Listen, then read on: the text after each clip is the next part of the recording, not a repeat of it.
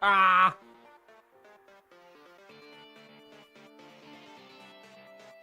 Boo. Big boo.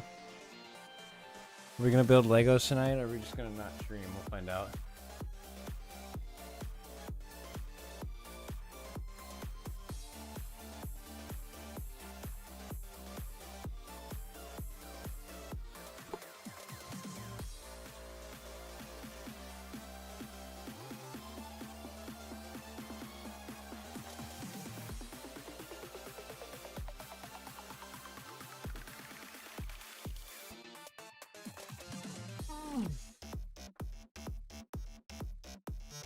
I think we're gonna do the same kind of thing we did last week. Or last time. Try you go lay down. Lay down. Lay down. Where we just kind of watch videos while I build Legos.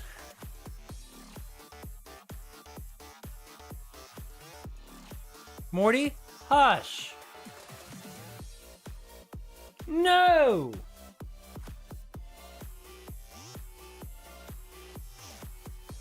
No. Motherfucker, you just ate. You were just out. Be quiet. No! Quit whining at me, motherfucker.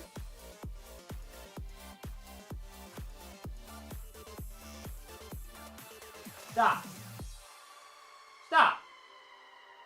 You're being obnoxious. Go lay down somewhere else.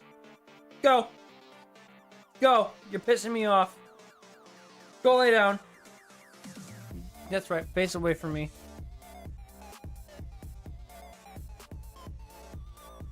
What the fuck? Where did it go?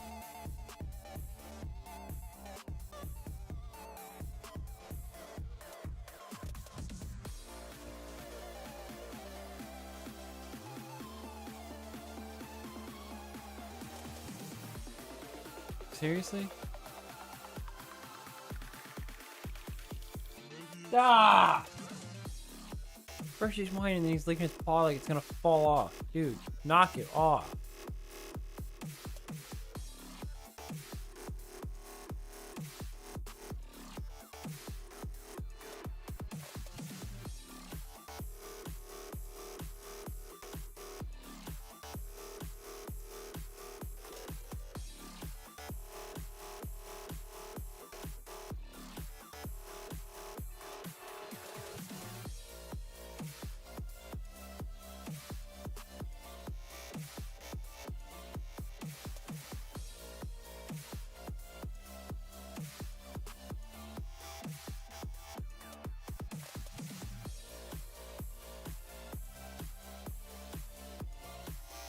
No, that's not the one I have.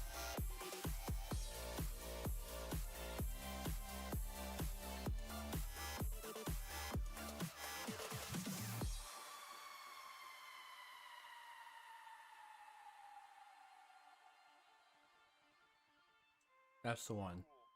So cool. So cool. Sans, So what are you cool. doing? So cool. Sans! So cool. So cool. Sans! So cool. So cool. Shut the fuck up, Sans!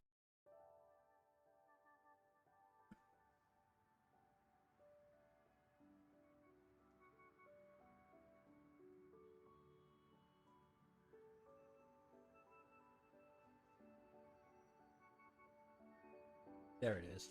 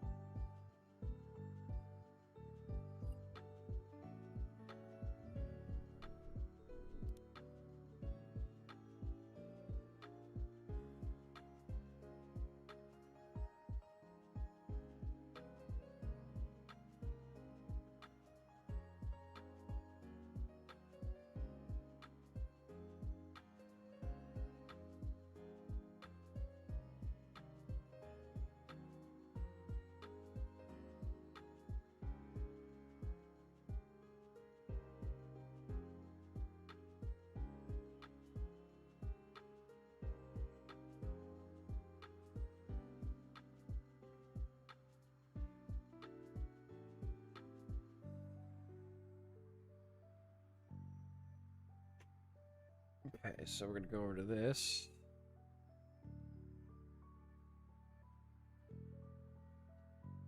And then we're going to... Right. Sorry, we didn't want the instructions on screen. So I'm going to put those over here. We bring this over here. And then we're going to do display capture. We're going to shrink this. And we're going to turn on the desk cam.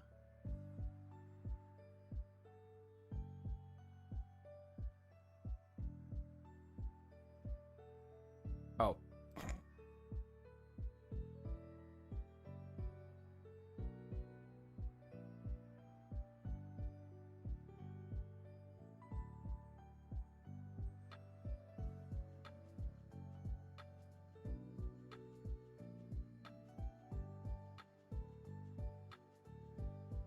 Go over the damn thing there. Oh, because that's locked, you idiot.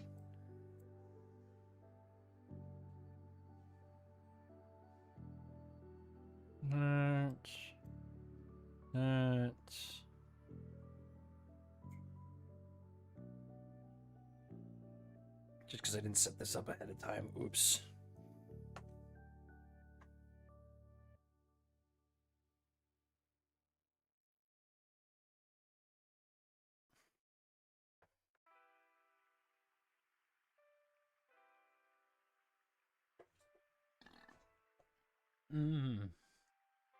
No.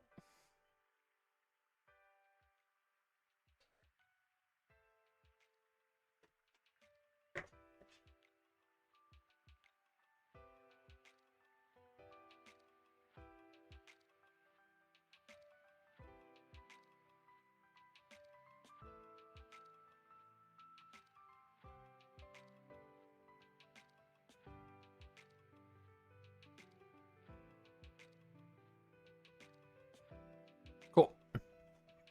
That works for me.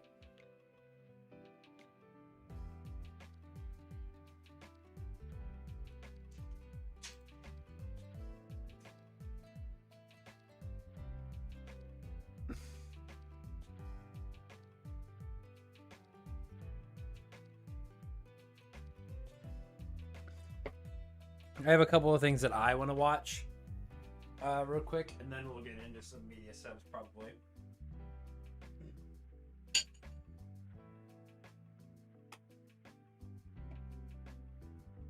There it is. Dude, relax. Relax.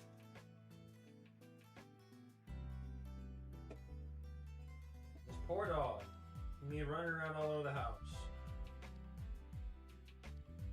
Gotta keep an eye on every little thing I do.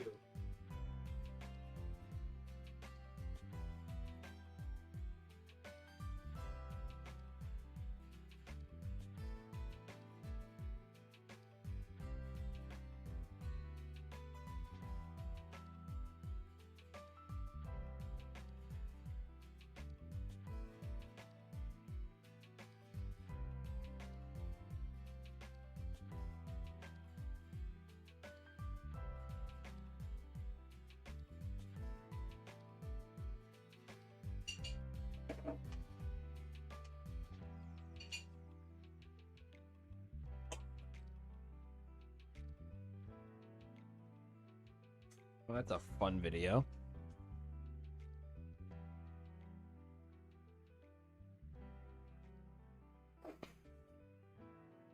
I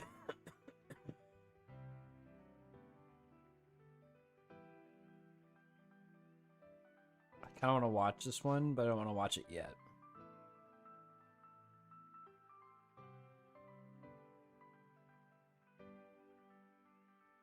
We're going to open this link in a new tab over here. We're going to open this link in a new tab. And then... Oops, I spelled that wrong.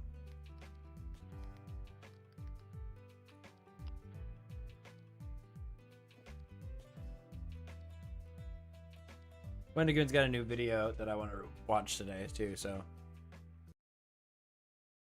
I started it, but I want to hear now that I'm actually able to pay attention. Try to skip through all the ad stuff. Go watch his new podcasts. He's got a new podcast with Charlie and somebody else. I can't remember who the other guy was. But there's also a new podcast between Wendigoon and Meat Canyon, which is absolutely fucking hype. I would also mention at this point that there are a limited series of 100 autographed posters for sale, but I can't. It really is titled Back. This it really does mean a lot. So thank you. And thank you for the support. This is already shown in just the little teasers I've put out of it. But yeah, if you're interested, link to this will be in the description. Get it while you can. But really, from the support you guys have already shown, I couldn't ask for anything more. It means the world. So sincerely, thank you. With all that out of the way, we're going to go ahead and get into the breakdown. But before we do that, I just want to say thank you for watching. It really does mean the world. For the first few episodes... Real quick, I'm just curious. If I do this, if I change it to my speakers, is that going to make it so you guys can't hear it, or what? I'm just curious. Let's see here. I want to talk about how a new series builds itself up. So we're going to go back and forth between the two. Eventually, I'll probably finish off the Painter and then do Greylock, just because the Painter is a shorter series. But at least in the beginning, let's kind of leapfrog. So let's begin with the first episode of Greylock. Take 1 of Greylock is titled Back Online. We hear the electronic voice of a computer begin to speak as someone reboots the system. The computer identifies itself as being from a company called... Let's do it real quick, what we're building here. If no one knew, if no one could tell from the thumbnail, we're building this guy right here. The only Ahsoka I have is over in the Twilight on the shelf. I don't know where my Anakin went, and I don't have this figure anymore. Again, I don't know where my Captain Rex is, but I do have all of this, if not a majority of this build, so we're gonna go ahead and knock this guy out today. I'd like to do more Legos here on the channel, but this is just the 2 sets that I had disassembled and I'd like to get assembled, so also I'm gonna pin my hair back with it. Fuck! I tripped over the desk cam cable. Oopsie. Let's see if that just comes right back on.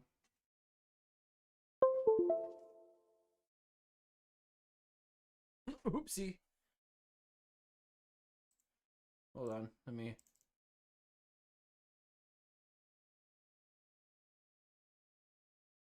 There we go, it's back.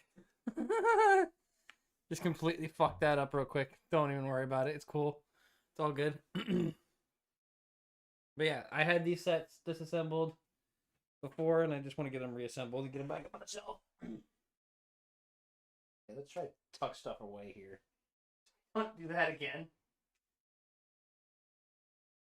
Oh, get that back over there. I could probably run this camera somewhere else, to be honest.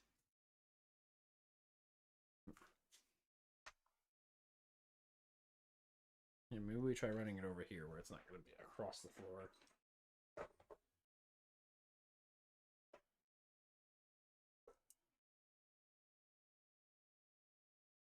That's good. You don't see any of my, well, it's not good. I need to adjust that angle a little bit better. You can see more of the desk.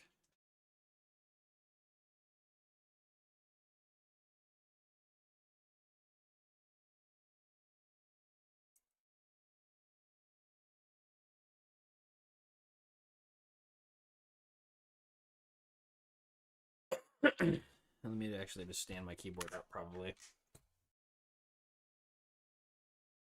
Get it up and out of the way. Oh, yeah, it's underneath. It's underneath my speaker, so I had to pull that cord out just a little bit. There we go. What's he doing? Is he just being a menace? Begging. Morty, we don't beg. I think I'm just gonna have to get it like all the way up, tucked under there like that. That's as good as we're gonna get tonight, I think. Luckily, this keyboard's a little bit smaller than my old one. Okay, drag this guy over here so I can see the instructions, and you guys, since you guys don't need to.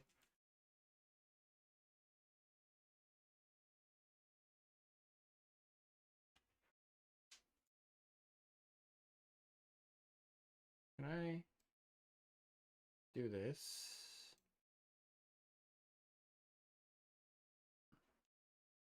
Just so I can see Discord.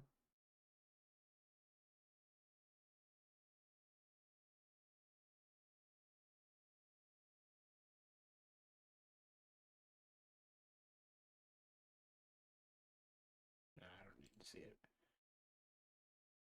If anything important comes up, James will get a hold of me. I'm sure of it. Let me scroll past all these figure pages. I'll do this as full screen. Okay. Let's get into this. Called Semiodyne. That doesn't mean anything to us now, but it will later. The cameras within this facility begin to boot up, and we see what seems to be several empty and abandoned spaces. Everything from laboratories to office rooms seems to be desolate. Someone tries to get into the computer system, but fails before overriding the system with an administrator access. This, in combination with the abandoned rooms and sounds of alarms blaring, implies that something very bad has happened here. Every now and then, the camera will try to switch to the morgue's camera, which simply displays the error message, "Fatal error, morgue offline, contact technician." Whoever overrided the system performs a data extraction, and when this data extraction is complete, the video ends. All that this really gives us is some setup as far as the name Semiodyne, some kind of emergency causing a bunch of people to evacuate, a data extraction being performed, whatever that means, and something involving a morgue has gone wrong.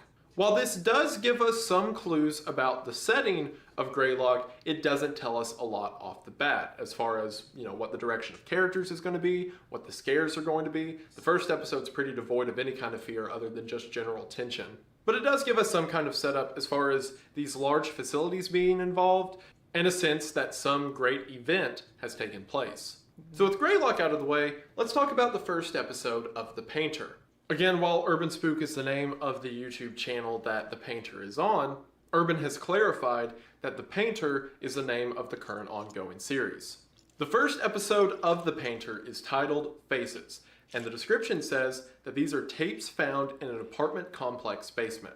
The primary method of communication in The Painter is through a black screen with white text, with occasional images appearing to supplement that text. While this can get repetitive, it in and of itself isn't a problem as long as you do interesting things with it. The text says that 6 months ago, police found 3 paintings in an abandoned storage area. These paintings correlated to recent murders. One murder was of a woman named Carla who was stabbed 36 times and had all of her teeth removed. And if you heard just that and thought, oh, well, that's kind of a heavy description just out of the gate, you are in for something. The painting that correlates to this murder is called Carla's Teeth. The following descriptions play out in a similar fashion. A woman was found stabbed in a bathtub. Her painting was called Floating Jackie. A man's face was removed. His painting was called James's Secret Face. The text then says that 2 months later, more paintings were found. A slideshow of the paintings appear, and if you slow it down and read all of it, there are some anomalies, which we will discuss later. The police also received 3 photos of murder victims, James and Jackie being 2 of the murders that were mentioned earlier. The text then urges anyone who has any information regarding this case to please call the number shown here. It then says that one final painting called Self-Portrait was found 2 days ago, and we get a painting of what is supposedly our killer. And with that, Faces ends. Now, a lot out of the bait. You're kind of gobsmacked with a lot of information really quickly. There is a serial killer who is apparently making paintings of the people that they murder. These murders are absolutely brutal, and the paintings seem to be almost mocking the condition of death. And then furthermore, at the very end of the video, we get a painting of what this killer might look like. This devilish, impossible figure. And personally, at least if we're comparing the two, I think the painter has a stronger start. Sure, it's not perfect, it's got its issues, like it says the whole 6 months ago and then 2 months later and then 2 days ago thing is kind of like tripping over itself with all the dates, but at least it's linear, it flows in one direction. And the immediate brutal descriptions of these deaths can be pretty off-putting, but for a cold open it could work. It kind of gives the implication there's going to be this whole series of interesting crimes and murders told about through the series, and we're just peeking our head into the aftermath of it. And introducing the Oh, killer yeah, as this twice. almost supernatural figure at the end means that the series could move in a pretty cool direction. We're immediately given an antagonist, a threat, and a situation. And from the first episode, the painter has a lot of potential. Will it live up on that potential? Well, you're just going to have to find out. Again, that's not to say Greylock's opening's bad by any means. It does what it wants to do. I just think that Painter's is a bit more powerful. Another important thing to mention about the Painter is the assets from the first episode of Greylock are pretty cool. The empty rooms that the camera's painting around and whatnot are interesting. But what's really interesting is the actual paintings of the Painter. The creator of the series, Urban Spook, has been very clear that he created the series in order to advertise his own artwork. And Pretty I can cool. see why. The dude does a great job at painting horrific images, especially faces. And the first thing that a lot of people noticed about Faces, and I think one of the main reasons that the story is still beloved by a lot of people, is by how gripping the artwork actually is. We're not going to do a whole points thing because that's lame and reductive to the stuff I'm trying to say, but if I figuratively had to give a point one way or the other for your intro, it would be to the Painter. So we have our setups for both, but now I want to get into their second episodes, which is where Greylock really shines. Now, of course, this goes without saying for every series you know that what? I I cover, just but I realized- just want to mention it now. The links to both of these series will be in the description. That's gonna be And what's echoing. coming up in Greylock is very special. That's gonna make it echo all night. We're not gonna do that to you. I will put my headset back on.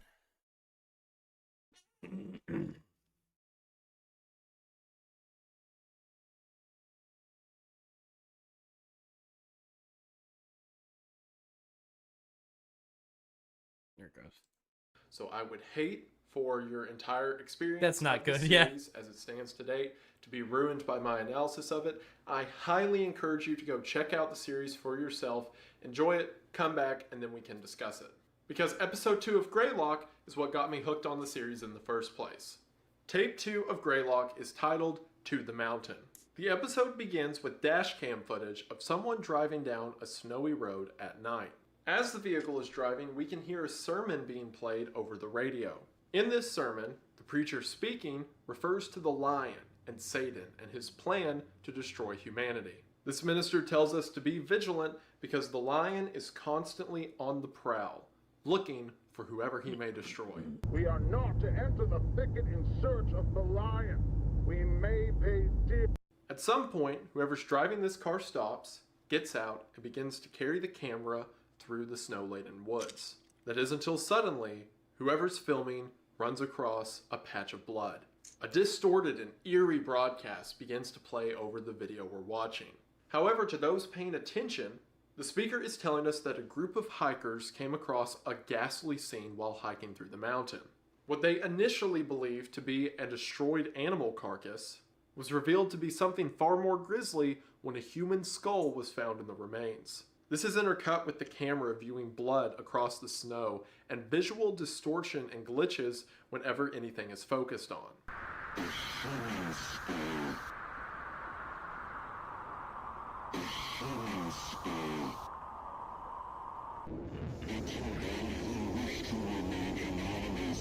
Eventually, whoever's recording begins to see something around a tree, and after trying to follow whatever this thing is, the camera cuts and we are now back in the car. The car is moving very slowly until it stops and the driver begins to switch from the high beam to the low beam. It's as if the driver's trying to focus on something that's just off camera. The tension begins to build until suddenly, You should make it easier on yourself and accept what it is that he bestows upon you. No, fuck that. there's a loud bang and the driver begins to drive out of the woods as fast as he can. As he does, the sermon of the devil becomes distorted and we end on the line, "The devil has a plan for you."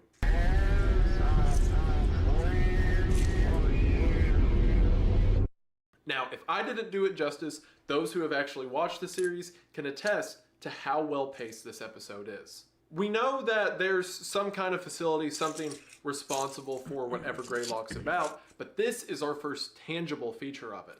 Someone driving through the woods at night, a grisly murder in the mountains, and something that makes all of it seem infeasible. The distortion in the blood, the thing behind the tree.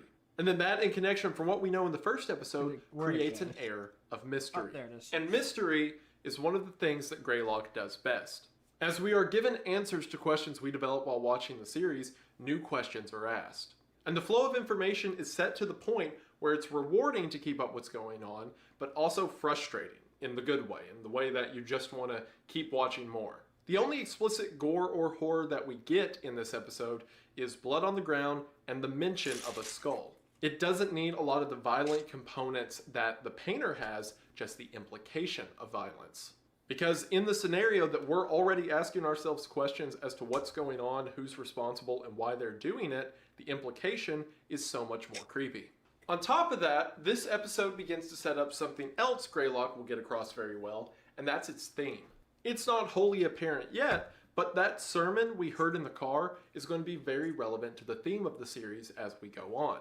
And no, not to say that the entire plot is about angels and devils attacking humanity. Not everything has to be the Mandela Catalog, but it does speak Well, to why principles not? we'll see later. Especially how the sermon on the approach to the scene of the crime, or the scene of the blood on the trail, was about how we need to watch out for the devil, how the devil is looking to destroy us, so we should be careful and rely on God.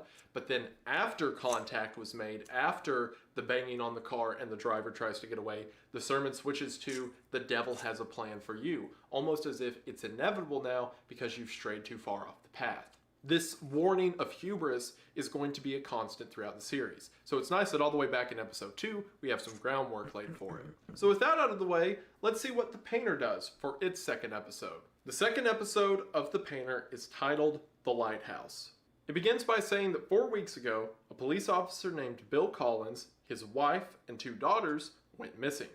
As a matter of fact, Bill was the officer that found the self-portrait from episode 1 in his home. When the police go to search his house, it says that they found his 2-month-old daughter dead in the attic. And then 12 days after that, they found the family car abandoned by the ocean with a painting inside of it called Long-Necked Angel, which was a depiction of the aforementioned daughter's death. And we get to the first big thing with the painter that everyone speaks negatively about with it, and that is the shock value. Now, I'm not going to talk about how bad the shock value for the series gets right now, because there's a much better example of that waiting us in just a couple episodes. But I will talk about how the series knows that its primary thing is shock value, because that's kind of all it bases itself on. But it seems like all of that was just said in that order to be like, haha, here's a painting of a dead baby. Be scared. But it comes so abruptly that it breaks the pacing you previously had. A family goes missing, you go to search for them, and then you can get to the scary stuff that happens. But to be like, family goes missing, also one of them's dead, here's a picture of it, that's scary. Anyway, they're still missing, so they go look for them. It kind of breaks up the flow of everything. Anyway, after this, the search continues. It says that near the abandoned car, the police search leads them to an old lighthouse. On the front door of the abandoned lighthouse, there is the painting of a face. Stepping into the lighthouse, the charred corpse of a man named Daniel Williams was found. No, Daniel Williams is not the guy they're searching for. This is an unrelated body in the lighthouse. Apparently, Neat. there are a series of tunnels underneath the lighthouse, so the police go down there Extra and find the bodies. bodies of Jennifer White and Lisa White, a mother and daughter, that are just lying down in the tunnel. And then they come across a barrel of meat and bones, as it's described, that after quote-unquote testing turns out to be the 3 remaining members of the Collins family. And then it says that around the barrel were several photos of the family before death. But then a 4th photo of an unknown face is shown, which of course is implied to be our killer. Okay, so there's a lot to unpack here. Like I said, I'll talk about all of the disturbing stuff later, because there's better examples of it. But the thing that I want to focus on right now is the first con I would definitively give the series, and that's its, what I'm going to call stage direction. Currently, it seems like the pacing of the story is purposeless, other than directing us towards another grisly scene. And while in other places in the series, it's certainly to get to very grisly, like murderous scenes, here it just mentions that the first guy found was a charred corpse, and the other 2 aren't even described with how they died. It just says they're dead. Now, this isn't entirely purposeless. What it's doing is telling us that the killer has this lighthouse that they've used as a hideout for some time, so much so that there's several dead bodies strewn across it. And while not a lot is done with the bodies they come across, and the description of the movement through the lighthouse is super fast paced in order to get to the ending really quick, it does serve the purpose of giving us more information that these killers are on the loose. However, that's not my biggest beef with this episode, because it's like, oh, your second YouTube horror short you uploaded has bad stage direction? How could you? Right? Like, who really cares? The more interesting criticism to me in this episode is the scary face issue, or the scary face issue. Yeah, I guess that works. The scary face issue. And this isn't something that is unique to The Painter. You see it in a lot of analog horror series. So most of us can agree that scary faces are typically good for things like jump scares or immediate frights, so to speak, but they rarely terrify us. Scary faces can be effective, but not by themselves. It's when the face carries an implication. Let's take an example we can all probably relate to. We've all probably seen a horror movie where there's a little kid who's talking to ghosts or demons or whatever, and they describe it to the parents as their imaginary friend or whatnot. And there's probably some scene in the movie where the parents come to the little boy or little girl and they look at a drawing, and the drawing looks something like this, right? You like this artist rendition? I made it myself. And then the parents may walk up to the little girl who drew this and say, oh, who's that? And the little girl may be like, oh, well, that's the Scriggly Man. But he says you can't see his face, or at least not yet. Now, let's think about this. Is the physical drawing of this, the red Sharpie that took me maybe 40 seconds to draw, and the few black scratches through it, is that scary? If I was to draw this on my hand and hold it up, is it freaky? No, of course not. What's freaky is the implication of what the kid's talking about. It doesn't matter what this shape actually looks like. It's the fact that there's a creature that, as the kid is drawn, is much, much larger than everyone else. Its skin and my kid walks in and shows me a picture of that and says that's his imaginary friend. I'm sorry, you're going to the orphanage. I'm sorry. But you don't live here anymore. You don't have a mom and dad anymore. You're going to have to go find new ones because I'm done with you and I'm starting over. No. In definitions is much more sharp and violent than everyone else, and the kid won't even make a rendition of its face. That makes you ask questions. That makes your brain start to put together the worst pieces it has at its disposal as to what the squiggly No questions asked. mean. Get out. So that's something we can all understand, right? So now let's apply it to an analog horror series that we're all familiar with. Let's apply it to the Mandela Catalog. When the original Mandela Catalog came out, I was frankly roasted, and it was funny, so I'll allow it, for my reaction to this image, to the alternate Gabriel's face, or the Germasus face, as the community so lightly put it. Because I did, and still do, find this face particularly scary. The reason that this face is so scary is because of the medium that it occurs in. This face appears in the middle of a cartoon for kids depicting the nativity scene. We have been given several references in the cartoon up until this point of what humans look like. And from our own colloquial knowledge, we know what humans look like in real life.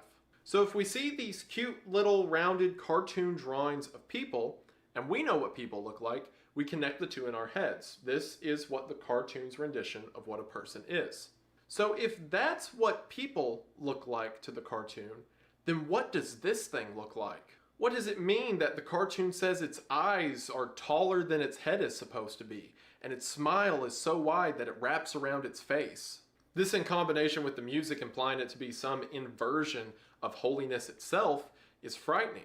It is not that the actual drawing of a couple Bugs Bunny eyes is scary, it's that it's indicative of something much, much worse.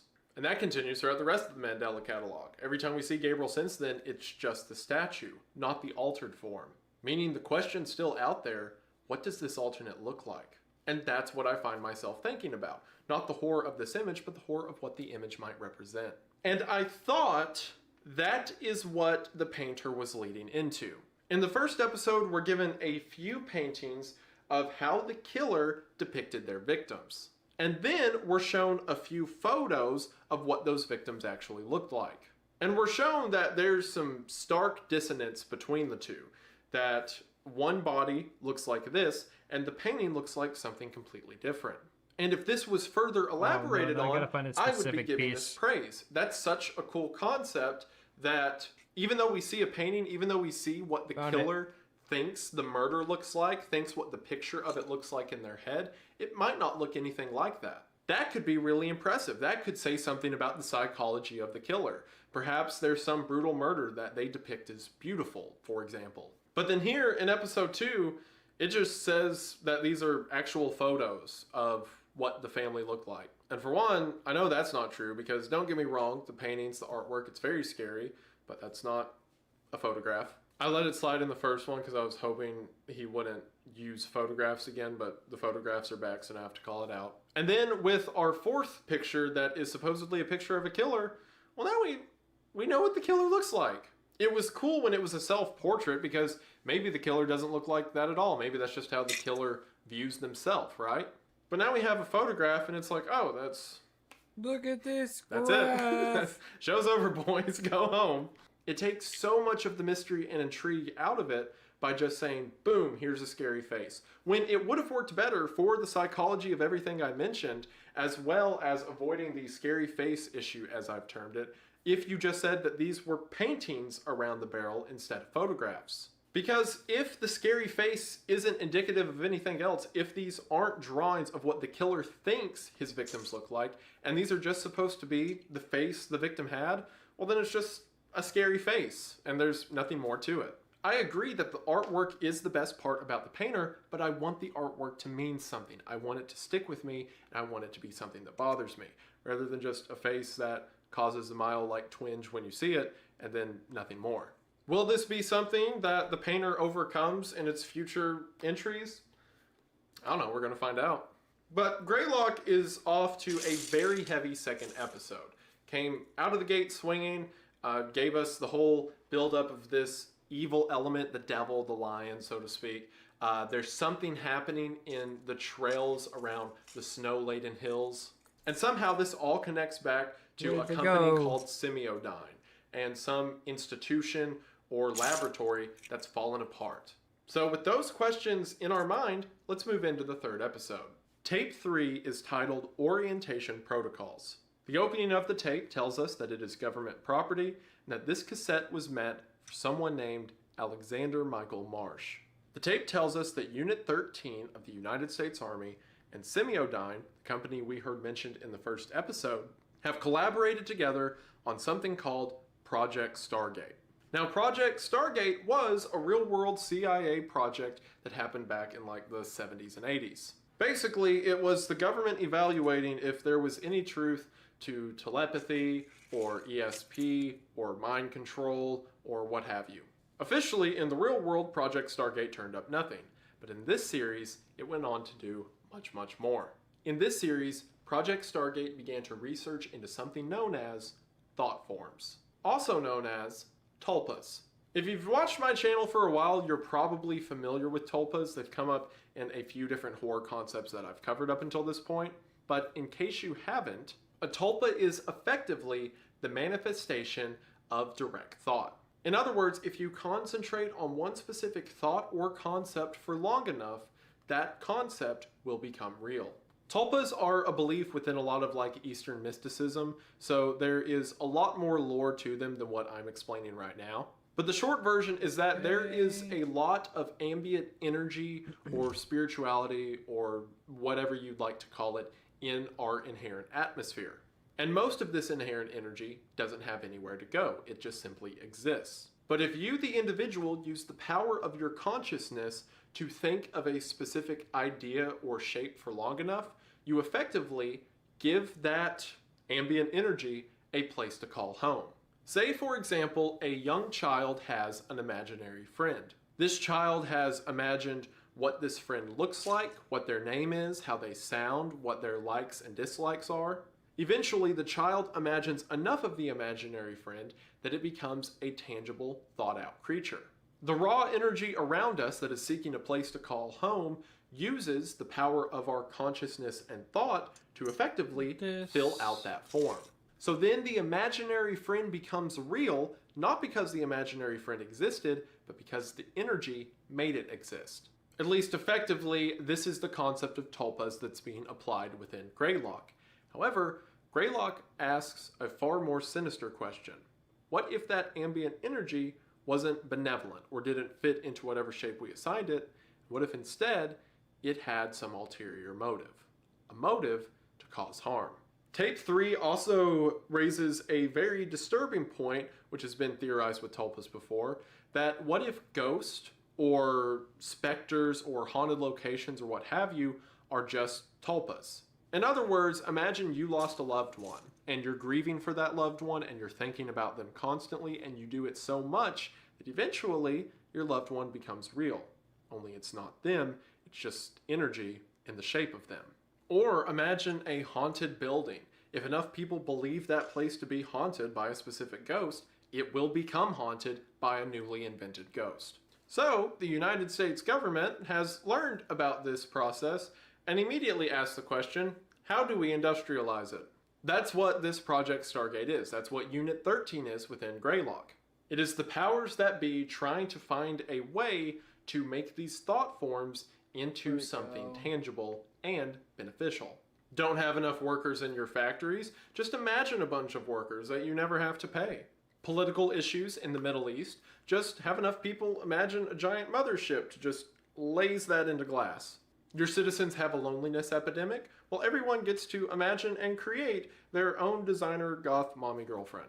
Of course, this is all a hypothetical. The series didn't say it, but you know, we all know where this is going. Now, actual thought forms or tulpas are a very involved and hard to create process that involves years and years of meditation and religious study and other things that the government does not have time for. So, someone named Dr. Bernard Hayes has come to oversee Unit 13. And Dr. Hayes has developed a machine known as the Thought Form Manifester.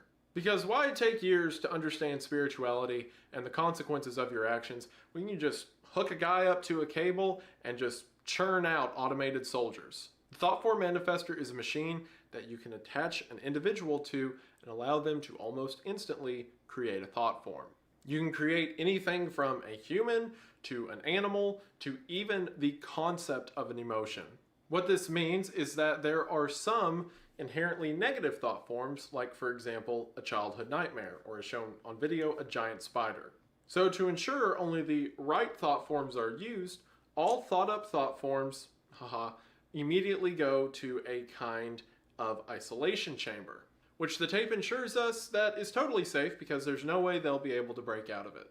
And with that, we have the ending of tape 3. Alright, so this gives us some answers, but again, asks more questions. We can now kind of see what Semiodyne and the government were up to. It gives some hint as to what the footage we saw in tape 1 might have been, but it also asks a lot of new questions, like, oh, okay, so people can just imagine stuff in this machine and create it. So literally anything could be out there. And the tape said that the government assures us none of these thought forms are harmful and that they're all docile, but we know to just throw that out the window. So it gives us a lot of world building and thoughts as to what our monsters might be. That's another pro that I'll give Greylock is its world building. It's slow enough that you don't really realize that you're taking in a lot of information about who the players are, what they're doing, what their goals are, because it flows so well with the narrative. But by the end of it, you have this established framework for how the world of Greylock works, and it all seems to connect together. It's very well done. So now, let's move on to The Painter, Episode 3. Episode 3 is titled In the Walls. It begins and says, 10 days ago, Corey and Margaret go missing. 5 days later, they... Again, it's I know that it's harder to do a text-based series without just doing stuff like 10 days ago this happened, 5 days ago this happened, but there are other ways to do it. Sure, if you don't have access to a ton of visuals, which I totally understand, it can be more constraining to just telling a story through text, but other people have done it without just listing off dates and locations. It says that the top half of Margaret and the bottom half of Corey were sewn together. There was a brick in the throat of Margaret that was labeled with the word meat, and that Corey's lower half had something ripped off. I'll let you guess what that something is. And then it says that 1 week before they disappeared, Corey was dared by 2 of his friends to go inside of a remote cabin. I guess that's what 11-year-olds are up to nowadays. And that while inside of the cabin, he took a lot of pictures and then said he saw a scary face and ran out with bruises on his arm. So the police go to investigate the cabin for some reason, and they find the camera, and boom, wouldn't you know it, scary face of the killer. Okay, so let's start with the stuff I've already talked about. Direction, all over the place.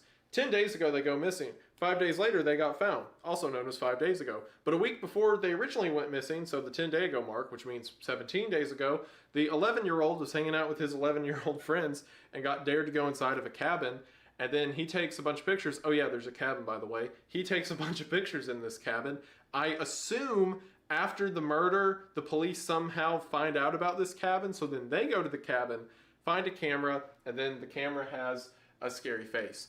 Now, I know the whole direction for this was to get to that end point, that scary face in the camera, but why was the killer just in an abandoned cabin that just got brought up? Didn't kill the kid, didn't attack him, like, they were just like hanging out in there. No. And the kid saw him, and the killer bruised the arm, then the kid gets away. So what, could the killer not catch an 11-year-old child?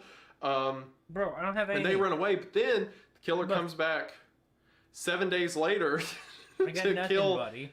Corey and his twin sister, and then do all the gross murderous stuff. I got nothing. I guess. Again, the story is just sprinting as fast as it can to get to gross, disturbing thing happened here, scary faced, the end. Like, it couldn't tell us that in order and then save the gross out murder, whatever, for the ending, because it had to tell us in the beginning. Like, 10 days ago, they go missing. Anyway, 5 days ago, they were found, and they were bloody, and they were cut up, and blah, blah, blah. Now, this is the part of the series that everyone who has been a vocal critic of it, there's been a lot of people, everyone who's been a vocal critic of the series has honed in on the one detail from this episode. And I get it. I understand what the commotion's about. And that is regarding the shock content of this episode. So you may have noticed at the beginning when it shows Corey and Margaret, they are twins who are both 11 years old. And if you go back to the first episode and see what the painting of Corey was, it implies a level of sexual violence. And that's to put it nicely. Also, that's one thing I forgot to mention.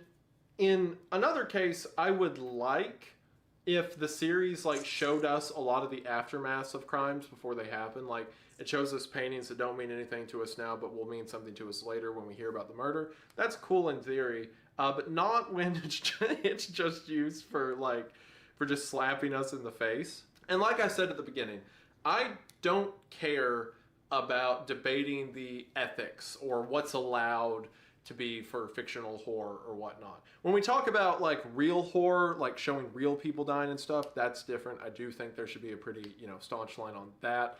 But I'm not going to be a hypocrite and say that there's a line of stuff you can't talk or tell stories about. Some of my favorite stories have incredibly dark and grisly concepts. And a lot of the times, my favorite stories use that to enhance the subject matter, to make things quite good. The reason I think everyone's so mad with it, and the reason I don't think it was a good idea for the series, is because of its haphazard addition. It's not that the material is impossible, it's that you're just using it as more material. I would argue that I don't think there's ever a YouTube analog horror series that could get away with doing that in the first place, but even if there was, this ain't it. Because here, all that it's doing is the equivalent of trying to jump scare the audience. It's just saying, ooh, isn't this shocking? Isn't this scary? Look at it, look at it. And that's all it's got. Because as soon as you peel that away, as soon as the shock of it doesn't work on you, the series is just a line of moments that lead up to something disturbing happen, line of text, Where's the other piece? another disturbing thing, end. So naturally, if it's going to be effective, if it's going to hold your horror to not realize the flaws that the writing has, then it's got to be something loud and crazy. And to be honest, it kind of worked. Like, sure, every now and then I'll see someone be like, the series is lame, the series is boring, what have you. But most of the time, the reason people complain about the series is because of how graphic and awful and bloody it is and stuff like that, which is what the creator wants, right? He's trying to make shock content. People being shocked is the end goal. So in a sense, his strategy kind of worked. If your strategy is to flashbang people and that's all they take away from it, then mission accomplished. And you know what? I'm going to write shock content in blue just to hammer that in. That, yeah, I think it's a bad idea. Didn't enjoy it, but I guess that's what people took away, and that was your goal. So, Yahtzee. So, if your purpose is to get your artwork out there, if it's just to be scary, and you just want people to walk away with the only thought in their mind that, oh, those paintings were freaky, then of course you're going to make it as loud and gross and over the top as possible. And from what I've seen, it seems to work. There are a lot of people who really like The Painter. A lot of people who I think wouldn't enjoy it if it wasn't so over the top. The reason I came across the series is because I had people in my comments and my live streams everywhere telling me over and over that I have to check out the series, that it's the scariest analog horror series. A lot of people said it's the best analog horror series on the market today. That's why really at the end of the day, any criticism that I'm giving the series is just a thought exercise because the series has succeeded at what it set out to do. Again, a lot is banking on this shock content being a positive because otherwise it's just kind of boring. But we'll see if Urban Spook pulls out of that while we continue on to the next part of Greylock. After being told what thought forms are and Semiodyne's true nature and Unit 13, Project Stargate, all of that, we now move into Tape 4, Unexpected Visitors. Tape 4 opens with camcorder footage taken from outside of a house at night. Whoever is recording waits for the occupants of the house to go to sleep before checking various entries into the house, eventually climbing through a window. As the home intruder makes their way through the house, they eventually come to the bottom of a staircase. When the camera looks up the staircase, the video cuts out, and we hear what sounds like someone screaming in the midst of a fight before the camera cuts back on, and it seems that the home intruder is now walking around outside once again, before gazing up at a full moon before the footage ends. Now, I think I know what is going on in this video. You may see this initially and think maybe it's a thought form or some kind of evil entity breaking into someone's house to kill them. And while you may be correct in that, that's not my theory. But my theory won't make any sense right now, so we'll talk about it later. We then see an advertisement for an episode of Max Headroom, which allows us to pinpoint the day of this broadcast as October the 8th, 1987. And you'll find out why 1987 specifically in a couple episodes. However, as the broadcast is being shown, an emergency service broadcast takes its place. The broadcast is for Northern Berkshire County, Massachusetts. The broadcast says that there have been 49 home invasions in the past night alone, and that these home intruders who have not yet been identified are incredibly violent, and that anyone who is currently home should immediately hide and, as a last resort, fight. It is so bad that the broadcast says if you are not home currently, do not return home. Instead, make your way to local marts which have been transformed into safe havens. Whatever's going on in Berkshire County is so bad that local mini-marts have been turned into outposts for people to escape their houses to. As the situation is being explained, we cut to what seems to be another camcorder this time, who is listening to the television broadcast as they tighten down security at their own home. However, it seems that it is too late because as the homeowner reaches back into his house, something reaches in to attack him, and it seems that the homeowner was killed by whatever these faces are. For one, the faces that get shown there at the end are pretty gnarly. From these zombified figures to these ghastly eyeless creatures. It's horrifying to imagine that dozens, if not hundreds of these faces as the homeowner security to. Local mini-marts have been turned into outposts for people to escape their houses to. As the situation is being explained, we cut to what seems to be another camcorder this time, who is listening to the television broadcast as they tighten down security at their own home. However, it seems that it is too late because as the homeowner reaches back into his house, something reaches in to attack him, and it seems that the homeowner was killed by whatever these faces are. For one, the faces that get shown there at the end are pretty gnarly. From these zombified figures to these ghastly eyeless creatures. It's horrifying to imagine that dozens, if not hundreds of these things are attacking homes at random throughout Berkshire County. So are all of these creatures thought forms? Or is there something else going on in the area that we just don't know about yet? I'll go ahead and spoil it for you and say that it's the latter. And because of that, none of my analysis would make sense for right now, so we'll just keep moving on. But just know that whatever is happening, I'll go ahead and spoil it for you. Are all of these creatures thought forms? Or is there something else going on in the area that we just don't know about yet? I'll go ahead and spoil it for you and say that it's the latter. And because of that, none of my analysis would make sense for right now, so we'll just keep moving on. But just know that whatever is happening in this county, it's affecting everyone. But before we get to the next episode of Greylock, let's continue with The Painter. Episode 4 of The Painter, titled The Clue, opens by telling us that private investigator Sean Kane, another new character, has been helping police with the recent murders. Sean Kane had recently found the body of someone named Tom Harris, another new character. Is Tom Harris a character that is being introduced for plot development, furthering the stakes, or dare I say, depth? No, of course not, because in the next slide it says that Tom Harris just died. It says the killer climbed up to Tom's room and, I'm not kidding, coated his entire body in a giant pile of wax. Rick But not Bozo. only that, dear viewer, while in the giant melted wax, he had his arms cut off.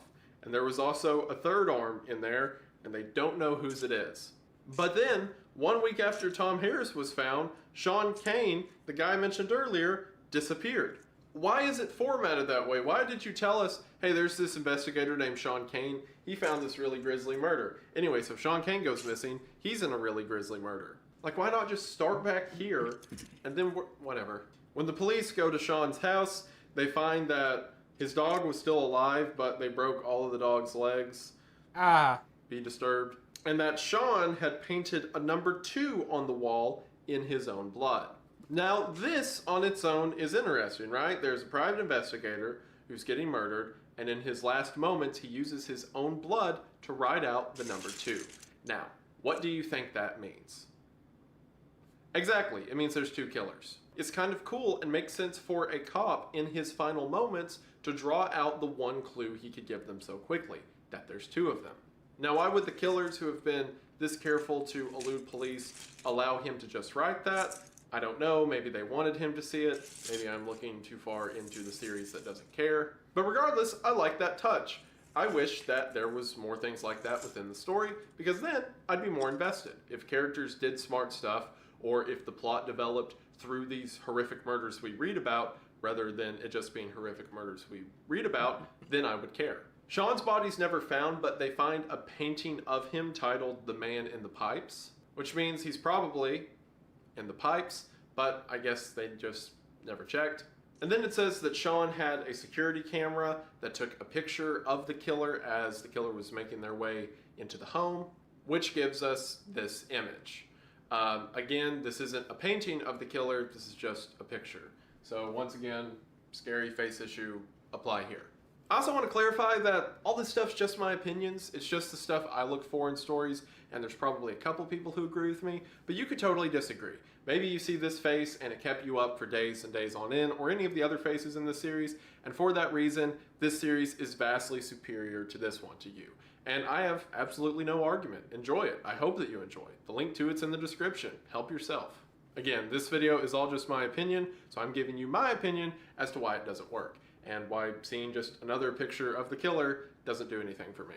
So once again, characters introduced, they get killed, but we do get the cool idea that there's 2 killers. That adds a bit of variety, a bit of spice of life, if you will, to the whole ordeal. Both of these series have had a very limited amount of time to tell their stories, and both of them have used it in very different ways. So with that, let's get into episode 5 of Greylock. And episode 5 is where it gets really weird. That's because take 5 of Greylock is not here, not now, not anymore. And for the first time, we get a description that reads, "Do you know what they did up there? These are the consequences." What is up there? What are the consequences? Well, I'm glad you asked. The video begins with audio of a woman at an Consequences ultrasound are John appointment. Wick shooting you in the We head. will come to learn that this expectant mother's name is Tiffany. Tiffany begins to speak to the ultrasound technician and says that her and Consequences. especially her husband have wanted this child for a really long time. Tiffany says that it's expected to be a healthy baby boy and they plan to name him Max. So the ultrasound appointment begins, and at first, everything seems fine.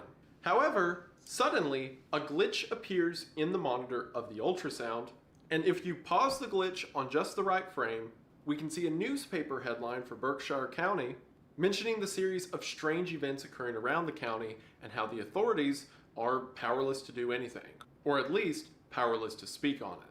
When the ultrasound screen comes back on, the baby is gone. And no, not like the image of the baby is now gone. Everything else around the womb itself can still be visualized, but the baby has just disappeared. Both of them remark that this is bizarre, and the technician steps out into the hallway to try another machine. However, as the technician's out in the hallway, she begins a conversation with someone else, which might imply the same thing has happened to another person, as both voices seem to be confused around what just transpired. Tiffany begins to panic and cry before a newspaper fades in saying that Tiffany Crisaldi died at the age of 29 shortly after the loss of her unborn child. So, what on earth does this mean? So we've got thought forms, we've got those mind creations running around somewhere. We've got the company Semiodyne and whatever they're up to. We've got stuff just running into people's houses and killing them, which we can probably assume is related to the blood that was found on the trails onto the mountain. But now we have phantom pregnancies. And no, not like the actual medical phantom pregnancies, like a pregnancy that becomes a phantom. Not only that, but Tiffany died shortly after this took place. Now, it is quite possible that her death was by her own doing. And I do think it is, and that point will be backed up with information that occurs later in the series. But it was undoubtedly because her mind broke at this impossible circumstance. And also, keep that description in mind. Do you know what they did up there? What? These are the consequences. We can assume the disappearing pregnancy to be the consequences, but what does it mean by up there? What happened? There's 2 other things I want you to note in this episode. For one, as the newspaper fades out, we zoom in on Tiffany's face and it becomes more and more evil, or like there's some sinister nature to her. Again, that's something that will be expanded on later in the series. But the far more interesting thing is the name of her husband slash boyfriend slash baby daddy that is mentioned in the newspaper article detailing her death. Because there it says that her husband's name is Alexander Marsh. And if that sounds familiar, that is who tape 3, the orientation protocol, was intended to go to. Why was Alexander Marsh, the husband of a woman who just went through a disappearing pregnancy, given a tape about thought form manifestation? I believe I have the answer for that, but before I mention it, let's get to the next episode of The Painter. I know, the Greylock series is getting really good, and I'm really excited to talk about it, but I've already got this far into the format, I can't give up now. Episode 5 of The Painter is titled The Witness. It says that 3 days ago, again, dates, times getting thrown everywhere, but whatever. 3 days ago, Tina Rosenberg was reported missing along with her boyfriend Jack and younger sister Flora, and that Jack's car was found abandoned 2 days ago. A painting was found at the car titled Flower Face Flora.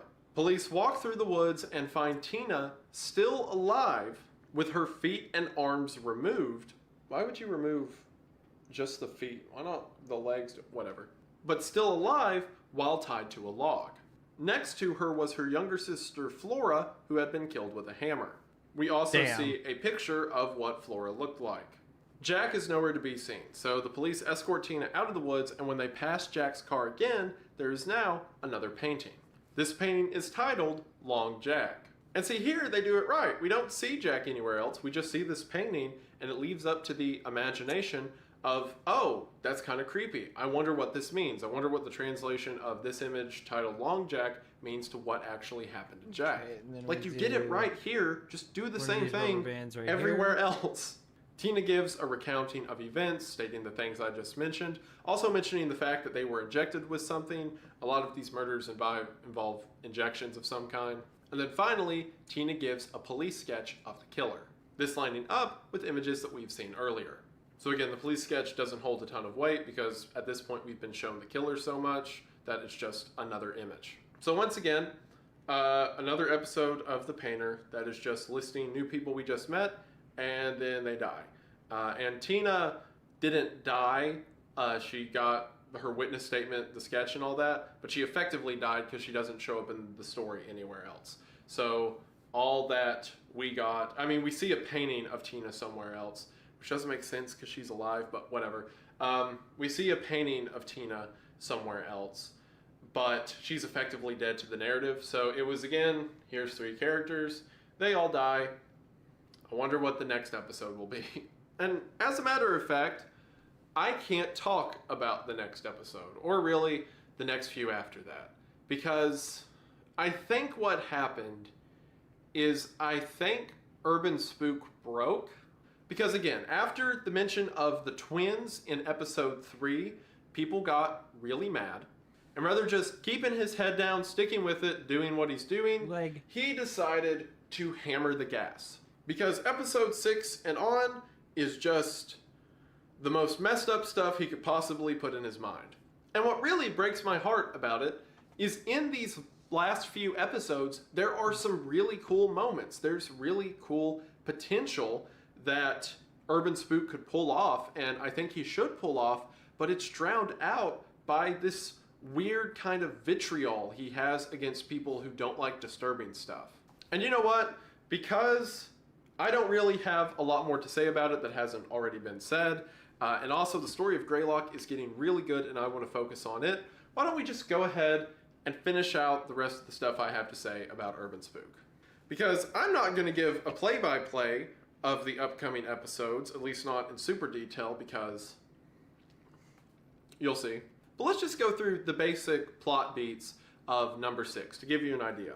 In episode 6, titled Pigs, it begins by saying an elderly couple went missing on their farm. You don't need to know their names because it's not important.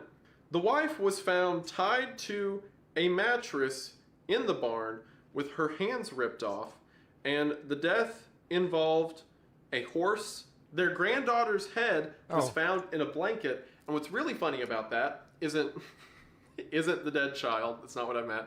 What's really funny about this is the granddaughter is mentioned nowhere else in the episode or the whole series until the same frame that talks about her head being found. So it's literally like this elderly couple went missing. During the search, the granddaughter's head was found. Like, where?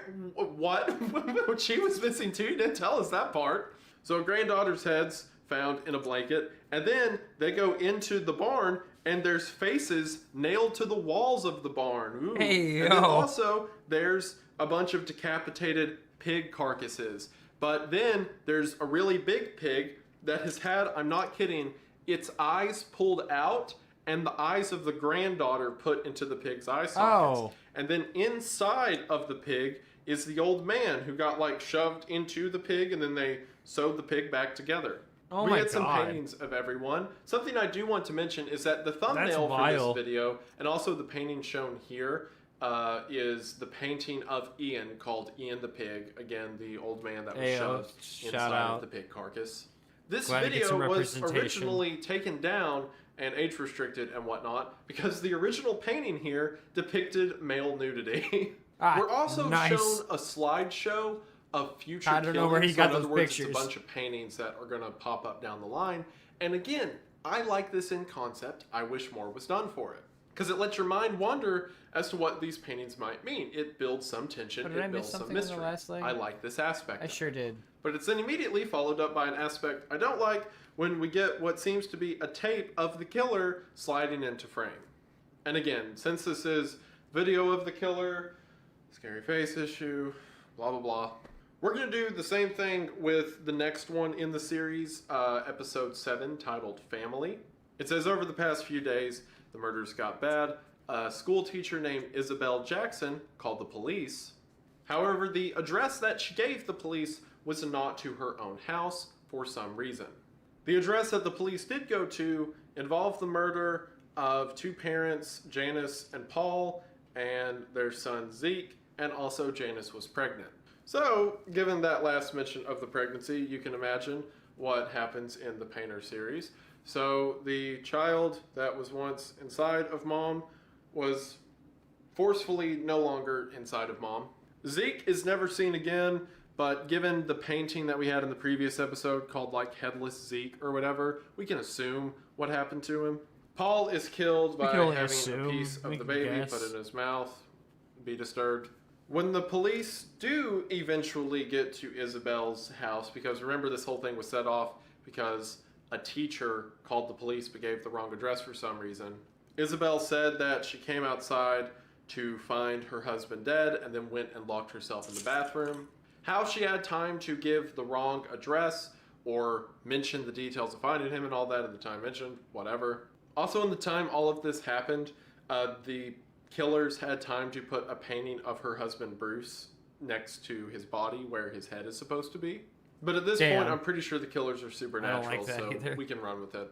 Isabel was killed by a power drill to the head. In the aftermath of this carnage, the police came across 2 sets of bloody footprints.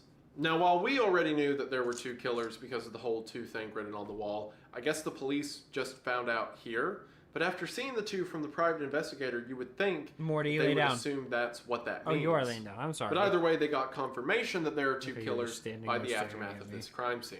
And you know how I mentioned that it's so frustrating? Like, if this series was just exclusively the text and then scary stuff happens and then scary face, who cares, right? But there's moments where it does something cool, and I want to appreciate those moments because I think Urban Spook is a talented painter. I think Urban Spook's a talented artist, and I would love to see that talent get used for something more. Again, he says that it's just to sell shirts, and what does he care about story, blah, blah, blah, even though I don't believe him that he doesn't care, because he definitely does care. But why not use that for something more? If you've got the talent, make it into something. Because the scene of Isabel's phone call with the police is pretty good. She's locked into her bathroom, the killers are breaking down the door with a power drill, it's a heavy, intense moment, and the voice acting, the audio work, all of it captures that perfectly. Isabel, do you have anything to defend yourself with?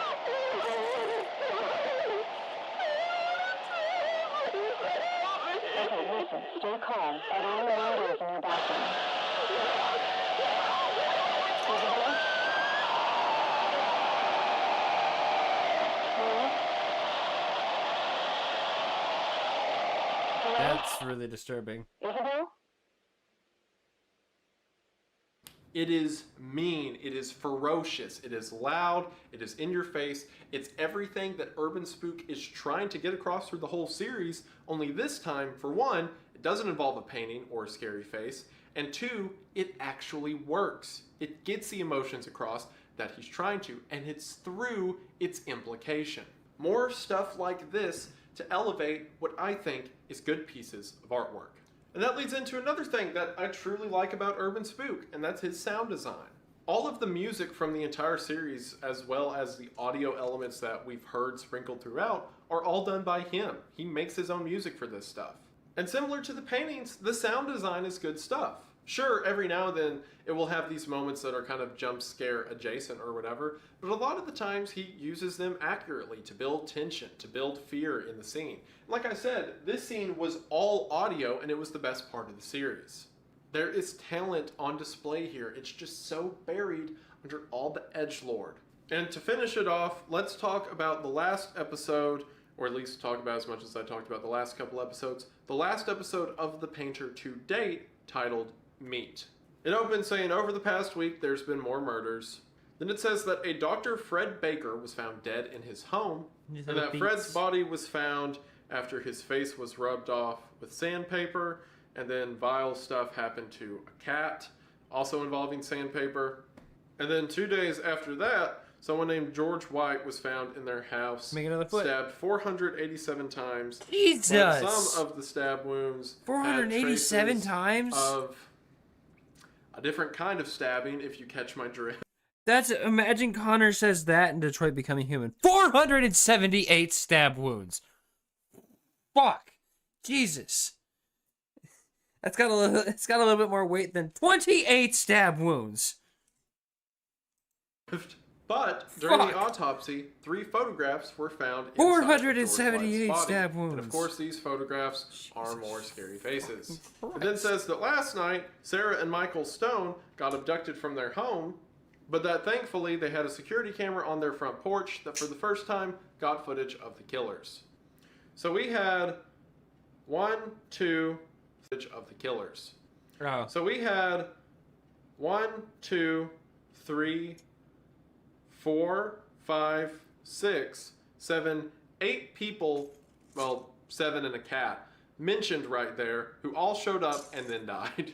I'm kind of cheating a bit. I'm counting the 3 photos as 3 different people. I believe they're like murder victims that we've seen earlier, but whatever, you get the point. Here's character you just met. Now they're dead. Here's all the brutal details. Next scene. I do kind of like the Moving on. very ending of this. I was ragging on it, and I still am a bit, about the whole scary face issue, that just showing these images of the killer as photos isn't that scary, because you're just saying, oh, that's what they look like, and there's nothing more to it. But seeing the drawings move in a live-action background is kind of creepy. I could see how it could be used to more effect later. I can't make any comments on it right now, but after just seeing this little snippet, it's kind of cool if you had like human elements, like, you know, more realistic actual live action stuff, or not live action, you know what I mean. The drawings are depicted to look completely normal in the same room and setting with these things. It could be pretty cool. But again, as with everything else in the series, it is potential buried under everything else. At the end of the day, Urban Spook was selling t-shirts with these scary faces on them before the series even began, and then just retooled a lot of his artwork into the series to advertise for it. Urban Spook has also said that his favorite genre of movie is old slasher films. He loves the old 80s over-the-top bloody movies, and you know what? So do I.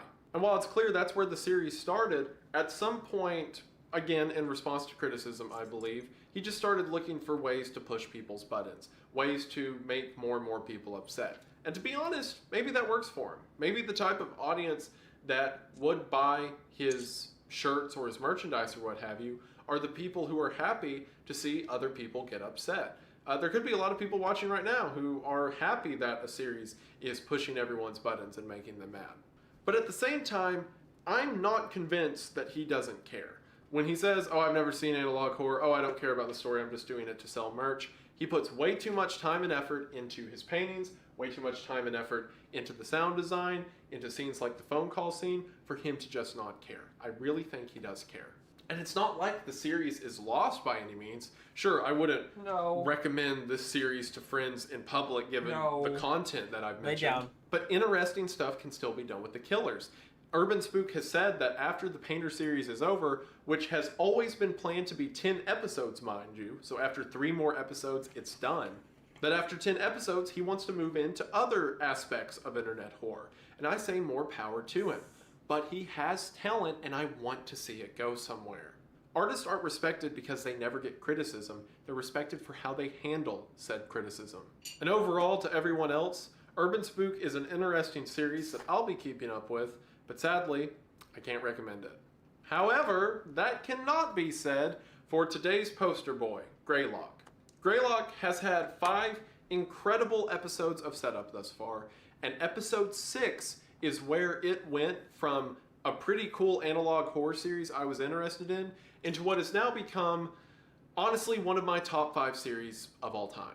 It gets really, really cool, really, really fast. So let's get into it with Tape 6, Sleeping Dogs. Tape 6 also has a description which reads, The there file's came starting to a get red kinda flash small. as it pitched from heaven. Corruption wrought truth. Assuming 07, there's still a little bit more over here 07. that you guys can't Now, see, while but this phrase, only a at little. least to my knowledge, isn't explicitly biblical, it is indicative of things like Revelations. There's mentions in the book of Revelation of a red star falling from heaven, being a part of the end times. It also aligns with the thematic elements that we mentioned earlier. There is a devil here influencing what's happening behind the scenes, we just don't know what it is quite yet. Tape 6 opens with a lecture from Bernard T. Hayes. The one thing I taken will on say October about the 4th of Wendigoon is 1981. Hayes, if you'll hear remember, all is that the echo? director who was Sure, brought I have in to echo, create the Thought Form but Manifester. he can In a lecture afford some he's giving on soundproofing, I human think. psychology and the development of the consciousness, Hayes says Echo? that his ultimate goal wasn't is to talking to build you. upon what other scientists before him have created, and eventually You climb did, all the way but- to heaven and look God in the eye as an equal. For one, this idea of building a tower to heaven is Wasn't indicative of talking to you things like this the time. Tower of Babel, and how man's hubris can be their own downfall, again connecting back to the themes we've seen throughout the series. But it also speaks to Hayes' personal goals. Hayes is so obsessed with being the master of creation that it seems he's willing to throw caution to the wayside. There it is. Or perhaps he sees other people getting hurt in the process as just the cost of doing business. From there, we are taken once again to a Semiodyne console. The user logging into the console is using the credentials of Frank Porter. Frank has a series of phone recordings in his console that are taken between March the 24th and March the 30th of 1987. These calls are from someone named Paul Morelli, the head of Morelli Construction. And it's at this point I should probably mention the real-world location where Greylock takes place, a mountain known as Mount Greylock. At the very beginning of the video, I mentioned that these were fictional events in a real setting. Mount Greylock is the tallest mountain in Massachusetts. It's known for its lookout towers, hiking trails, ski lodge, etc. Greylock is a famous travel destination in the Northeast and mentioned by a lot of early American authors. One of the most striking features on top of Mount Greylock is its Veterans War Memorial Tower, an image that that is you're going to see pretty. a few times in the series from here on out. So this gives us a few clues as to things we've heard about up until this point. This explains why episode 2 was called To the Mountain. The hiking trails that these murders were taking place on were on Mount Greylock. In the description of episode 5, when it says, "Do you know what they did up there is probably referring to the mountain as well. And here in episode 6, Paul Morelli's company has been hired to tunnel in to Mount Greylock itself. And I know this is like the second or third time I've said it at this point, but if you have not watched the series yourself, even if you've ignored all the previous statements I've given, and you've got this far, I am begging you, go listen to episode 6 on your own. The voice work is incredible, the build-up, tension, and payoff is great. This is when the series really took off, and I mean like took off more than it already had. So I watched please it with don't him ruin on the it here. live stream, Paul actually, Morelli so- left a series of messages for Frank Porter. Hey Frank, it's Paul Morelli. We ran into somewhat of an issue today. It seems that Frank was the contact at Semiodyne who hired out Morelli Construction. Paul says that on the first day of burrowing, they ran into some weird old tunnels. And not just undocumented cave routes, these passages were instead filled with inscriptions and evidence of human contact. Paul says he's going to have some of his crew take a look at it and get back to work. The next day, Paul calls Frank again to say that the crew is getting sick. They can't figure out what it was, but a lot of people on site are beginning to get nauseous. Also, Paul seems confused because yesterday, when they got into the tunnel system, there was a massive collapse that blocked any travel forward. But then, as soon as they got to work on the 25th, the tunnel was suddenly cleared. Paul assumes that Frank had another crew come out for some reason and clear out the debris, because otherwise, how would a collapsed mountain of rock just disappear? From the previous call, Frank had sent out a photographer to Magic. take pictures of the site. Paul says that the photographer became so ill that he practically had to be carried out. But in taking the photographs and the deeper they got into the cave system, it went from just drawing on the walls to artifacts and vases and weapons laid out throughout the whole cave. Whatever this thing in Mount Greylock was, it meant a lot to a lot of people in some time now forgotten. Paul says that a member of his crew named Arnold Rivers is an anthropologist and specifically brought on sites like this to understand any artifacts they come across. Paul says that Arnold has been tasked to basically write up a report on everything they find, leave the site, and get it to Frank as soon as he can. Another thing that Paul mentions is that at night, several of the men on the crew say that something is moving in the tree line. The next day, Paul leaves Frank another message. This time, Paul is even more worried and nervous. Something ain't right here. Crew's getting worse, more sick. His voice is noticeably shaking. The confidence that he's had in the previous couple days seems to be waning. And this time, Paul saw the creature in the woods as well. He describes it as a tall figure, this dark shape that seems to be stalking them. At one point, Paul thinks maybe these are just conservationists who are trying to mess with the crew, but he doesn't seem to believe himself. Whatever's happening on top of Mount Greylock, it's beginning to get to him as well. The next day, Paul calls again, and things have gotten much worse. All of their food has become rotten. No one seems to be able to eat. It's like everything from their provisions to their minds are beginning to decay on top of the mountain. On top of that, everyone on the crew feels like the thing in the woods is stalking them, and it's ready to attack at any minute. So as a countermeasure, they begin to set up cameras in the tree line. We see footage of these cameras when motion is detected, but to us, it seems like nothing's there. One message tries to play that says it's unavailable. However, as the message is glitching out, we see the label of Unit 13 over the screen. Perhaps this is saying whatever was recorded in this message has been immediately revoked by Unit 13 or the government's authority. We then see another view from one of the motion cameras. This time it seems like smoke or some vapor floats by the screen.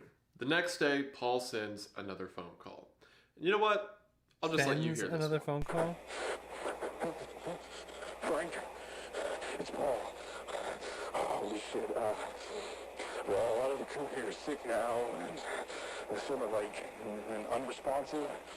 We tried emergency contacts for them, but they just keep ringing. The phones, they just kept ringing and ringing and ringing. Nobody picked up from any number we tried. Sounds like a crackhead who can't get a hold of their dealer. We had to call the hospital, and same thing. Just ringing. Just tried 911, still nothing. I figured the phones were fucked up, but the machine actually picked up.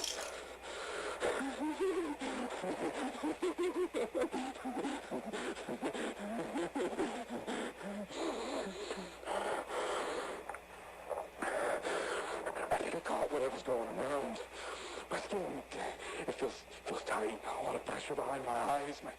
My teeth feel like they're humming, vibrating. You know what?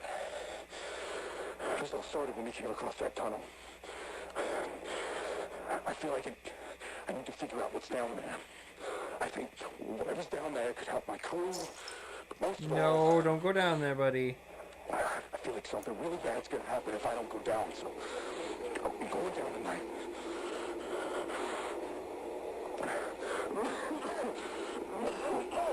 I wouldn't do that, buddy.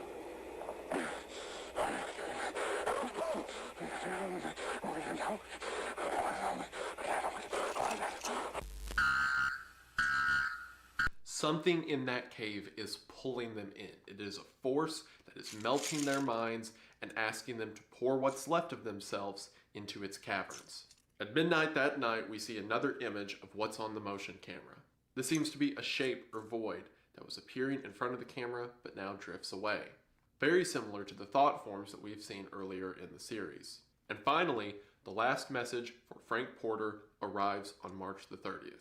Although it doesn't seem that this is a recording from Paul Morelli, and is instead the sounds within the mountain relayed directly to him.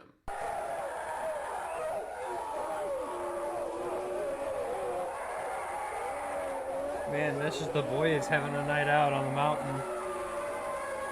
A bundle of flesh and broken men is at the bottom of Mount Greylock, and whatever horrors were unearthed in its demolition have now been recklessly thrown to the world around them.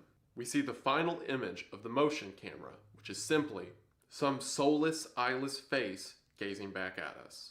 And with that, we have the end of tape 6. And let me be absolutely clear. I love this. This is so cool. It's so good. It's fantastic. We've had the buildup of weird supernatural events, things going on in the mountain, government agencies, but here we get a catalyst. We get a moment. A company known as Semiodyne, which we assume has some kind of nefarious interest, causes this unsuspecting construction crew to drill into the mountain, and it's not like monsters run out and kill them. No, it makes them the monsters. They become these rabid, soulless creatures that feel the need, like their skin is peeling off, like their teeth are about to fall out, and they need to go don't like back your inside skin? the mountain. And then Why that don't you peel it noise of what off? it sounds like in the caverns down there with them running around. Oh, it's so good. It is such a fascinating concept. People talk a lot about things like Lovecraft, like, you know, his application and his stories and stuff being used in future pieces of media. This is one of the best manifestations of like mind possession or some unspeakable entity causing people to worship it. This truly is Lovecraftian horror ported into the modern age. It's so good. And it's the first time out of anything we've talked about today that I'll definitively call it horror. Because sure, it's easy to be scary. Like, The Painter had a lot of that. You show a face, you get someone scared temporarily, or maybe even terrified. But being horrified is something completely different. It's something that sticks with you. It's something you think about. You think about the implications of what if you were one of those construction crew. The body horror of, imagine it feels like your skin doesn't fit and your Looking for teeth are falling this. out. And you become the creature But that we in hear and gray. only see a glimpse of at the end of the episode. And then you think how horrifying it would be to be a normal person down in those caves, to accidentally come across these stalking bands of monsters that were once human.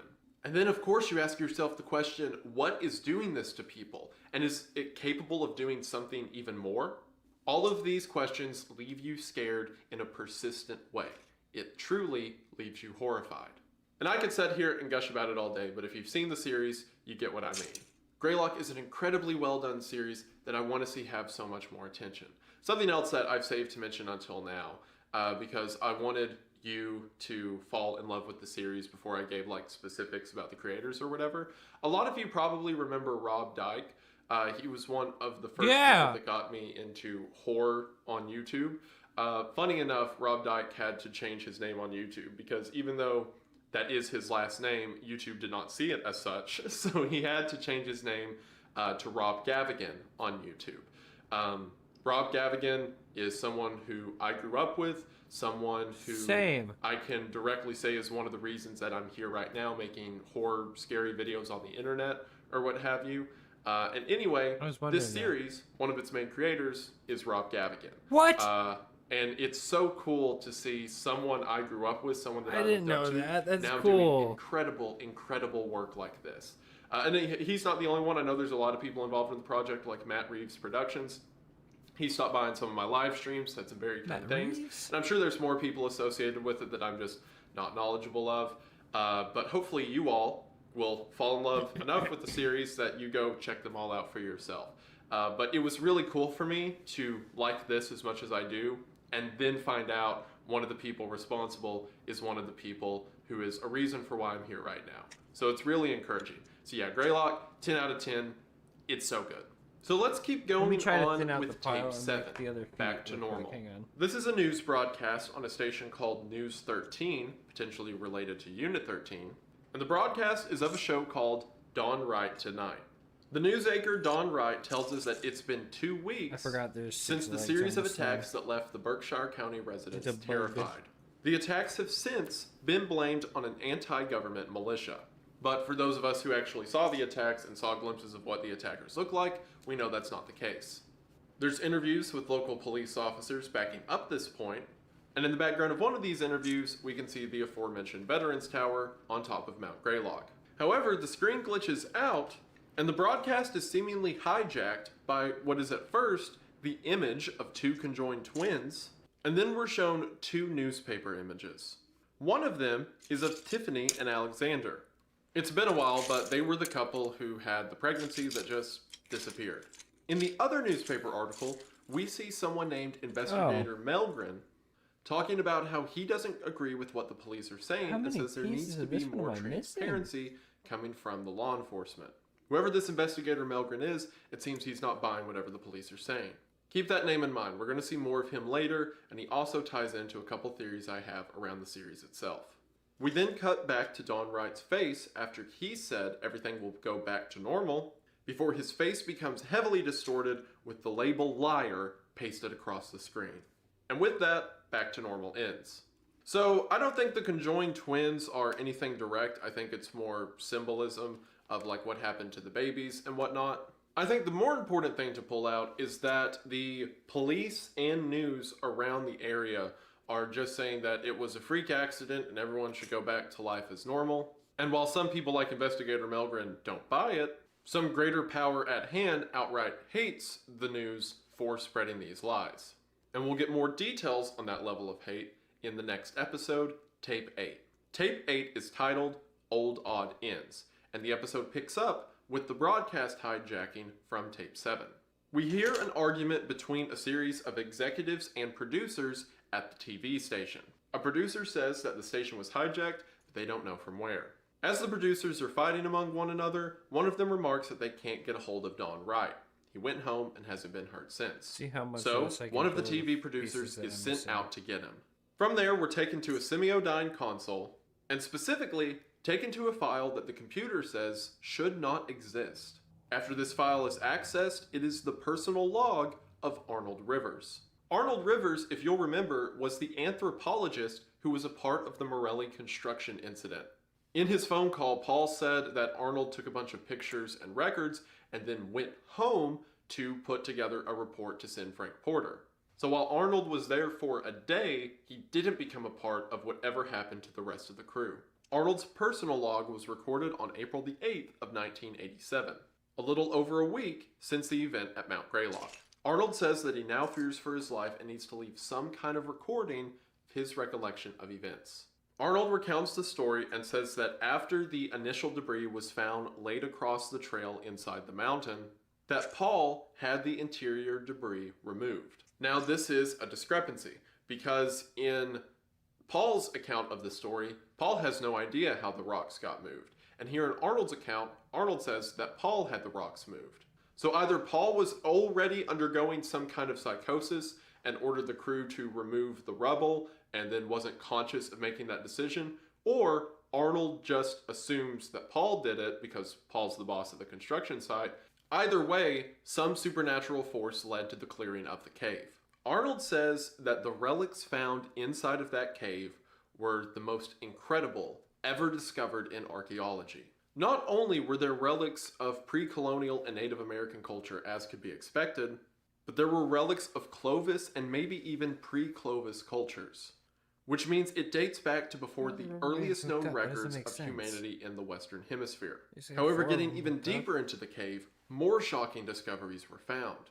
Despite this mountain being in Massachusetts, there were relics and writings from ancient Spanish, Roman, Chinese, Greek.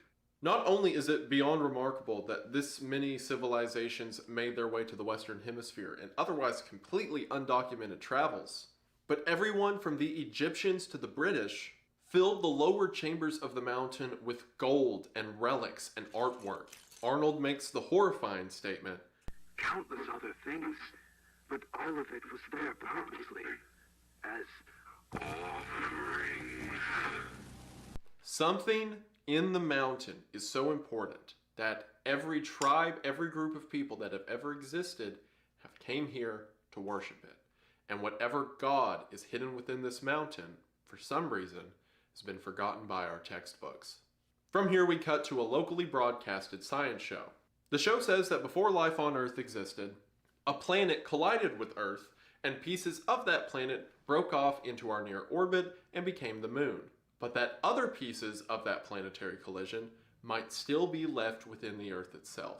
Now, this certainly means a lot, but we'll talk about it later. Hey, so I'm editing right now and realized that I completely forgot to come back to this topic. So, short version, some kind of planet crashed into the Earth and created the moon, but fragments of that planet were left behind on Earth.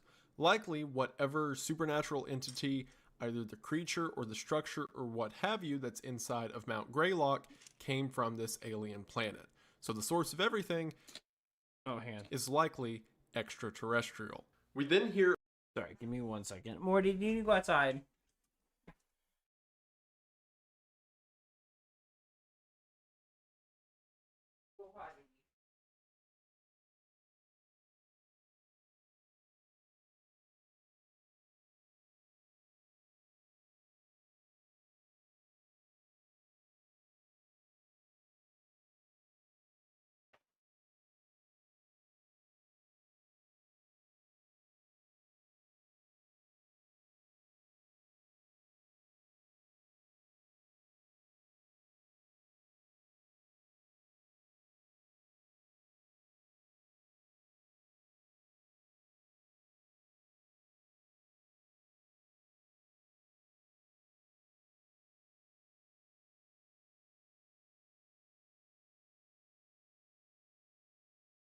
Beep boop.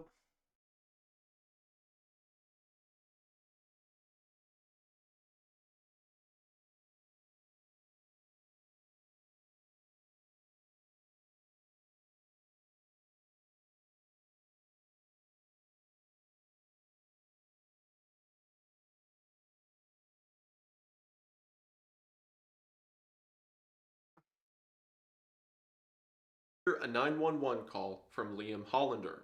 Liam was the TV producer who was sent to find Dawn Wright at his house. Liam is noticeably scared. His voice is shaking. He tells the police to come to not his house, but his friend's house and gives the address. When the operator asks if anyone's hurt, Liam says yes. And we are shown the destroyed face of Dawn Wright. It seems that whatever force was responsible for the broadcast hijacking carried out their prediction and murdered Dawn Wright in his home. We then cut once again to Arnold's log. Arnold says that not only were there physical or item offerings, but that there was evidence of mass animal and human sacrifice. Whatever was in this mountain before us, civilizations not only thought that it was worth giving for, but bleeding for as well. Arnold says that he's never been a religious man, but that something beyond explanation exists within Mount Greylock. Even now, despite only being at the mountain for one day, he finds himself constantly thinking about it. Something in that mountain, even with the short exposure he had, is beginning to possess his mind. Arnold says that Frank Porter, again the guy who Paul left the phone calls for, the guy overseeing this project from Semiodyne, called him on March the 28th and told him to go back to the mountain and catalog everything in it. Arnold was offered not only a substantial amount of money, but the rights to the greatest archaeological find of humanity's history.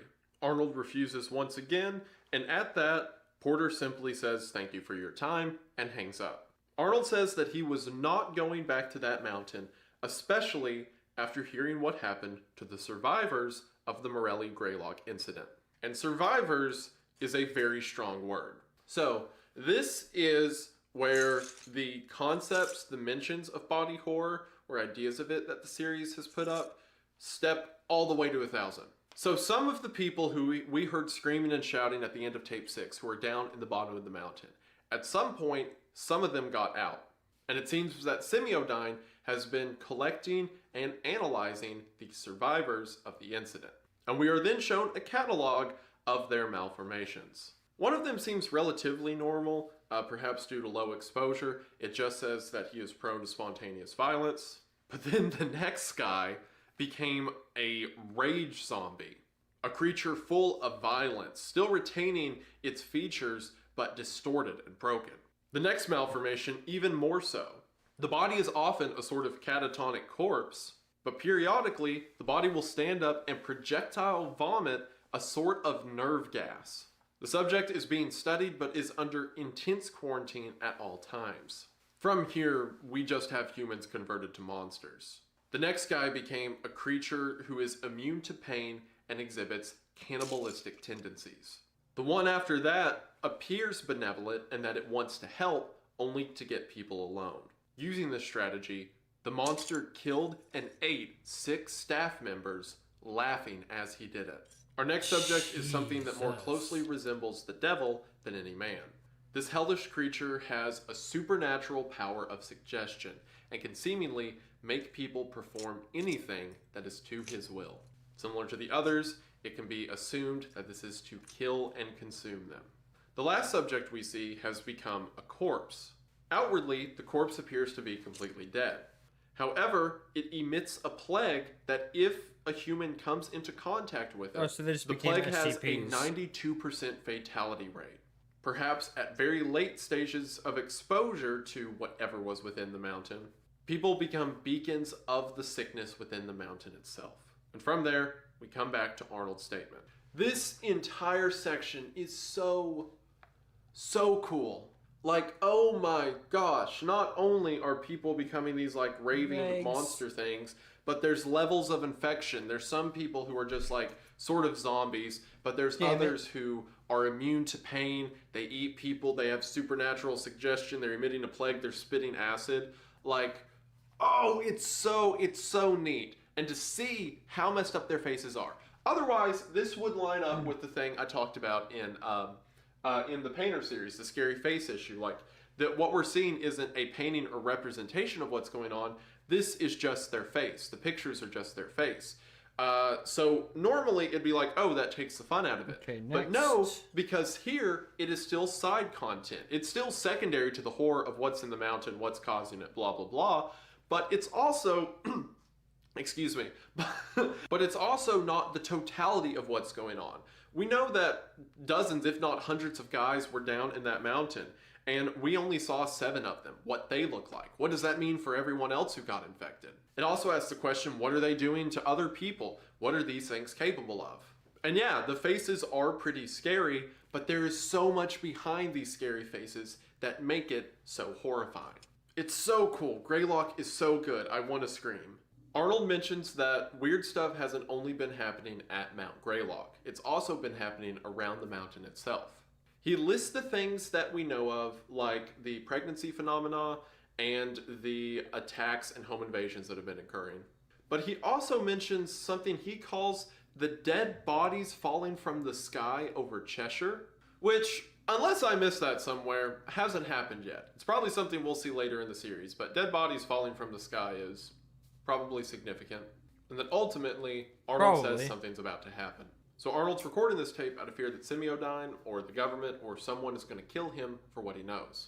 And then as he is recording this, he's like, well, at least I have it all out there now. And then there is something at his door pushing it open, which is the thing that's come to kill him. And you know what? I haven't put a single bad thing up on the board for Greylock yet, so why not? Predictable death, because this was a pretty predictable death. The sole survivor recording his log being killed as he's recording his log.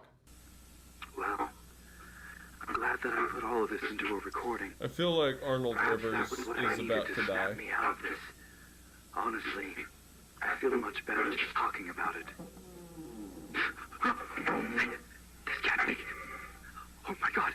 Would you look at that? Now, does that really matter? Were the creators of Greylock concerned with making all the deaths unpredictable? Did they really care if the audience knows that Arnold's going to die? No, but I gave him like 3 bad things. I can find one to give Greylock.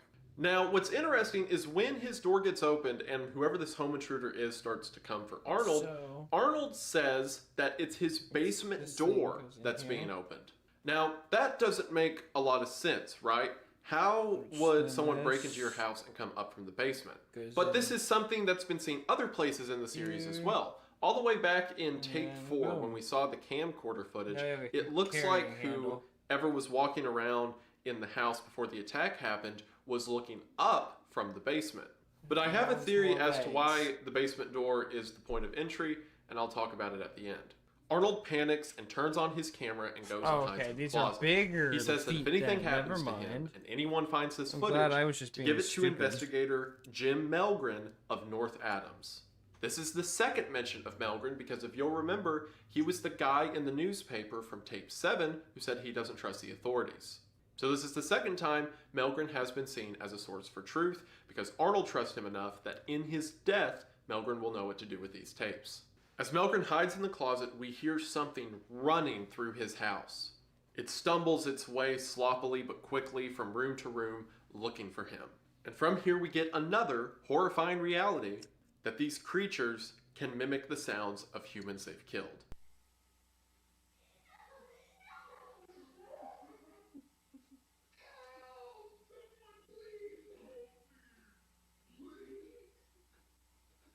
As, in order to get Arnold to come out, they speak in what sounds like the last words of a lot of people unfortunate enough to run into these home intruders. Eventually, it makes its way to Arnold's closet door, and as it speaks in the voice of a police officer,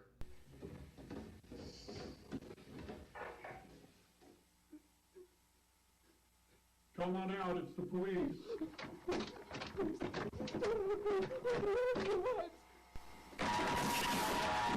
Oh, dude, fuck that.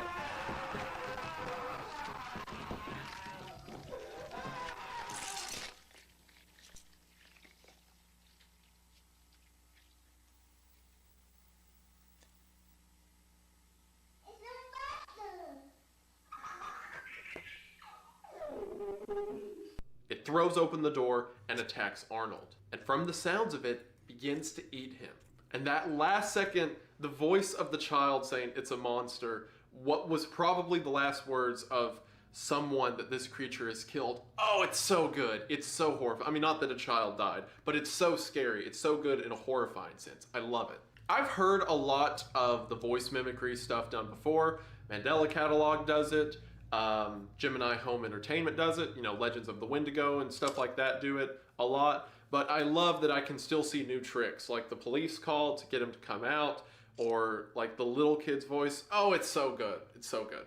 Now, we're told a lot in this episode about the whole series, from what happened to the crew on the mountain to what happened to Dawn Wright and blah, blah, blah. And also the second mentions of characters like Jim Melgren, stuff I'll talk about later. But something I want to talk about there right at the end is, did you see the face of the thing that attacked Arnold in the closet? This thing is the same face we saw on the trail camera at the end of tape 6. And it's also the same face we saw during the home invasions in tape 4. Now, could this face just be one of the victims of the mountain?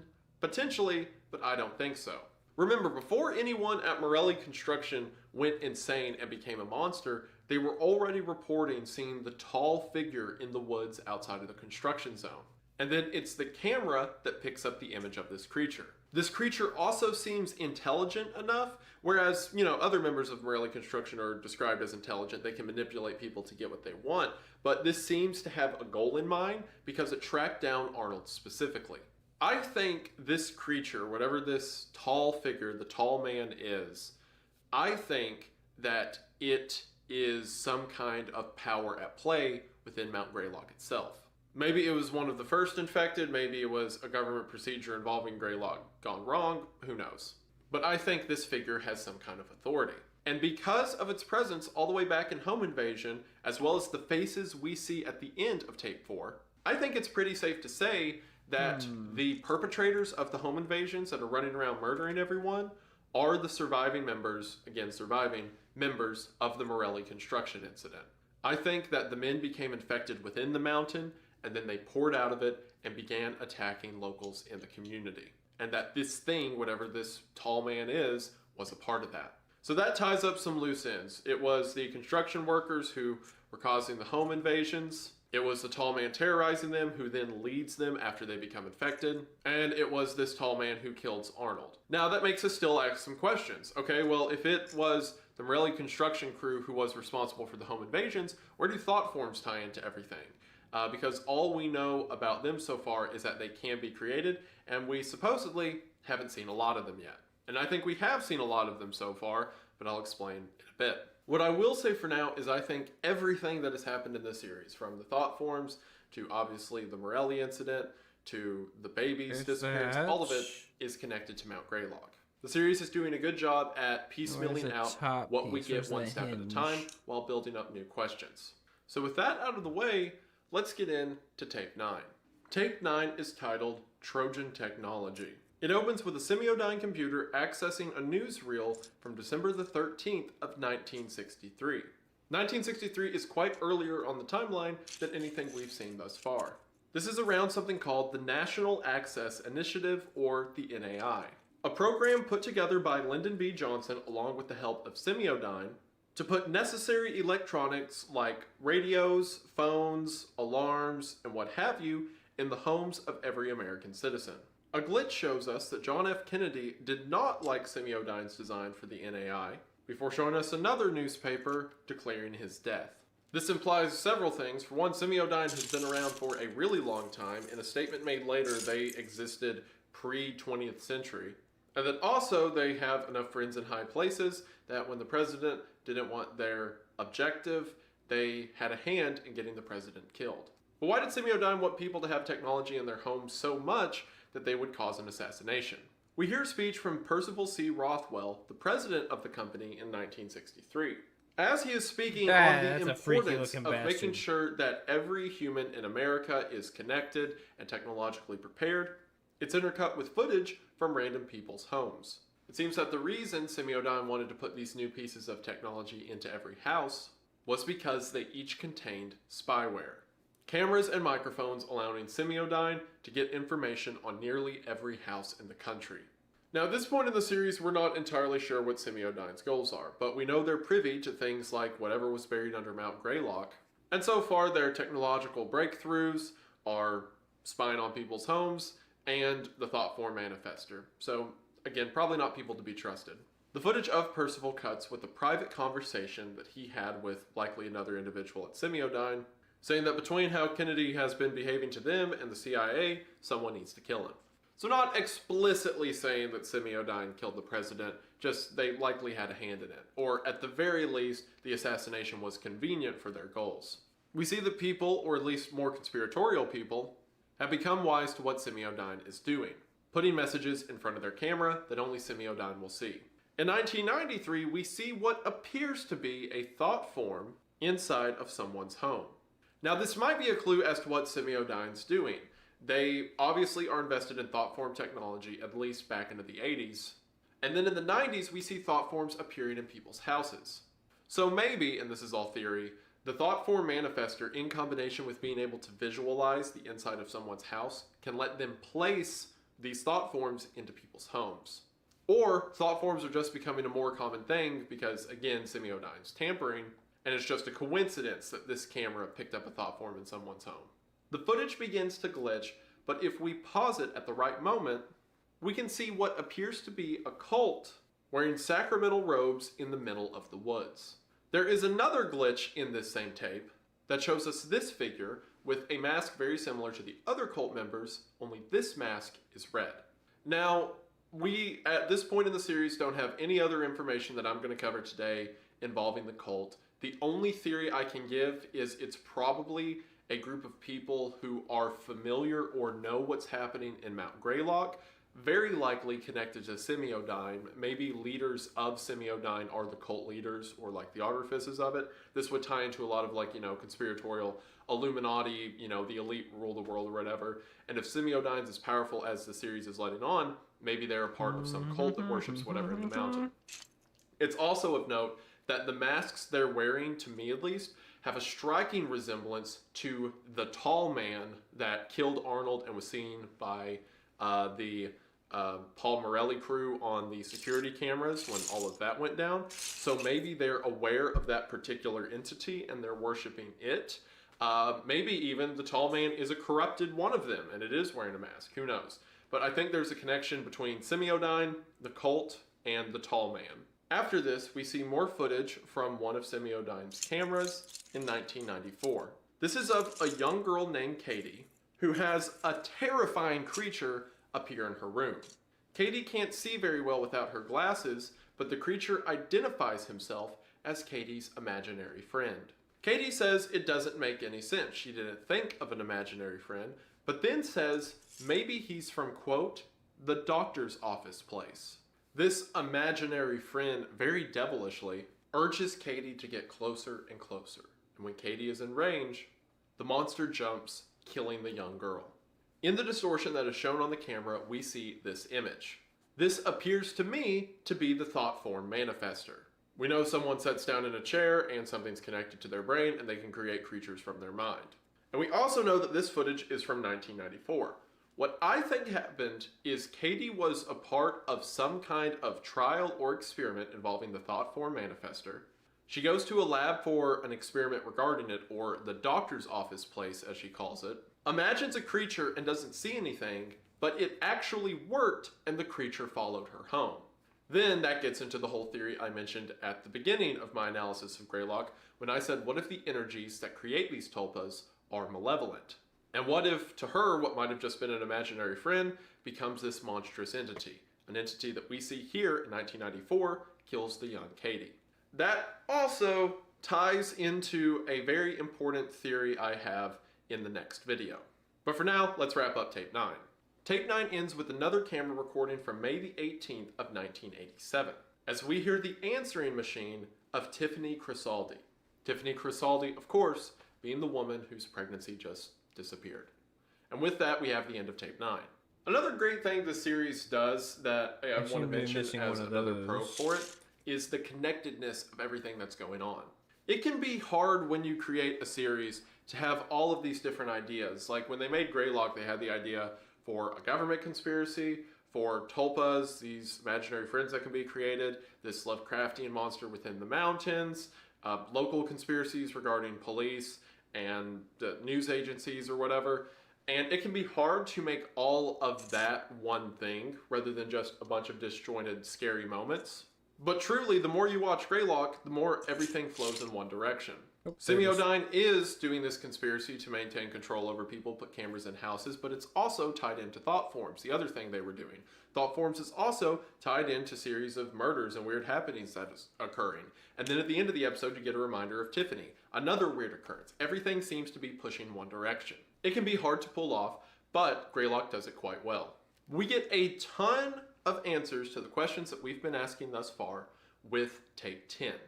Tape 10, Messages from the Dead, has a caption that reads, "The serpent's right eye was plucked from his head and was transformed, and engulfed in a great flame that was fashioned to provide light for all of creation.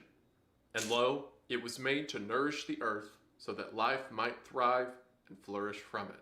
Again, while not a specific piece of scripture, it's very indicative of biblical scripture. So the serpent's right eye was taken and made to be a great flame for all of creation. The serpent we can imagine is referencing the devil or some kind of evil entity, and the great flame, of course, being the sun. However, this is giving us the implication that this good thing that gives us life and the ability to flourish comes from something wicked. More themes to think about as we get into the events of this story.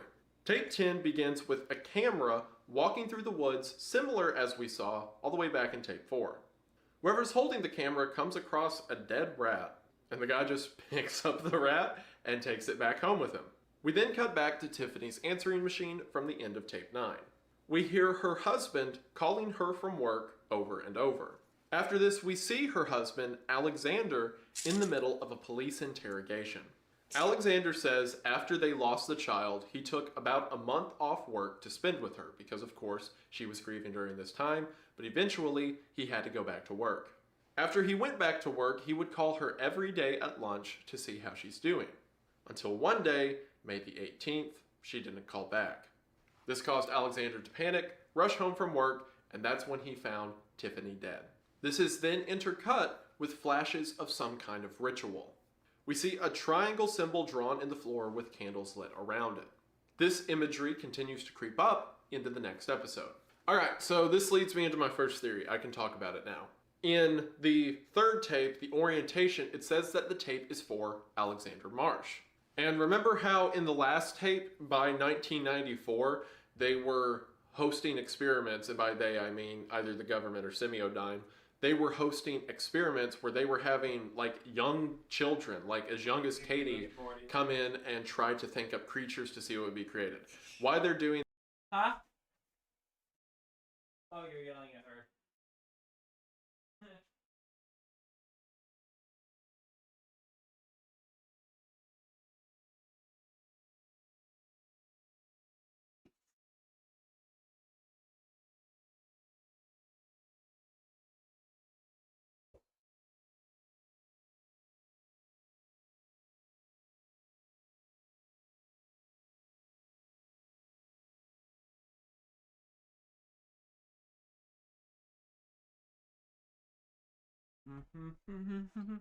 That, who knows, but we know that the general public is being invited in to come up with a thought form. And we know that Alexander Marsh, Tiffany's husband, was given a tape explaining what the thought form manifester was. And in tape 5, when Tiffany's baby disappeared, we heard Tiffany tell the ultrasound technician, "I want a baby, but Alexander, her husband, really, really wants a baby." So what if, and this is all theory, it could, in the next episode, prove everything that I'm thinking right now wrong. But for now, hang with me. What if the two of them were unable to have a child, and Alexander wanted one so bad that he signs up for this government trial to come up with a thought form, come up with anything you can think of, and then, what if he gets hooked up to the thought form manifester and imagines a child for his wife to become pregnant with? But what if this happened to several different men or several different people?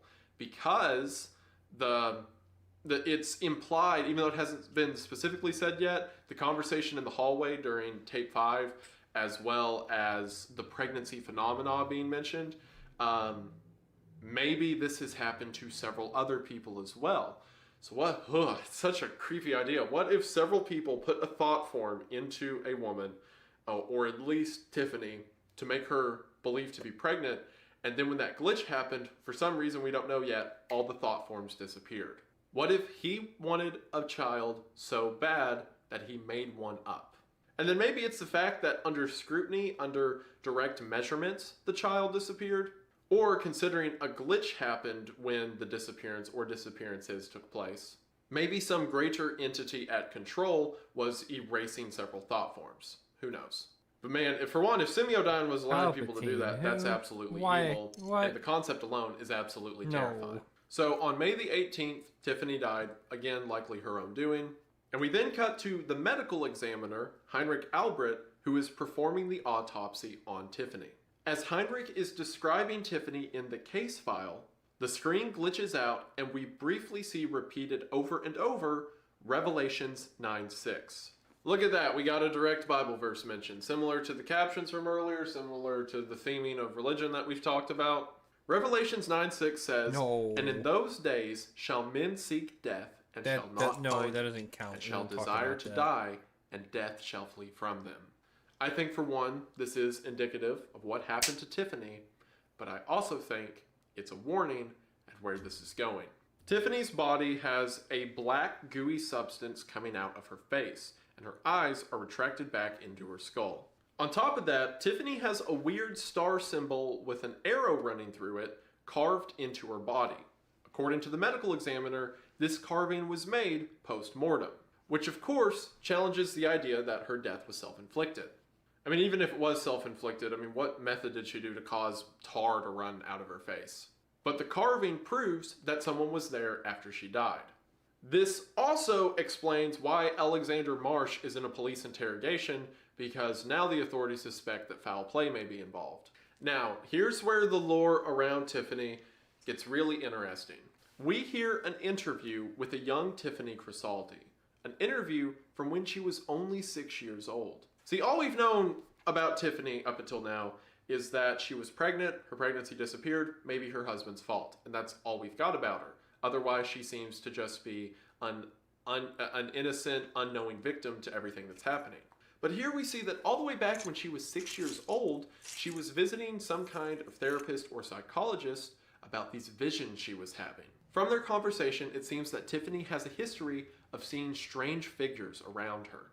Possibly as a means to remove these dark thoughts from her mind, the psychologist takes her on a thought experiment where he asks her to close her eyes, visualize her home, and then he takes her on a journey through the home. Again, similar to the phone calls in episode 6, this is a very fascinating scene. So well paced, so well thought out. It's again, incredibly done. In this thought exercise, Tiffany is walking through her home until she arrives at her bedroom. Strangely, a door is now located next to her window that normally isn't there. Tiffany steps into the door and sees a small room. And then here, she says something very interesting. It's a small room. Somebody's in there. No, Tiffany, you're alone.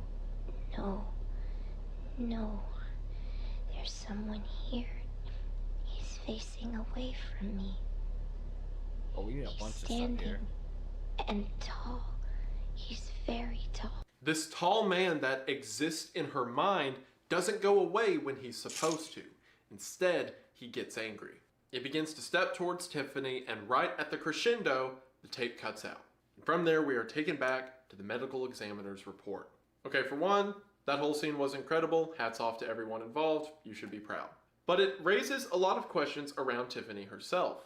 It seems that from a young age, she was already seeing things, perhaps thought forms, perhaps the early visions of thought forms, perhaps she was able to manifest them without the manifester at a young age. Regardless of what it is, she made this entity mad, and she describes it as a very tall man. Now, I know that tall can be kind of ambiguous on its own, but that's the exact same wording we heard Paul describe the creature around the construction site. I think it's the same creature we've seen mentioned in 3 other places throughout the series, occurring now. I think this figure is some kind of being of worship to the cult, and I think from a young age it was figuratively or literally terrorizing the mind of young Tiffany. So Tiffany goes her whole life being aware of this process. And eventually she gets older, gets with Alexander, and then has a child, but while pregnant with it, it seems the child was a thought form. Now normally, I would say that maybe Tiffany is the one who created the thought form, but what leads me away from saying that is because the tape for the Manifester was made for Alexander Marsh.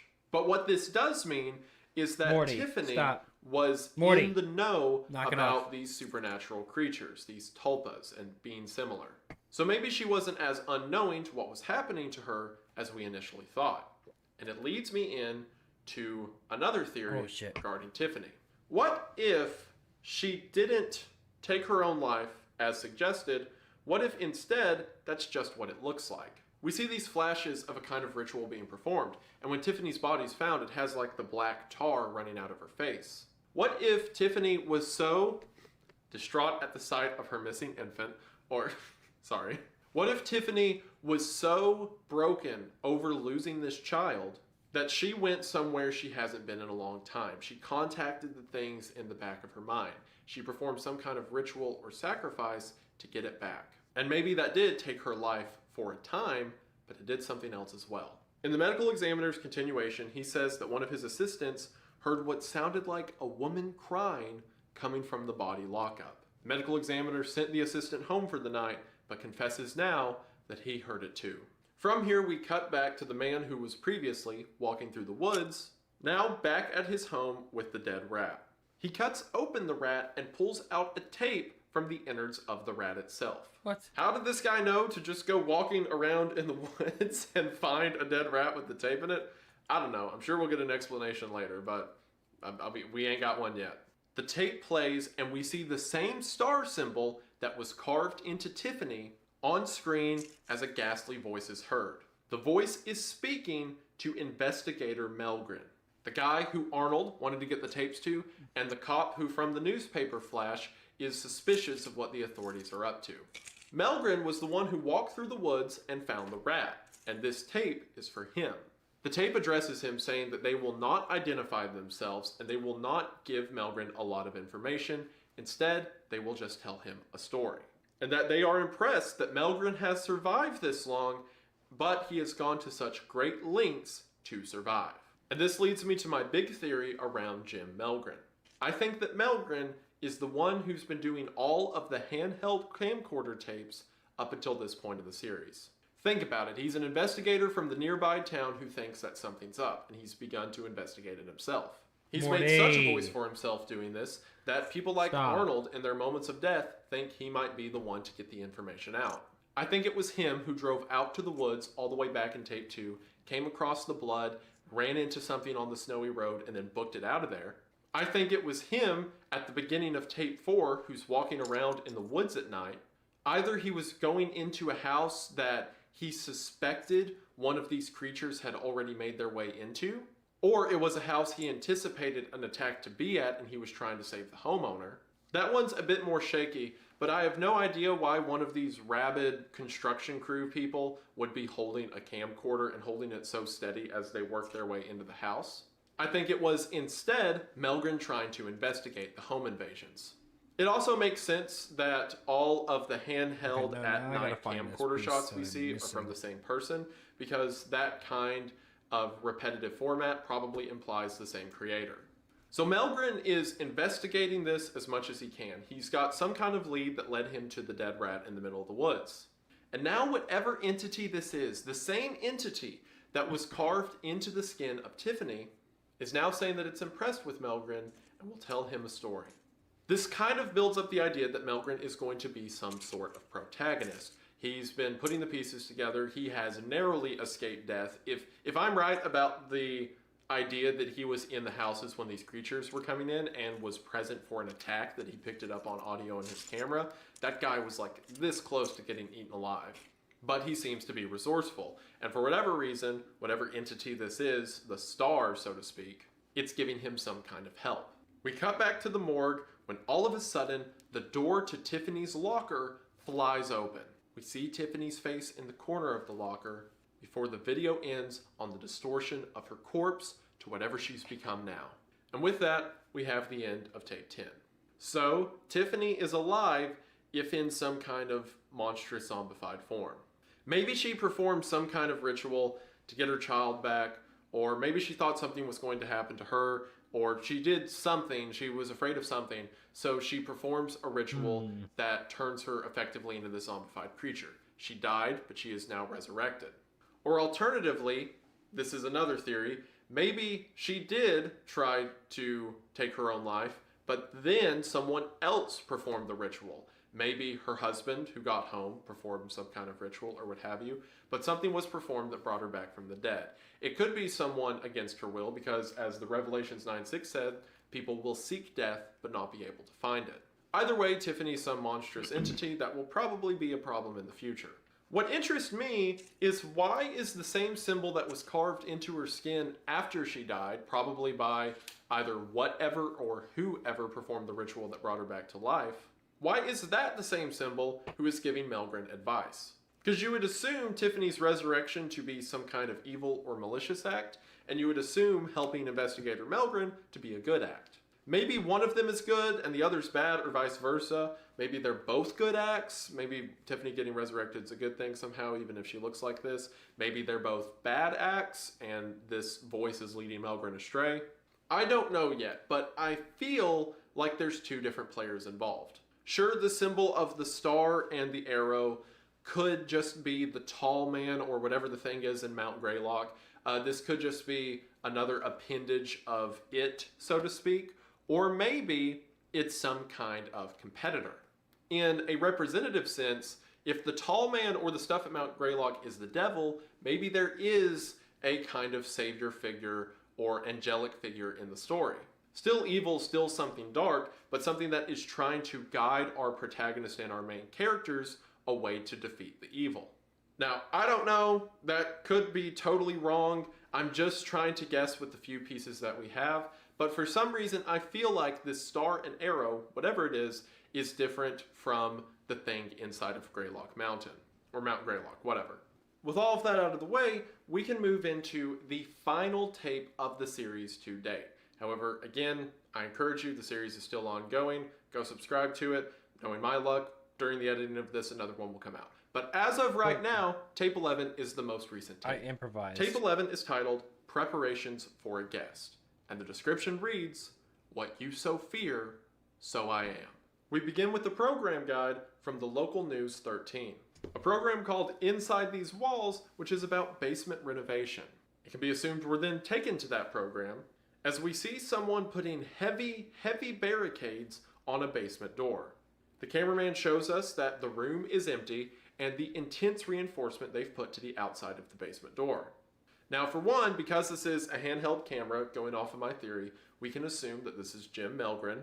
See, the reinforcements on the basement door are made on the outside of the door, meaning it's not a safe room that you can barricade to stay safe from the outside. It is a room that you would use to keep something trapped on the inside. As he's showing us this, the footage begins to overlap with the footage from the ritual in tape 10. Melgren, or at least who I'm assuming is Melgren, then walks into the room and plugs in a cassette player. After hitting play, it seems to be an audio recording of a man crying. It glitches between footage of the cassette player and the ritual before the video ends. Okay, so what I think just happened is I think Melgren got information from that cassette tape, the one at the end of tape 10 with the star in it and all that, that gave him more information on how to combat these creatures. Remember all the stuff about the basement door that I've mentioned earlier in the series, that these home invaders, it seems they were coming from the basement door.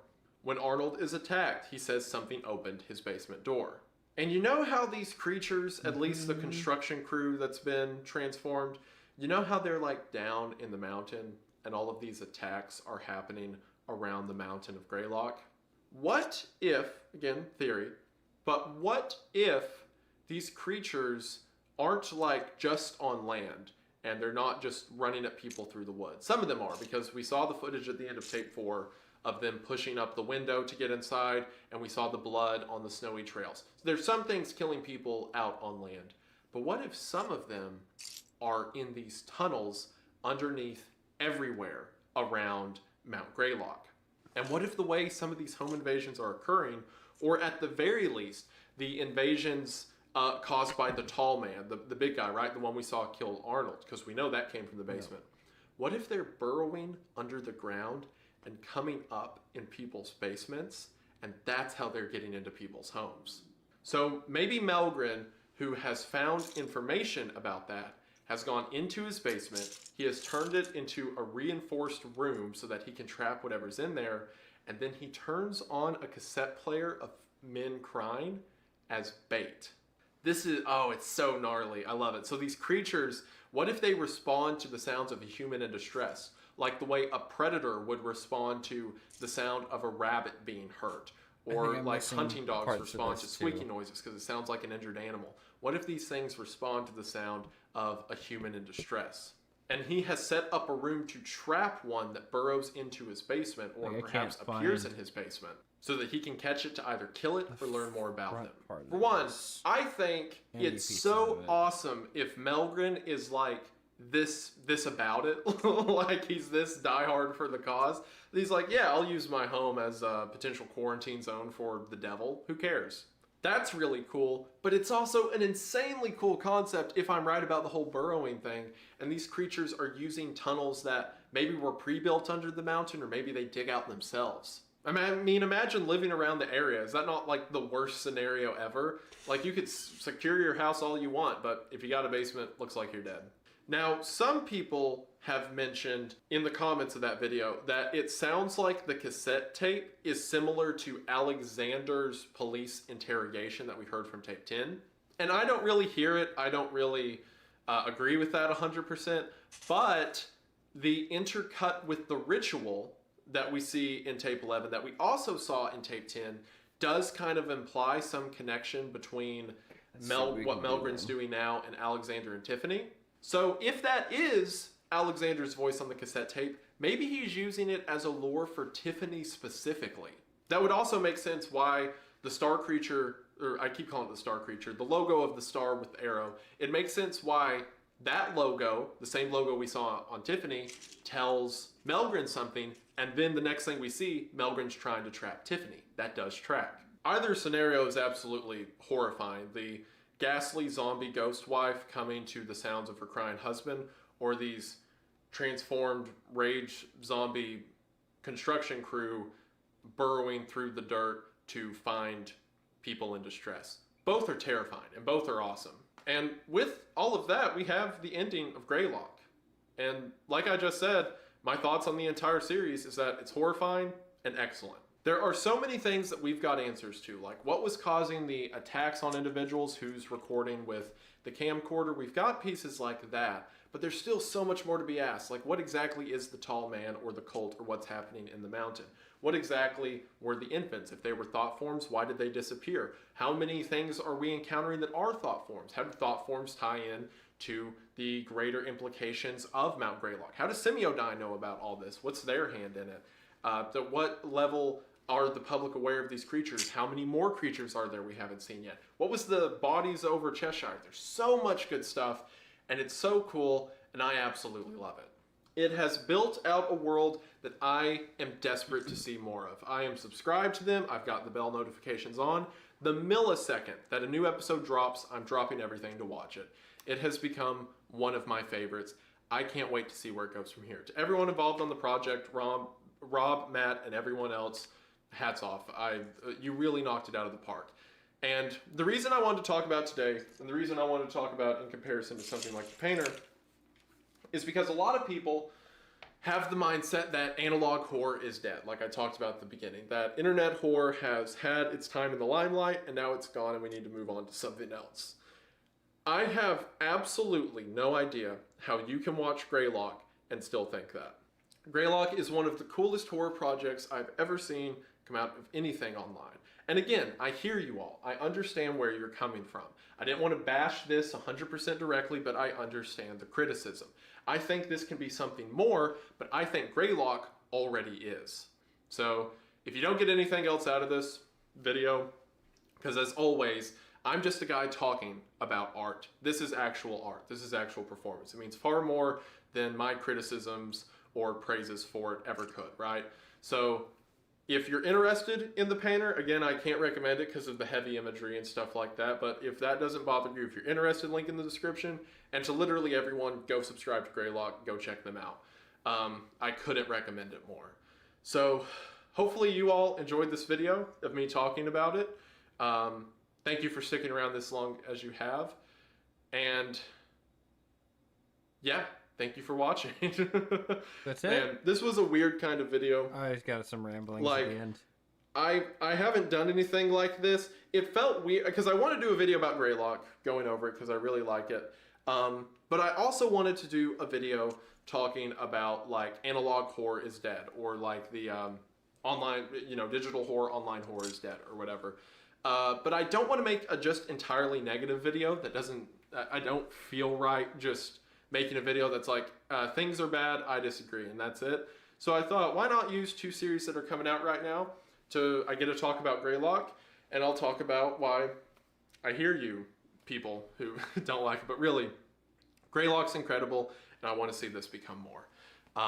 So hopefully you all enjoyed. I have no idea how long this video is going to be. I'm sure it's got at least the hour mark or something there. The plan for this video was it was going to be like right at an hour or something. This one is 2 hours, 20 minutes. My Yaposaurus up here anyway. This is the new one. For real, thank you all for being here. It just came out today. It means the world. Thank you so much for the support that you've shown me. Go support these series. The support on the Ted Kaczynski video was amazing. I was assuming that if YouTube didn't take it down, people wouldn't like it because it's a different thing for me, like not the true crime part, but the part describing like the manifesto and his stuff, and a lot of you people seem to like that, kind of my ideas around it, and that means a lot. I appreciate it. So thank you for the support you've shown me on that. Thank you so much for the support that you have already shown. I'll pull this one off the wall.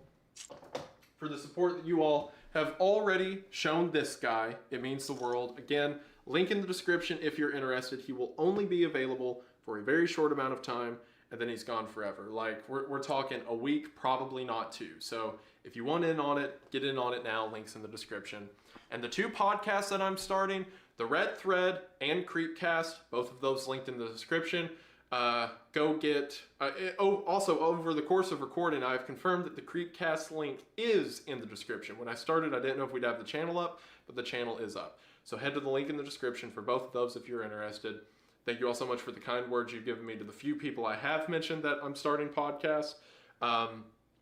And hopefully you all enjoy. I hope that I can put on more of a show for you than I already am, and that you guys like it. He's like me ending a stream, really never actually gets the point out. So again, check out these series.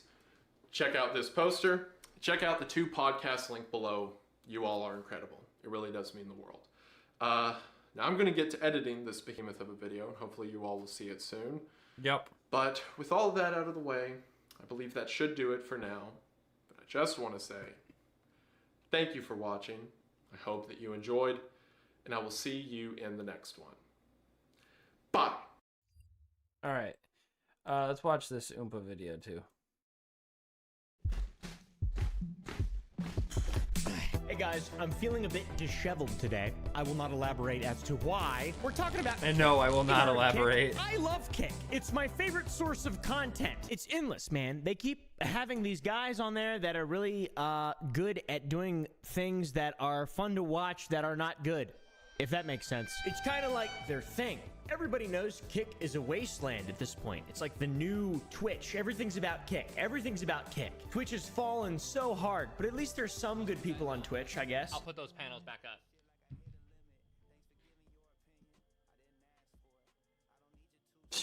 What the fuck?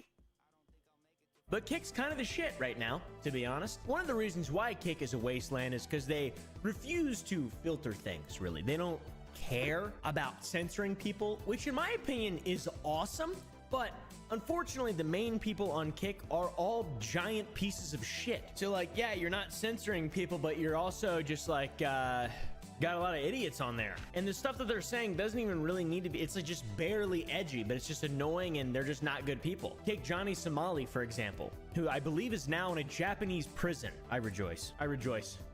I rejoice in learning that. Essentially, if you're a has-been streamer or YouTuber and you've been banned from any platform that people know, you've got the life skills to make it on Kick. And I implore you, please join. And also Kick, hey, if you guys want to give me a deal, I will gladly stream 10 million bucks. I'll do it. $10 million and I'll do it. I'll quit YouTube full time. I'll go right to Kick and I'll just do these shows live. All right, and I'll just say f***ed up shit like and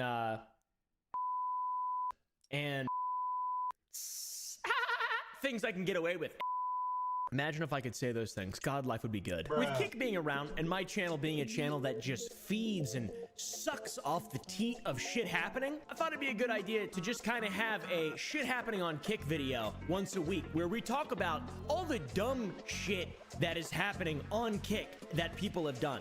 There is so much insane stuff. By the way, Fousey's back. If you didn't know about that, guys, Fousey is back in action on Kick. Right where he should be. Not getting help, but on Kick. Let's take a peek in on some of our usual suspects. See what they've been getting up to over the last few days, guys. Actually, here, you know what? We've got Jack Doherty. He's a young buck. He's been getting slapped. I want to change my camera angle a little bit for this desk.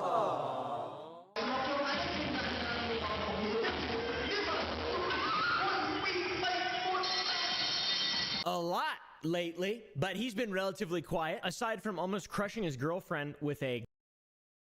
After fans begged and pleaded for Phase 2 Commander Cody Me.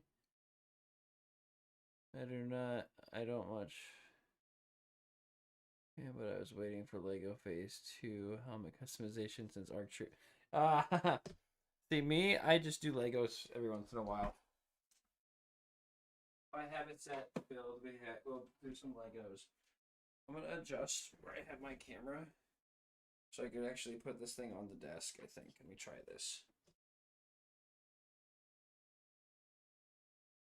I want to do cooler sets. I want to do newer stuff.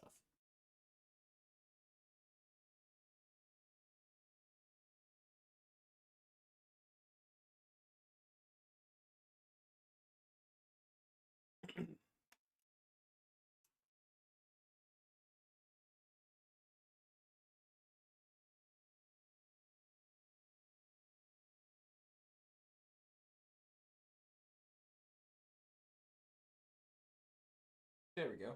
That works better a little bit.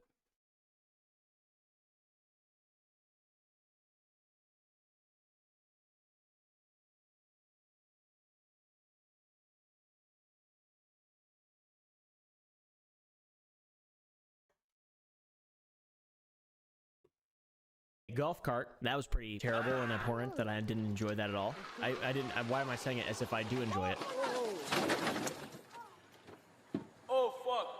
What a smart young man. Very intelligent. Didn't really care too much about Jack Doherty, honestly. He's a little boring. I just wanted to kind of get him over with first. But he's a legend. He will become a massive focal point of people's minds for many years to come. He's sort of like the Logan Paul of Kick. I'm just kidding. One thing, Zerka. You guys know Zerka, the genius that thinks the earth is flat and just talks really loud? 5 minutes.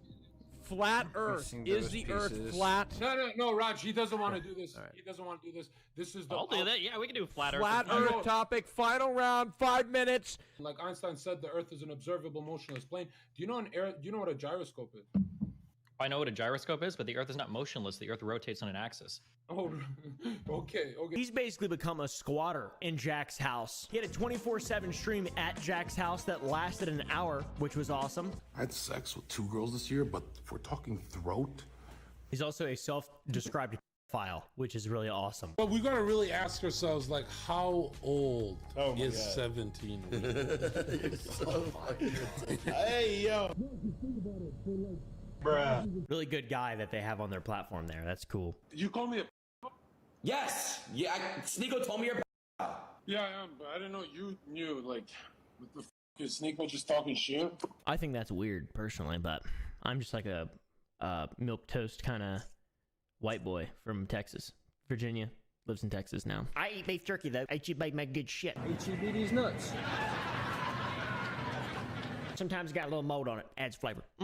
Ice Poseidon and Action Man, my second favorite people on the whole internet. For some reason, they're linked up now. And unlike Jack Doherty, who's had kind of a quiet week, Ice Poseidon has not. Crypto scammer, formerly known as Ice Poseidon, has graduated from ripping off his audience to conducting epic social experiments. Check this out. Bro caught wind of the Stanford prison experiment and said, I'm gonna do that on stream. I'm gonna be like Mr. Beast, but if Mr. Beast was evil. He announced his epic stream idea on Halloween, and it started 3 days ago, on the 4th of November.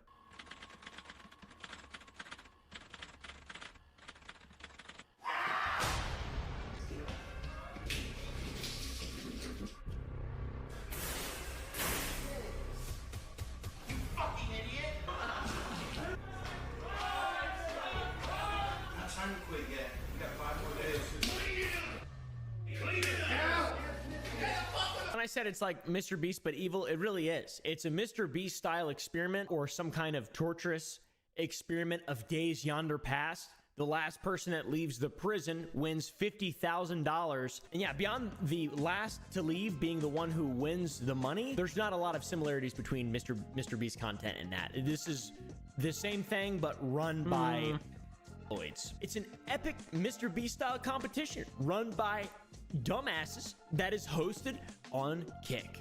Incredible, man.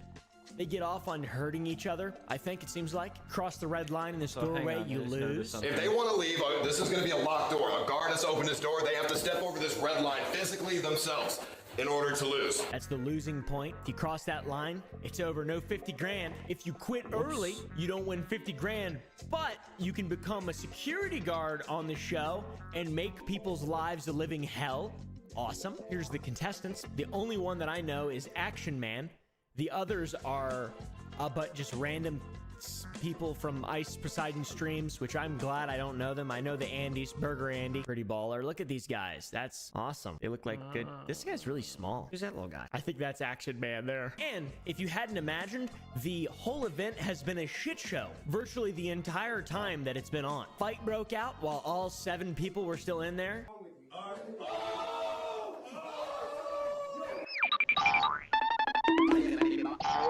Action Man dislocated his shoulder in that. This fellow named SJC started spitting at a guy and then told him to kill himself and then called him the F slur. Spit! Yeah, don't spit. Just stop. Step over here. Oh! Fuck you! Kill yourself! And speaking of getting to Action Man, he was the first one out. The guard known as EBZ dumped scrambled eggs on another prisoner, and he couldn't handle the stink. The stink of scrambled eggs. So I don't know what that's about. Some people really don't like the smell of eggs, I guess. Come on, balls.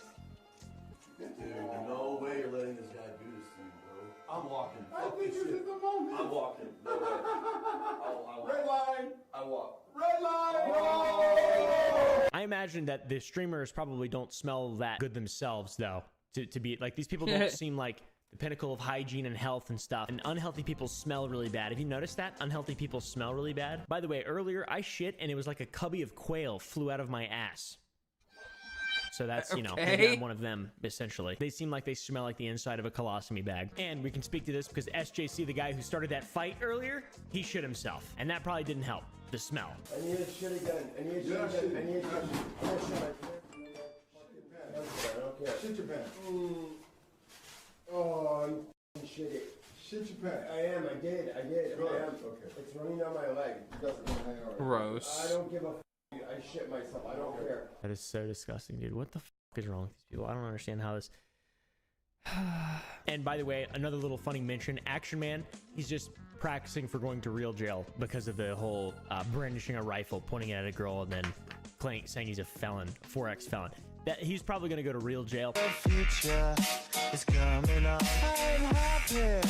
I'm feeling glad. Thanks for the I'm a 4-time felon, man. What the Thanks for the really copyright, He's a really bad guy. People getting eliminated and stuff, that's not even really what's crazy or interesting about the stream. It's the torture that's going on inside of this room and the fact that it's still running. As of the time we're recording this, it's still going on. It's like Fish Tank, but just really bad. I mean, look at this. Instead of tasers, you guys break the rules in the future, you're gonna get paintball.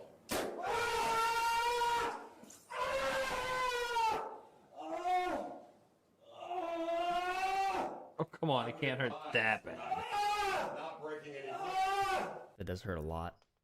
Paintballs hurt a lot. If you break the rules, you get shot with a paint. It's torture. It's like actually torture. He even almost shot Sam and Andy, one of my favorite characters on the show, in the head with a paintball. That's awesome. He's not even wearing eye protection. That could be a actual big, large lawsuit, big chungus lawsuit. Why are you asking if he's okay? Okay, you're right, boss. Who said that? You're Him? right, boss. Oh. Why are you asking if he's okay? I don't know. Why?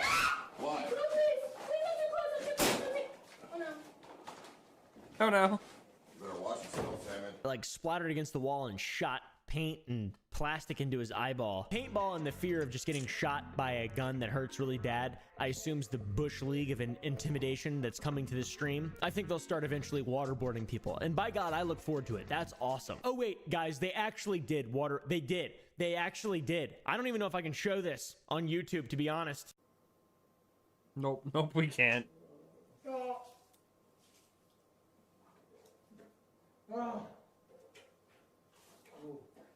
What a funny thing. That's very good content. There's a guy live waterboarding. Yeah, man. Kick and Steak. If you want to see, they're just sponsoring a live waterboarding. That's very cool. That's good. I'm glad this content, and honestly, anyone chilling in ISIS gang probably deserves it, to be honest, and more. I don't know though. This is actually the fucking Stanford prison experiment. It genuinely is. In August of 1971, Professor Philip Zimbardo began an investigation into the power dynamics that exist between guards and inmates in a prison setting. The object of the Stanford prison experiment was to determine if it was the acquisition of power that made guards turn brutal, or whether brutality was actually intrinsic to human nature itself. Even the guards aren't safe from the cruelty. EBZ, the guy who dumped eggs on another prisoner, resulting in Action Man leaving, assaulted another guard, a fella named Burger Planet, by punching him in the face in the break room. That's so awesome, dude. The meat in the refrigerator, you're like having a fight. You talk too much, it's getting annoying. Are you scared to touch the meat or something? Is that what it is? Like, are you running? Oh, dude, don't do that. He got arrested. It's pretty funny. Burger called the cops on him. In a later clip, the cops come. You can't really see anything, but you can see crypto scammer, formerly known as Ice Poseidon, talking about how EBZ was in a standoff with him and the whole road was blocked off. That's awesome, dude. The guy just told me they got the whole road blocked off. Come on. They have him like a standoff. Bro. I swear to God, that's what this random guy just told me. He pulled up. Who asked what's going on?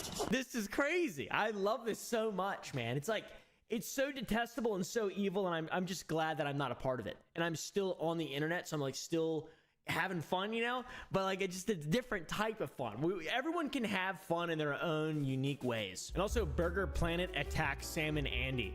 Who the f are these people? Why do they have names like this? All right, I'm gonna go this way, and you go the other way. Fucking piece of shit. Don't. Ooh. Garrett. Dude, stop. Yo, stop. Dude. Give my fucking son, dude. Guys, stop. Bro, chill. All right, chill. Maybe the most just epic fight ever. I love it when people who are not healthy try to fight each other. And by healthy, I mean people who also don't know anything about protecting themselves or surviving or being in the real world in any sense or another.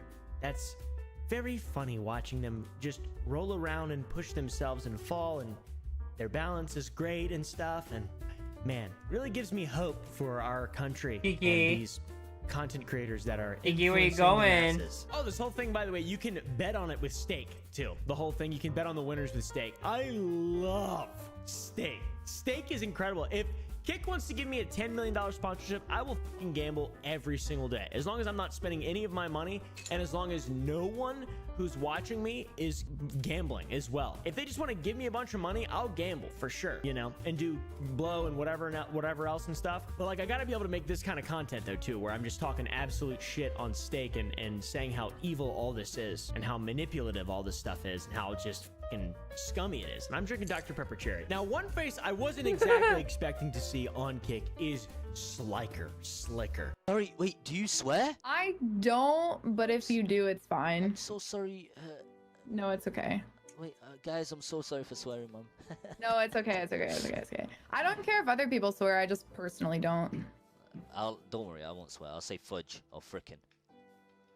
I frickin' don't know where I am. What the fuck? Whatever you want to call him, he is the fellow that scammed all of his creator friends to fuel his gambling addiction, which is now, by the way, streaming on Kick, which is Stake, which is a fucking gambling website. That is like an addict going to work for a fucking drug company, like the cartel. That's literally like season 1 Jesse hooking up with Heisenberg in season 4. That's bullshit. Sliker's not doing that well on the platform, which I'm glad to see. He's only got like 8K followers, which I suppose isn't terrible, and his chat doesn't seem to like him either. Mine and Benny more likely to get partnered. Just go to streamers and don't show the page.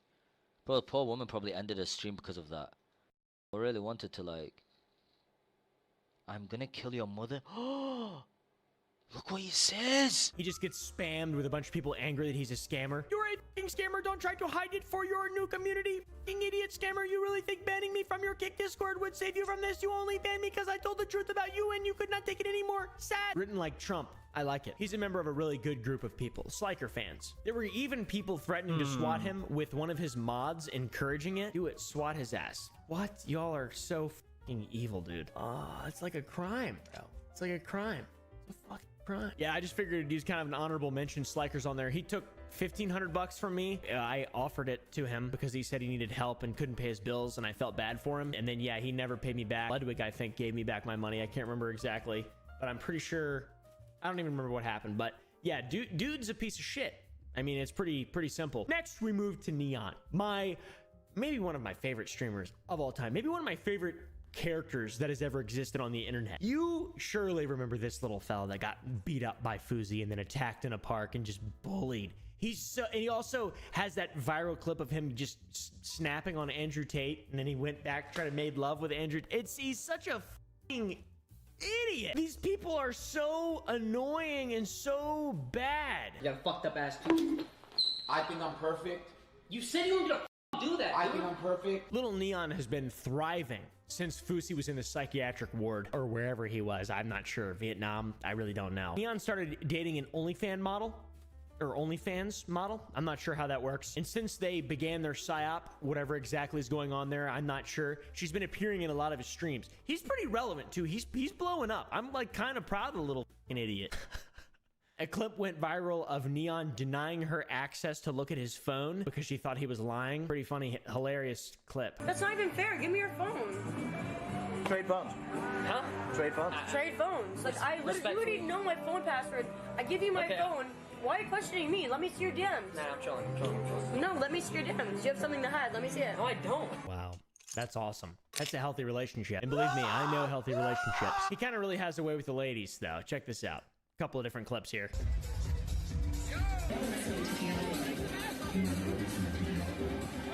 I don't think I have that piece. Oh, yes. Nice. My name's Kyle. Are you single? Are you single? That's pretty cool. Awesome. He even hung out with Ruby Rose. I have no idea who that is, but it was incredibly awkward. She even let him kiss her on the cheek like a little brother. They're asking for you to kiss me on the cheek. They're just weird. You can kiss me on my cheek. I can? Yeah. Oh my. Like, wait. Dry your lips. Like, this is like a little brother, big sister kiss on my cheek. I'm scared. Let's just sneak And then this he in asked here. her what he felt like, and then compared it to apple pie, American Pie style. What is Yeah. What does it feel like? I don't know. Like, the way guys have explained it to me is like, what am I gushing? Like apple pie? Like apple pie. I need to experience that. God. She even called him a Make-A-Wish kid, which is just so... Shout out to Make-A-Wish. That's awesome. Oh my god, look, she put on her story. What the fuck? It's so funny. My favorite clip, though, is Neon asked Ruby what she would name if he was her son. And she said, Osama. What would I look like right now? What would my name be if I was your son? I was literally thinking like Osama, like no, not like Osama. No. That is a name, to be fair. That is a name. There are other people named Osama. I would have said Adolf. So Little Bro does have quite a bit of experience with the ladies, but people are not a fan of his relationship with this fella Sam, girl Sam, whatever. His buddy even texted him while he was with her and said, "When are you going to leave her?" Can I tell you what Nav texted me? Sure. It was really weird. He said these exact words. Nav texted me. He said, "When are you leaving that girl?" I think he said, maybe when you drop another song, bud. like, yo, that's Nav. That's a goat right there. Why do you let these people get in your head so bad? Then Aiden, the king of Kick, just talks shit on her with another guy. So he's gonna punch her in the face. It's fucking crazy. Neon should be sitting right here. Literally. Oh God, instead of that fat f***ing bitch. Literally. She should be sitting right here with us, bro. I hate that. I already made a promise in my mom's life. When I see her, I'm punching her in the face. I get it. No, I get it. No. I get it's a woman. That's the one woman I'm gonna punch in the fucking face. The quality of people on Kick is so consistently just confusing. It's wild. What a just detestable. It's like a cesspit. It's really like the ooze, the primordial ooze. Maybe something will come of it one day, but who knows? And by the way, he was banned today on Twitch too. Little guy. Now, talking about Kick, it would be disingenuous not to include more about Aiden and Fousey, okay? Because they're the root of all this. They're the kings of this. Aside from XXQC, he streams on there, but he's not even on the same. These guys are way worse than him. The godfathers of Kick's organized crime syndicate are Aiden and Fousey. Aiden, when he's not just shit talking Neon or his girlfriend Sam. Off stream only, I'll talk to Neon because it's more genuine, you know? I don't give a fuck about this on stream shit. I got the biggest streaming deal of all time. I don't give a fuck. Like people think like, oh Aiden, you give a fuck, you're jealous. That's what I was saying. Just bides his time waiting for Fousey to return from exile, which happened recently. But during Aiden's wait, he revealed that he was scammed out of $200,000 years ago for what he thought was an unreleased song by Kanye and Travis Scott that was actually an AI song. I one time spent $200,000 on an unreleased song, a leaked song, a snippet I heard online, and then this guy hit me up and said, I played it, and he was like, I can get you that shit. He spent $200,000 on this.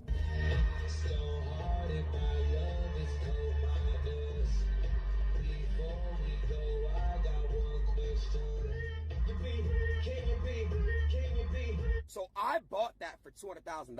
I love this so much, man. God really blesses those with money who really deserve it. Truly. I mean, what a fair world, what equality we live in every single day. We're so lucky to be living on this earth in this time. He reveals that he took another L when he got outbid on a $10 million mansion. He was outbid by Lionel Messi. I got outbidded with the house I wanted. I really wanted a house in Miami. So now I'm gonna have to build my own house because it's impossible to find a house that I like. And I got outbidded by a very, very famous professional athlete who's very rich. The professional athlete is Messi. All right. Allegedly, these people can just say whatever they want because no one can really fact check them. He also then says he wants to show his chat the mansion, but doesn't want to expose where Messi lives now. And then debates showing a picture before deciding not to finally. Bro, please pull a Sniper Wolf. And I want to show you guys the real house, but I feel like that's leaking and I can't. But I can show you guys maybe a picture. No, I'm not even gonna do it. In months in time, I might do it. Please dox Messi. I want to see that so bad. Not actually, don't do that. Then, the day that we've all been waiting for, Aiden especially, Fousey gets out of wherever he's been. The ward, I'm not sure.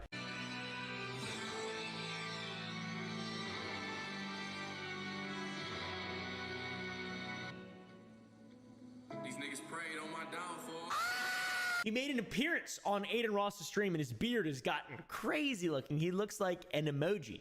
He looks like unreal. He doesn't even look like a real person right now. He spent months in a hospital, I guess, a mental hospital ward against his will, involuntary psychiatric hold. And I hope they've done good to him, but we'll see. We'll see how that goes. We'll see how that goes. The whole like documenting your downfall and you're spiraling out of control into a crazy manic episode where you almost have a standoff with the police, and then your friends just kind of help you get right back where you were as soon as you get out after you're involuntarily held in a psychiatric ward.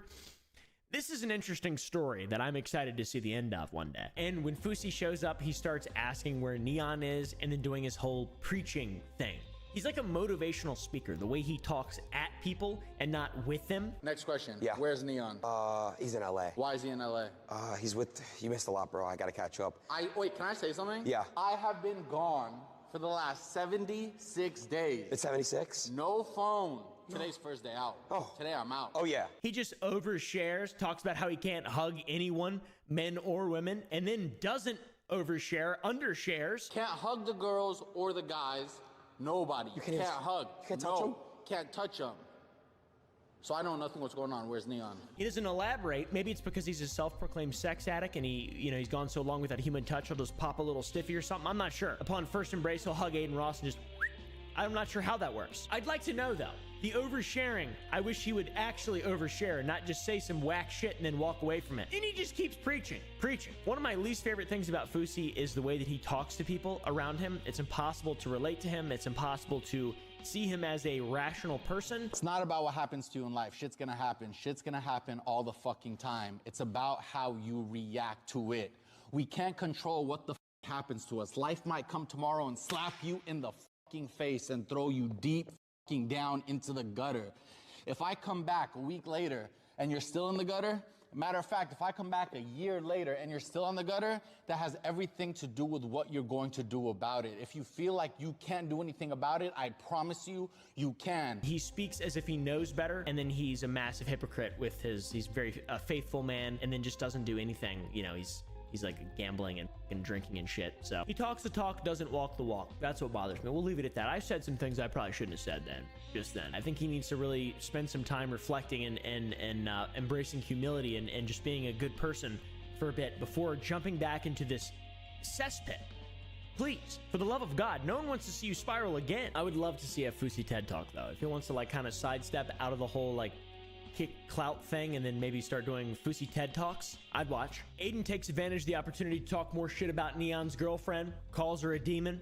Epic. I kind of agree. She gives off demonic vibes to me as well. Fousey then starts scheming and say they should lure Neon and his girlfriend to Miami from Los Angeles, get them separated, and then take Neon into the bathroom and put his head in the toilet and flush it 7 times for G7, which is G7 mindset? Lifestyle? I don't know what it is. I'm not sure. Reddit thinks they have it figured out. This is what we're doing. You're telling him you're inviting him to a party. Okay. The girl's invited. Okay. They come here. Okay. The girl in Miami? In Miami. Okay. The girl gets ID checked at the door. Okay. She can't come in. Okay. They don't tell him why. He's already inside though. Lights turn on.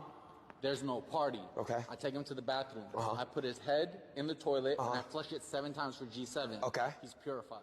G7 refers to Game 7 of an inbound via poster. It is the second game in Best of 7 contest when people do 2 through and seat. The game is G7 fast for calls. He calls Aiden G4, most likely for G7 when one team dominates the other and eliminates every game 4 of the series. It's a terrible analogy to use. It doesn't make any sense.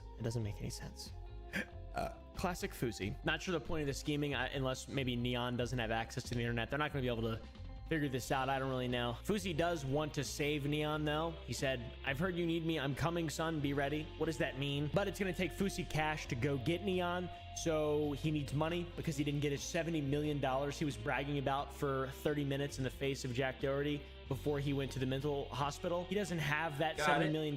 He only has 20 grand squirreled away in his fund. So his sugar daddy Aiden gave him a cool 100K. Am I about to get one of those Aiden Ross surprises that he does to me? I'm gonna give you, it's not a loan, you don't have to pay me back. I'm giving you $100,000. 100?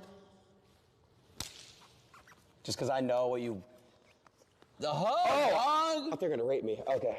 Can't hug the girls or the guys. Not quite the price of an AI song, but a valid price nonetheless. Aiden's streams wouldn't be complete without just completely going off the rails. He met up with Fousey. Everything kind of culminated into a leak. December 1st, apparently, Fousey is coming back, and I'm excited to see how that goes. I don't know. Maybe it's an intentional leak. I don't know. If it doesn't matter, bro. We were talking about remember you were there, the Fousey ferry. December 1st. No. Be careful, don't leak anything. We need to really come together as a community and not let this man hurt himself or others, though, when he inevitably starts to follow in the same exact path because he's surrounded by sociopaths that are going to continue to use him and with him. Fousey, that is. That's what I'm saying. This is bad. Anyways, what's insane to me is that everything we just talked about happened in the last week There's so much stuff that happens in such a short period of time. It's impossible to keep it all straight in your head, all the timeline of events. So we want to make a series, basically, kind of go in, see what's going on Twitch, see what's going on Kick, see what's going on Degenerates. I love them. I love Degenerates. Give me just a second here. Let me see what else I can find.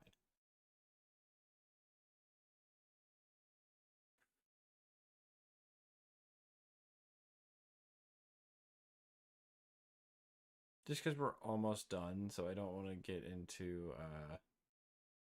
media subs, really. Here, fuck it. Let's watch this one real quick. Let's watch this one.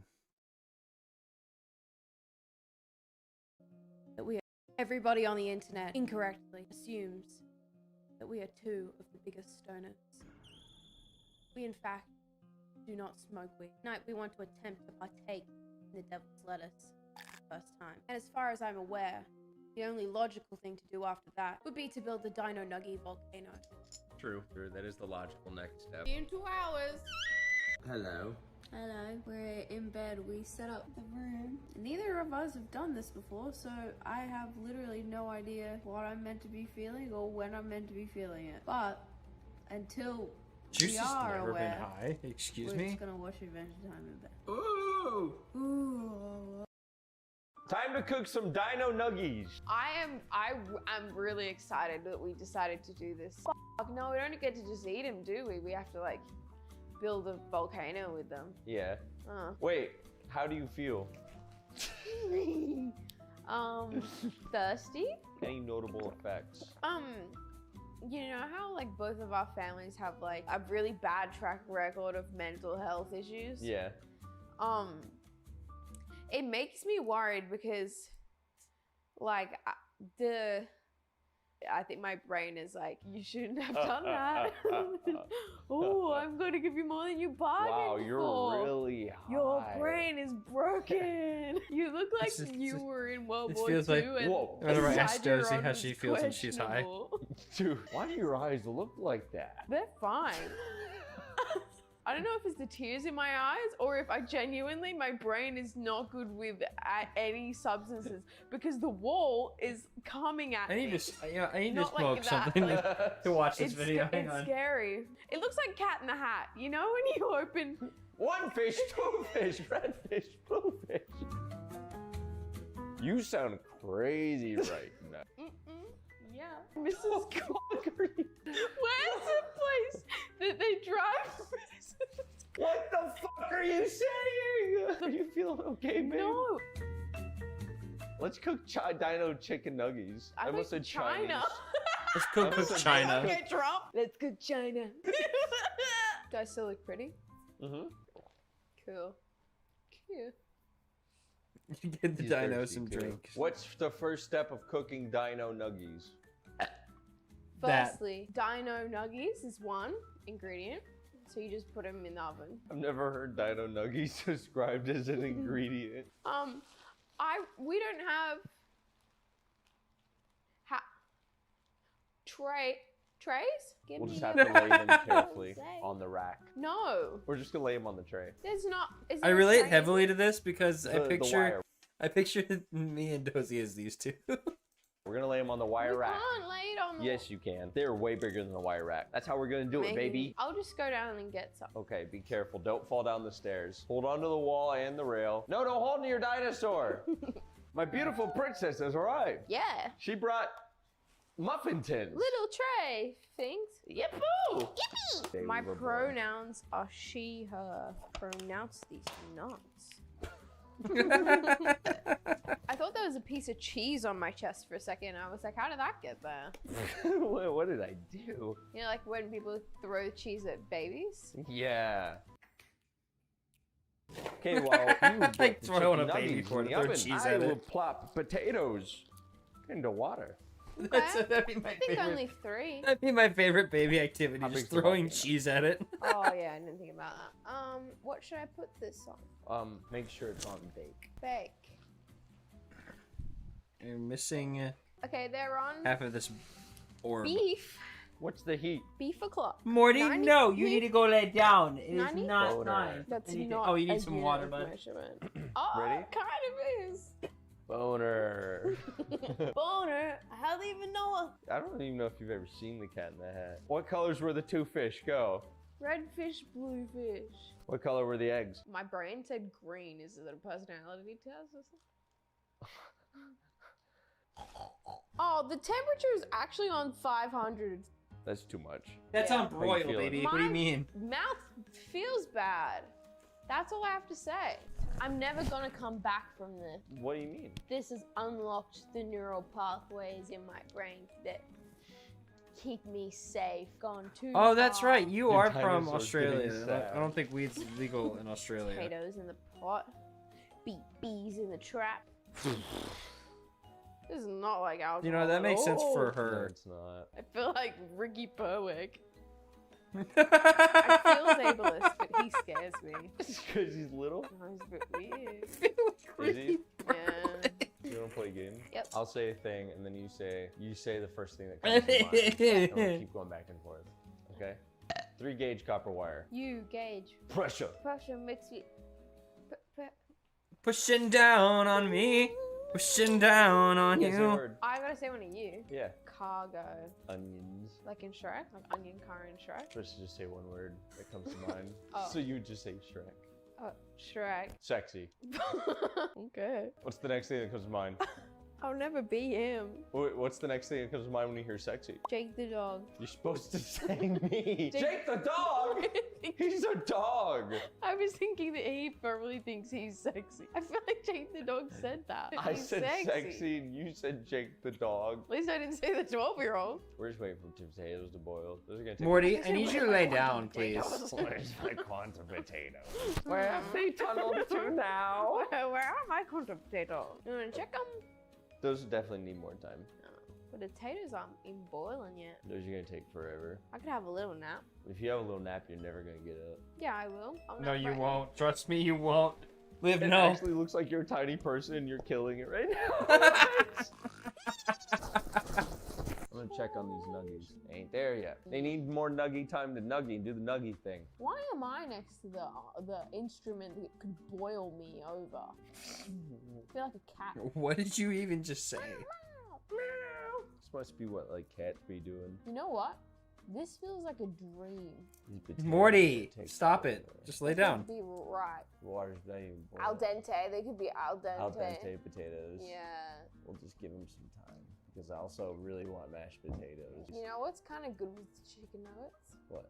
Mayonnaise. We don't have any instruments. Is mayonnaise an instrument? There's 9 Valid guitars point, right there. though. No, like, I, we- sometimes we'll sit there with like a thing of mayo Peter, for keep French looking at my fries left if we've foot. got no other It's option. really It's actually cute. not that bad. You know Ariana Grande like wanted to SpongeBob? How weird is that? You wanted to Lightning McQueen. I was 12. Adam Sandler, more like Adam Schuler, Adam Flip Flopper. Oh, cringe. This is why I ghostwrite your tweets. So what do you like your best about being a dinosaur? Waiting for the end time. Oh yeah, cool. Mama said there were good things like this. Every day Mama said, my mama said, my mama said, Mama said, Mama said, my mama said, my mama said. You look like David Dobrik. Gonna have to kill myself. What did mama say? There will be days like You look like My David mama Dobrik. said- I'm gonna have to kill myself for now. My mama said, my mama said, my mama said, mama said. Why is my dinosaur so sad? Get up, little guy, you're not out of the fight yet! Whoa, I almost passed out from screaming. Oh, we need a fork. That's what I'm saying. That's the instruments. We don't have the instruments to mash. All you need is a good fork. It's a We have a wooden fork. ladle. Oh, You it's can over mash- here. Camera's over with a here. wooden ladle. Oops. We got a little thing now. It's gonna go right back here. Once we put some guns on it, we're gonna put the guns on it. Bust a nut or something? There is a weapon in my hand. There's a weapon in Putting my it hand over too. here. I've got I'm putting it over I've got here this so little we guy can right here. temper the I got a chicken little nuggets. gun. Okay. I think we'll really need to check if the potatoes are soft. They feel hot as rock. We're never gonna meet You want a that rifle? mountain. I got a rifle too. My rifle. Get your hands off my rifle. fucking pussy? I'll fucking kill you, you crazy mother. This is a Do we put a pistol on it for fun too? Because I got a pistol. Boys are, ow! Let's see how. Let's put a pistol on this guy right here. Let's see how these bad boys are doing. Oh, and then we got another rifle right You here. look like Tyler Oakley, but like 25% less gay. That makes sense because I think Tyler Oakley is really like pretty, like less. Really than hot, Tyler Oakley in my pretty. He's not I don't hot. even He's pretty. Remember what Tyler? Is he blonde? A little more blonde, yeah. Kind of buff now. Was he a nerdy looking guy? Yeah. Yeah, I know who you're talking about. Him and Troye Sivan for sure. At Oh, least Troye Sivan, once. hello. What does that even mean? At least once what?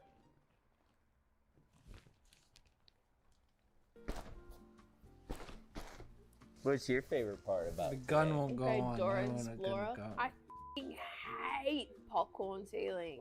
But popcorn ceilings have a higher surface area, so there's more sound diffraction, so the rooms sound better. Oh, I thought these were normal nuggets for a second. I thought we just baked normal nuggets. Because I looked at them and they didn't look like dinosaurs, and I was like, she put in a box of normal nuggies. We have to redo the whole thing. Dino Nuggie. I'm a child of God. Dino Nuggie. Let me show the camera. Would you believe it? We must sample them. Wait, make your favorite dinosaur noise when they touch. 3, 2, 1.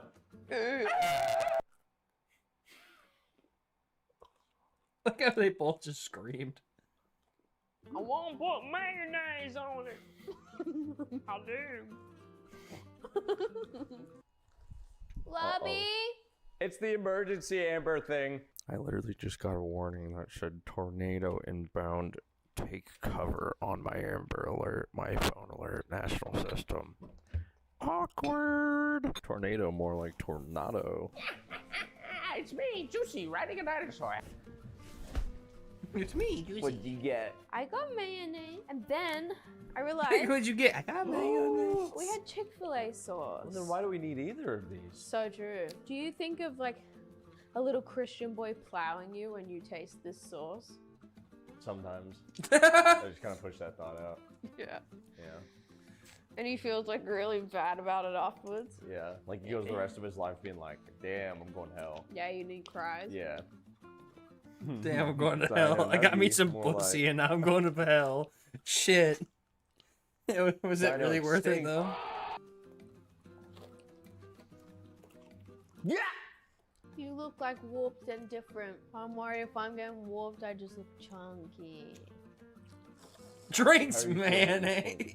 Point time, does it really all exist? Or is that just chicken nugget? Whoa, what's that crab doing? Whoa, whoa, he's on the couch. He's running on the couch. It's a little bit better, but I can almost cut through it. Just needs a bit longer. Sitting it is.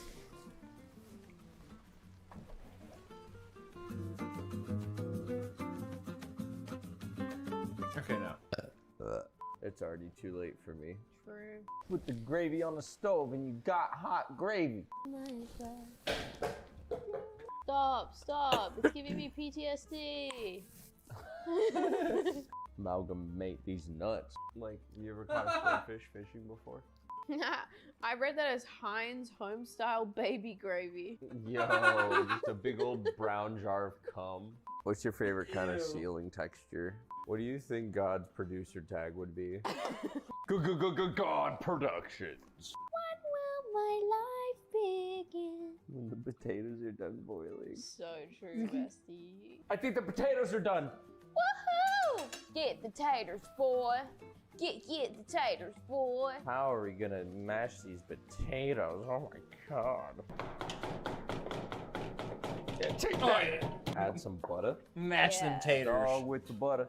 Real good. They call him the butter dog. You know why they call him the butter dog? Why? Because he's the dog with the butter. Is it time? I believe it's time. Yes! The mountain. Me. This is what we've been waiting for. Can you please pass me the mashed potatoes? Here you are, madam. Thank you. So this is the process. This was the evil vision you had all along. Yeah. Cover a mountain in mashed potatoes. This is actually looking really beautiful, babe. Thank you. So then you just decorate it like so. That's f***ing cool. Yeah. Okay. Ta-da! Holy crap! I had like a pump and stuff, and I was gonna try and figure out how to pump it, explode it through. Yeah. But I think that's a bit hard. Yeah, it's a lot. We could do it, but it would like take a while. I'll just give it a drizzle. Holy shit, the volcano's erupting. Ah! Holy fuck. You did it! We did the video.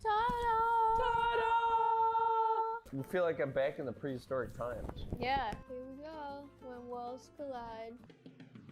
When worlds collide. Clink.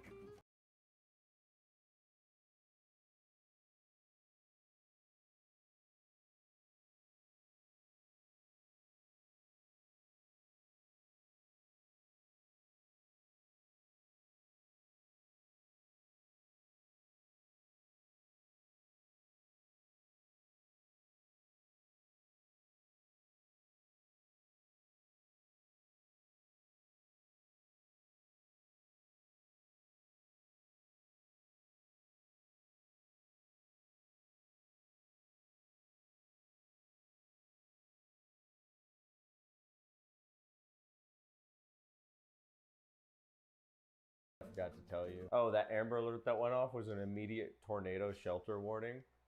But we're out of the time window by now, so. We've got to get the gun. The gun? It's tornado time. Bye! You gotta get the gun for tornado time. Get the gun. We're just gonna turn off. This is the first thing that I noticed. Today I did the unthinkable. I'm just gonna turn this on I've while we sat down finish up what we're with doing Andrew here. Tate. How you doing, man? You got sparkling water or what? Who do you think I am? Of course I do. Shoe Nice 22. So you've been like relevant in some aspect or another for a very long time, and you've had so many different and now a furry.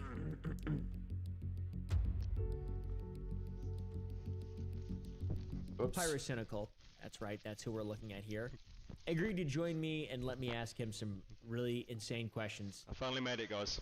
He's like a furry. He's not, I don't know. It was a good interview. For those of you who are unfamiliar with Pyrocynical, he's been around literally forever, since the very beginning of YouTube time. You don't even shum hero.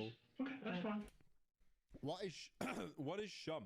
His existence is a dynasty of YouTube, and he's weathered a few storms, all right? A few goofs, a few gaffes, etc. You name it. He's been through it. I'm going to use this video to address the allegations made against me. Pyro is absolutely thriving, and he's also a goddamn so I interviewed him, basically. So where we're at. That's where we're getting to right now. Finally, I'm so happy to be here.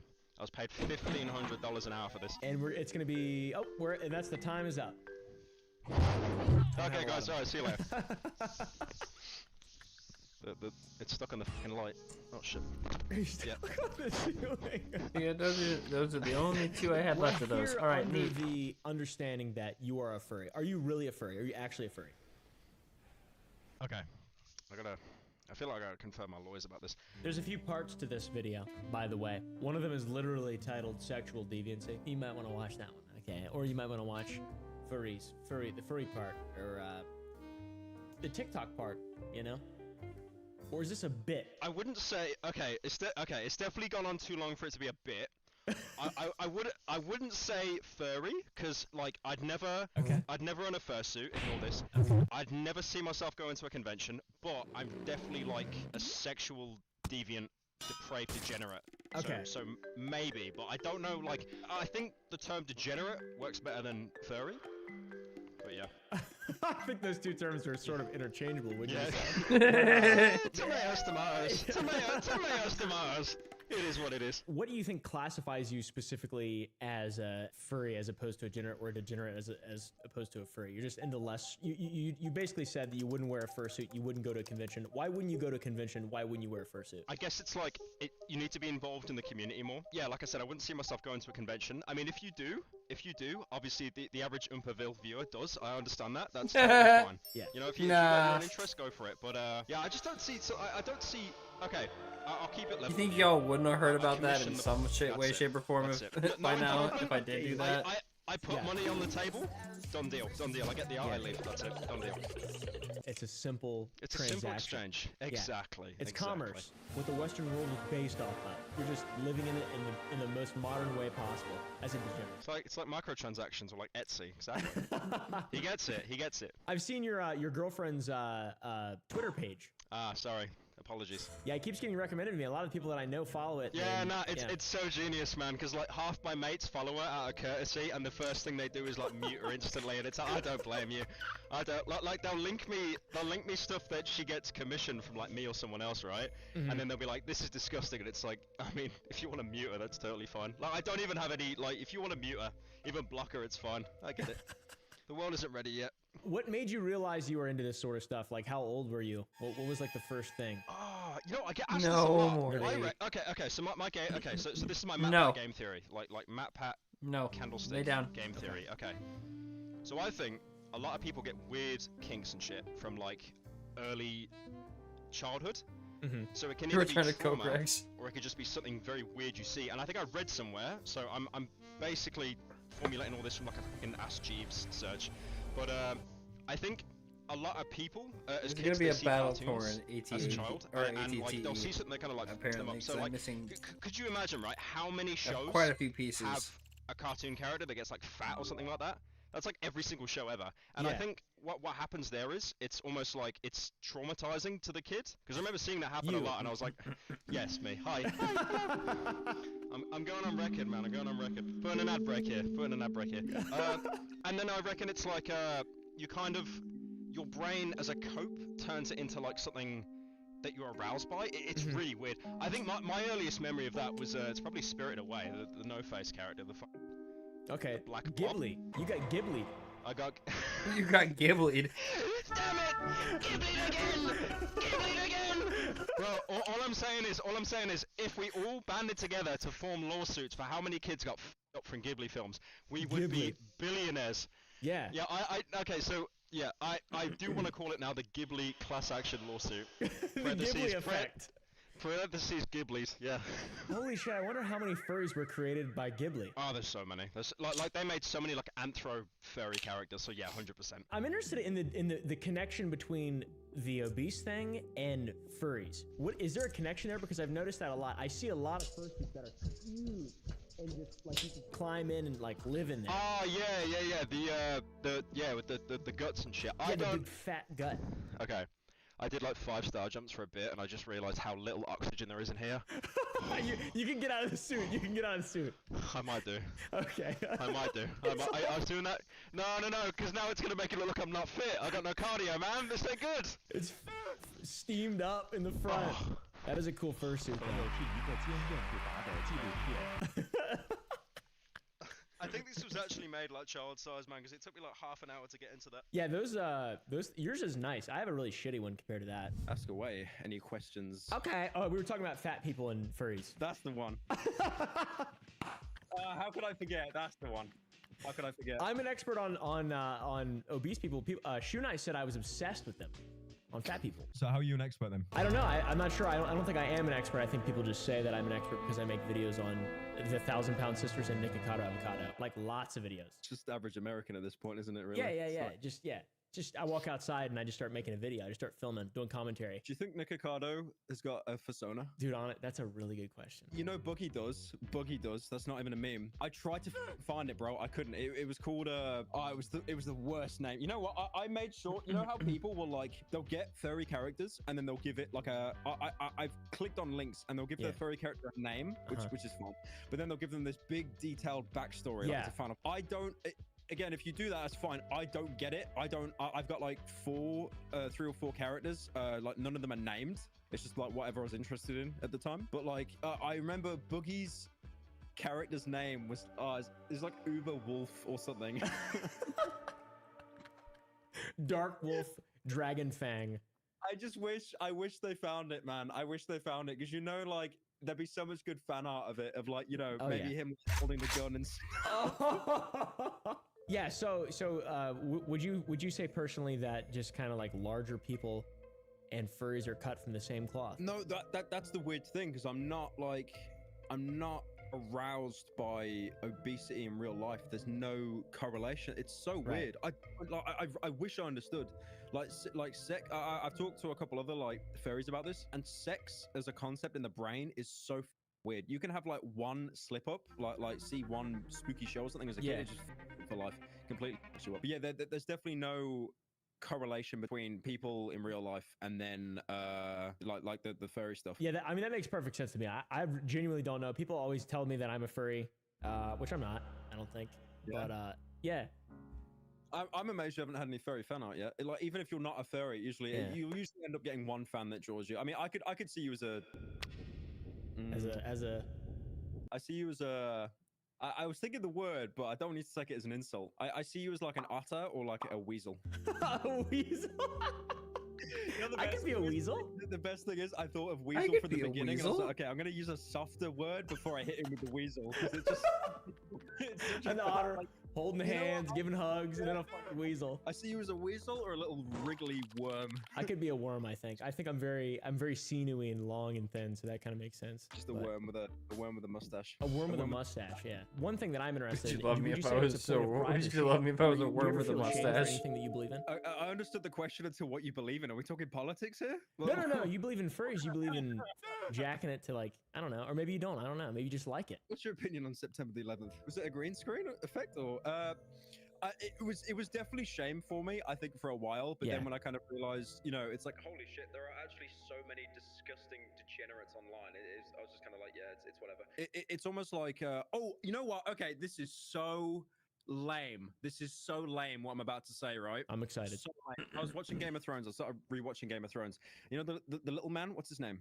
Tyrion? Yeah, Peter Dinklage's character. Yeah. He says to Jon Snow in like the first episode, you need to wear shame like armor because no one else is ever gonna forget. So you need to like almost wear. And I did the Reddit thing where I got up out of my bed and I applauded. Yes! Like it was Infinity War midnight release, man. Like I applauded. I was like, holy. And then I did the soy point. I was like, literally like, holy moly. I'm the little guy. Yeah, that's I completely agree. I feel like I don't really see how it really would be considered shameful by you know, anyone with like a functioning brain. No, it definitely is disgusting and degenerate. I'm not trying to normalize it, but like, you know, I'm just comfortable being into it. Why do you think it is disgusting though? I feel like it's really not that. I feel like there's way worse. I think, okay, you think what's worse? I think there's way worse things. I mean, I don't really like. So a good example is like they say the most common kink is feet. Okay. And that kind of like, that still is kind of seen, like looked down upon. Like it's almost like, I remember seeing this scale. It was genius. It was like a thermal scale, and it was like arousal compared to disgust. And it was like the thigh was like the most lit up bit, and then as soon as it gets closer and closer to the leg, it goes colder, and the bottom is just like absolute disgust. Like, but yeah, I think it's like a societal thing almost, right? 'Cause it's almost like you see like obesity is almost like, apart from very few groups of people, it's like looked down upon, almost like you're I remember Black Mirror doing like an episode about it, like they're second class citizens and shit, and because it's, you know, the fat furry stuff is so intertwined with like fat people in real life, there's that connection that it is like disgusting. Right. I could totally see that, because I've seen people have sent me kink art that I think is completely disgusting, and then I empathize with them because they'd look at, you know, what I've commissioned and be like, you should kill yourself, young man, that's disgusting.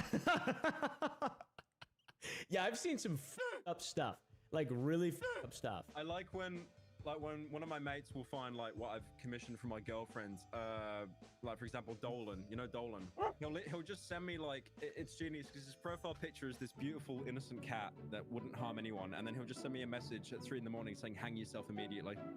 Just with no context. It's great. Would you say you've ever converted anyone to furrydom? Or what would you do if I became a furry after this interview? I thanked you for it. Like I kind of like gave you like the monkey paw. I interview you and then I become a furry. Well, we'd get you set up with a ref sheet. So a reference sheet is like a sheet of your character, like the front, back, and the sides. Okay, so yeah. So it's easily identifiable. So I'm imagining like this wriggly worm. Oh. Stood up, and he's you know what I love so much about furries as well. Like when they make a ref sheet, they'll always make their character like insanely tall, like not possible. So it'll be like 7'11" or something, right? Yeah, like everyone Gru would be height. taller. Yeah. So I imagine your worm being, I don't know. So let's be modest here. I'd say 8'12" or something. So we'd start from there. And I imagine him with like definitely got the little mustache on, 10-gallon hat. I'm imagining that as well. Okay, I like that. What's his name? What's this worm's name? Rodney Cotton, maybe? Chumpley Skunk Cap? Worm. Just worm. Okay, yeah, just simple. I like it. Okay. Run out of the creative department there. That's Worm. cool. All right. I got some less odd questions to ask now. What is like one of the coolest things you feel like you've done? One of your most crowning achievements, just in general, throughout your tenure on YouTube or before? Like recently, surviving that shit I took before we did the interview, because that was absolutely terrible.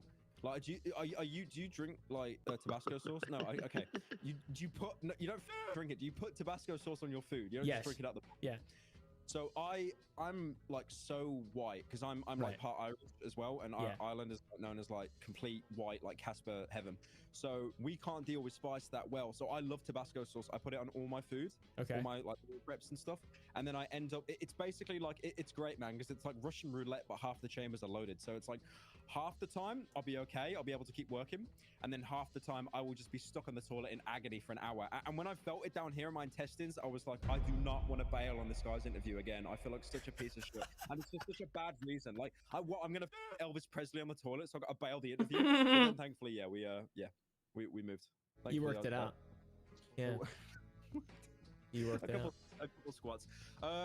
Yeah, I mean, if you're on about like ever, I definitely think the long form shit I do on the main channel. Yeah. Because that isn't financially viable for me at all. Right.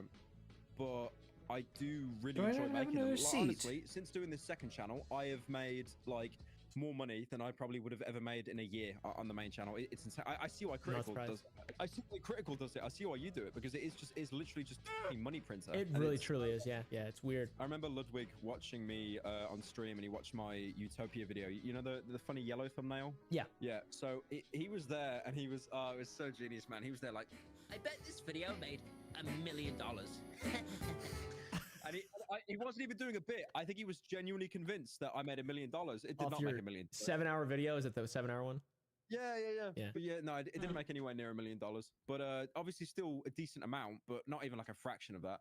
But yeah, no, I enjoy making them because they're not financially viable, but it's more like a passion project thing. And I think if I do have this kind of No worry shit. that if I completely sold out and just went to like daily uploading content, it wouldn't really differentiate me that much from other people. Because like, for example, people like Critical, he's been doing it way longer. Like, I don't think we're in competition at all, because he's been doing it for so much longer. He is like such a huge, because he I'd say he's basically the leading person. Because I remember it used to be H3 right? It was like the golden boy. Right. I feel that's kind of gone over to Charlie a little bit now, just because of like I've never seen anyone with that much consistent community respect.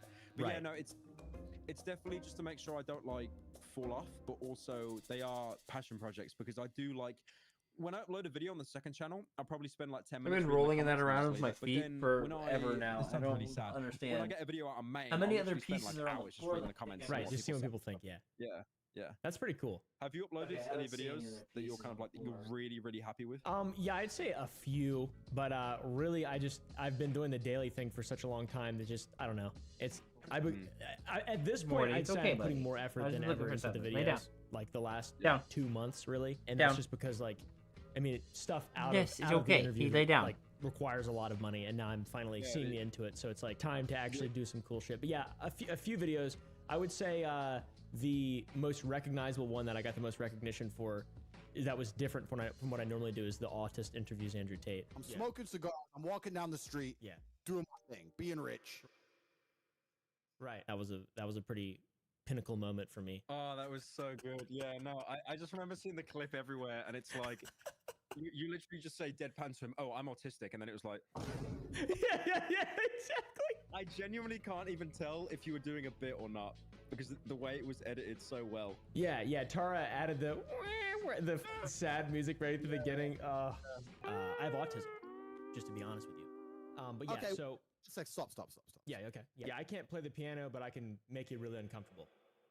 Cool. I do have Asperger's, and I was doing a bit with him to see what he would say, and he basically admitted to having the same thing that I have, so it's pretty cool. And he doesn't believe in autism, but How can you admit to having the same thing as you but not having autism? he asked me what specifically about what I have makes me different from other people, and then I explained it to him, and then he just said he agreed and had the exact same thing, which is just a lack of empathy for what people say or do. So I just imagine him completely getting like the definition wrong. So he just sits there like, when I'm scrolling at TikTok at 3 in the morning and I see Patrick Bateman and Ryan Gosling, I think that's me. That's me. I have Asperger for sure. And he's just there, like he's watching TikTok. He'll probably have one of those. You seen that? You seen like how Keemstar's got like a huge tablet of Twitter constantly scrolling. Yeah, so he would definitely have that on his little boat, and he's just reading Twitter while he's like, using his nunchucks. Yeah. Commentate W. Commentate W. Dude, he's a goofball. What do you think about him? Like, just in like a short. You know what? This is so boring, but like I didn't look enough into it. The only thing I know is that Sneeko kind of grew from that whole moment, I guess, of people like becoming red pilled or based or whatever. Yeah.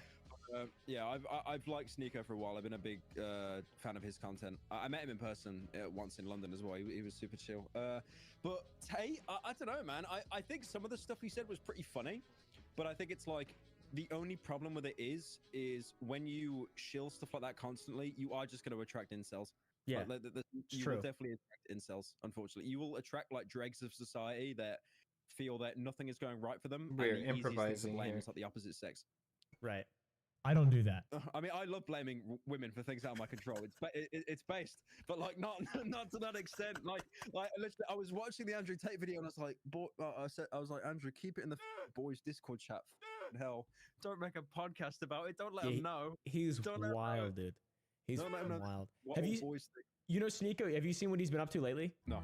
Dude, he's been going down the Nick Fuentes rabbit hole, kind of getting a little anti-Semitic on live streams. Like, he got a strike for being anti-Semitic like 2 weeks ago. Yeah, I saw that he got yoinked off Twitter, and he got yoinked off because I saw him initially when he was having his blow up, and I congratulated him. I was like, nice one, man. And then I kind of just like I never watched him again. Yeah, because I watched him for his street interviews and shit. Yeah. I remember seeing those. It was very interesting. That's why like the whole like Destiny, Nick Fuentes, Tate, like there's a weird like love triangle, and like Gideon's kind of up in that. Like it's very strange how they're all like doing the same shit, and there's just like tiers to how insane they've like gotten. And then Tate's gone now, and Sneeko's going to be gone very soon. Just like it's a weird like trickle thing. I was talking to Dolan about this. Dolan kind of like prophesized that he'd be next, that Sneeko would be kicked off next. Yeah. It's people like Gideon. I feel that they have the same beliefs, but he knows to focus on like the bag first, so he doesn't make it public, if that makes sense. He definitely keeps it to, as we should all do, in the boys Discord group chat. Yeah. Instead of like spouting it off in a live stream. Yeah. Yeah, I'm definitely none of the things that I believe would get me canceled, for sure not. I don't think so.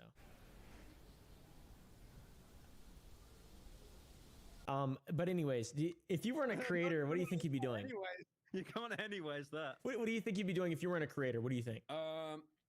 Me? Yeah. You. What, if I wasn't a YouTuber? Yeah, what would you do? Would you be an influencer?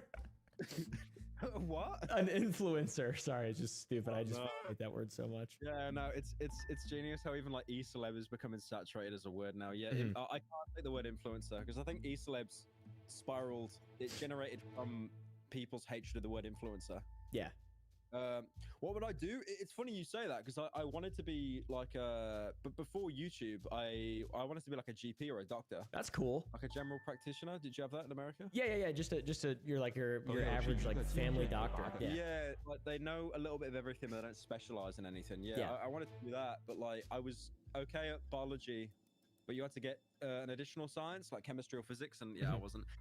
And the only thing I actually was good at school, I think, was like creative writing as well. So I think that kind of bled into writing the videos and stuff that I do now. Yeah. So yeah, but obviously, like, you know, I kind of realized at one point, it's like I could be a doctor, I could help people, but probably make like 0.5% of like what I'd make as a YouTuber. So I don't know if you've looked, but like being a GP or a doctor in the UK, it is depression central. Like I don't think there's a job with more suicide rates. Like unironically, it's really bad. Yeah, I think it's somewhere here too with like surgeons and shit like that. Just because you see so many people just get sick and die all the time. Yeah. So what's the suicide rate for YouTubers? Oh, I mean, I feel so many be undocumented though, right? And they'd probably quit after a while.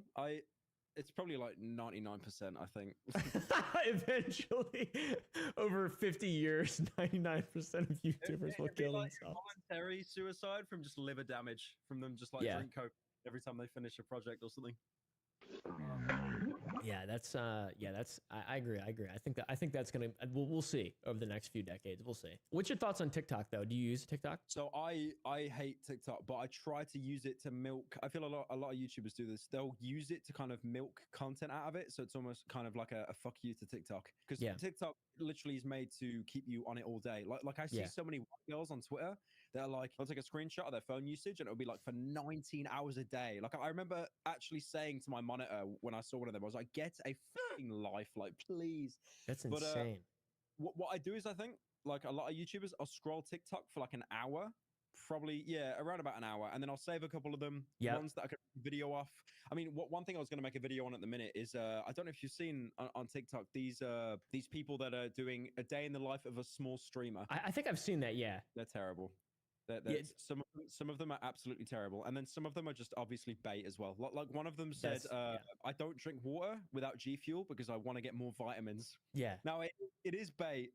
Have you seen it? The clip? Yeah, it's absolutely insane, dude. A lot of TikTok, especially my For You page, is a lot of bait. It seems like a lot of bait, a lot of downs. Yeah, because they want you to make videos on them, so then they can be like, try and get clout off that. But again, it's you know that meme of it's like two stick men, and it's like, lol, Lamau, I tricked you. I was only pretending to be.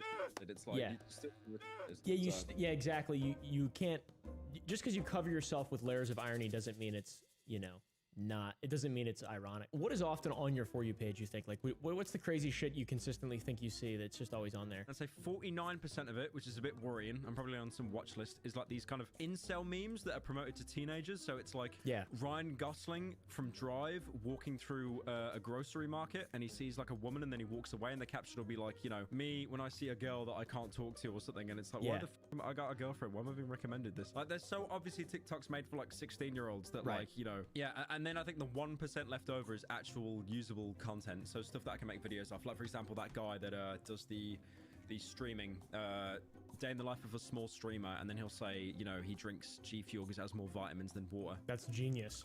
Very brave. Yeah, I would say my For You page is very similar to that, other than a little bit less Breaking Bad and Better Call Saul, a little bit less, streamer, day in the life of streamer guy, and way more people who are mentally ill. That seems to be what most of mine is. Yeah. Okay. No, actually, you reminded me. I've got a couple of them. Yeah. I definitely have a couple of them. I love it. Could you give an example? Well, there's there's a guy that I love who makes songs basically, and it's just songs of him just basically making sounds, and then he duets it, and then he adds another layer of sound, and then he duets it again and adds another layer of sound, and I believe he has Down syndrome, and it's like really good. And then there's another fellow who sings and then he farts. When he duets it on like the 10th layer, is it just completely unintelligible music because it's like 10 songs playing at once? It's certainly not quantized. Yeah, the rhythm is different for every single one, so it's just loud, unending sound. It's very difficult to listen to. Yeah, not a good song, but I still love the videos. Nice. Yeah. That sounds. I wish I got recommended more stuff like that. Yeah, it's there's some good shit I get on there. There's another kid. Do you know who Jeremy Fragrance is? Oh yeah, I keep being recommended him, and it's like he's awesome. Has he been like drinking the perfume that he shills? I don't understand what's going on with him. The meme is, how many lines has he done today? He just he has varying levels of just fucking insanity that he portrays in his videos. But I have a German friend who said that he's very self-aware and is playing a character because he knows it does really well. And like on German TV, he's like, I'm always fucking, over these the idiots on TikTok and Instagram. And he's just playing a character and doing crazy shit. Like recently he smashed a raspberry and was just like, and just was screaming for like 10 seconds about how good it smelled. It's like, I know what you mean about playing a bit and stuff. That definitely does get views. But I remember seeing a video about him on TikTok about how like veganism has like destroyed his brain or something because he's not getting enough nutrients to his brain. You know that typical like TikTok over analyzing. Yeah. Like I'm not even joking, bro. People make jokes about Reddit armchair therapists thinking they can psychoanalyze someone from a picture. 15-year-old white girls on TikTok are another level. Like they sit there and they pull out this like thesaurus of like buzzwords that they found in like psychology that they got taught earlier in the day, and it's like, he seems quite unhinged. He might be like a beta personality type. He might be missing some vitamin B12. He might need some amethyst stones. Charged. Yeah. He's he's a bit of a goofball for sure. And like to psychoanalyze him would be to psychoanalyze the the devil himself. It seems because his mind is so twisted and chaotic. He's crazy though, like genuinely, but in a maybe a funny way. Most normal German. Most normal German man ever. Most normal He also has this German. crazy story about how he was forced to be gay for a while and had sex with men, but he was forced to. I'm not really sure how that, the rabbit hole of that. I really want to interview him though. That's what I really want to. I want to 'cause- interview Jeremy Fragrance. Okay, I'll leave. I'll leave. I could just get back in my dinosaur costume. I can leave. I Just can go leave. back to your normal life. Yeah, he's crazy. But anyways, I brought him up though because there's a kid now, a little American kid who he smells stuff and he's like, "It's good. It's good. It's great. It smells like aqua." And he just comes up with he's like a sommelier of fragrance, and it's just piece the from the Twilight least that I just descriptive found. words Nice. you possibly can come up with because he's a kid. He's just doing it. Yeah, so it's He's on my complete, For You like, page. word.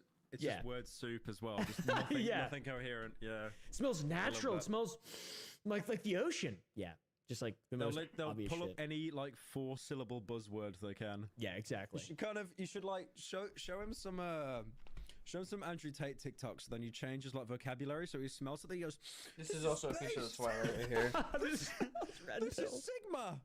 What do you think was better, Vine or TikTok? Oh, I don't even remember watching Vine, not gonna lie. And most of the people that came from Vine that are still around, I hate them. Yes. Yeah. So probably TikTok. I remember seeing this TikTok once. It's pretty viral actually. It's like this girl's voice, and it's like, to the older generation of TikTok, everyone born before 2000. It's like. And then, because it's such a stupid thing, right? It's like, Yeah. To the older generation. And Yeah, it's the like people that are like 23-year-olds. 20. Yeah, 23. It's like, fuck Yeah. Cynthia, get off fucking mom's iPad. Yeah, it's really hard not to be very rude to people on TikTok because I just see it, but the chances of them seeing you say what you have to say is very high. I've gotten canceled like 10 times on TikTok, just someone making a video being like, "Why was he so mean to me?" And I wasn't even really mean.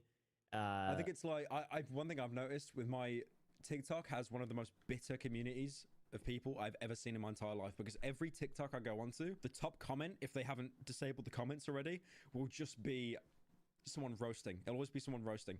Like I saw this advert once in the UK on TikTok for like a hotel, Morty. like a breakfast, an Airbnb, and it was this woman, and she was like quite large, and she was saying, she said in the ad, it was some like, she's kind of famous as well. I think she was on Love Island or something. And she said something like, oh yeah, I think I'm going to stock up on a lot of food on the way. And the top comment had like 10,000 likes. And it just said, "Oh, are you now?"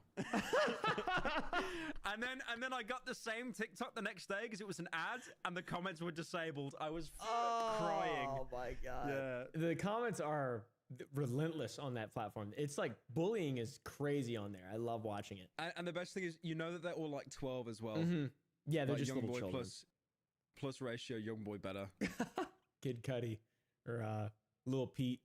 I don't know. What do you think of Aiden Ross and iShow Speed as the current like role models for the youth? What do you think about them after the I big Tate wave? don't watch Aiden at all. Aiden just seems to surround himself around people that are like popular. That's all I see that's him what he's as. known for. But Speed's hilarious. I think Speed's very what funny. Speed is just KSI when KSI first came on. You know Okay. when KSI was doing like lip face and stuff. Yeah. Speed is just doing that, but it's more like energetic because it's live. It's on a live stream. It's Yeah. not in a YouTube video. Because I remember when KSI back at his parents' house, he would record videos with his with Deji, his brother. And they'd have so many like memeable moments. Mhm. Like there's this bit where they're being chased by a monster, and you can hear KSI like, "Oh, stop screaming! Stop screaming!" It's like just losing his shit. Speed kind of has that with every single stream because he only streams for like a couple hours a day, so he's got like really high energy. He probably Yeah. does a bit of like, I don't know if he's like speedballing or something, or he's on like Yeah. meth. But Jeremy Fragrance lines.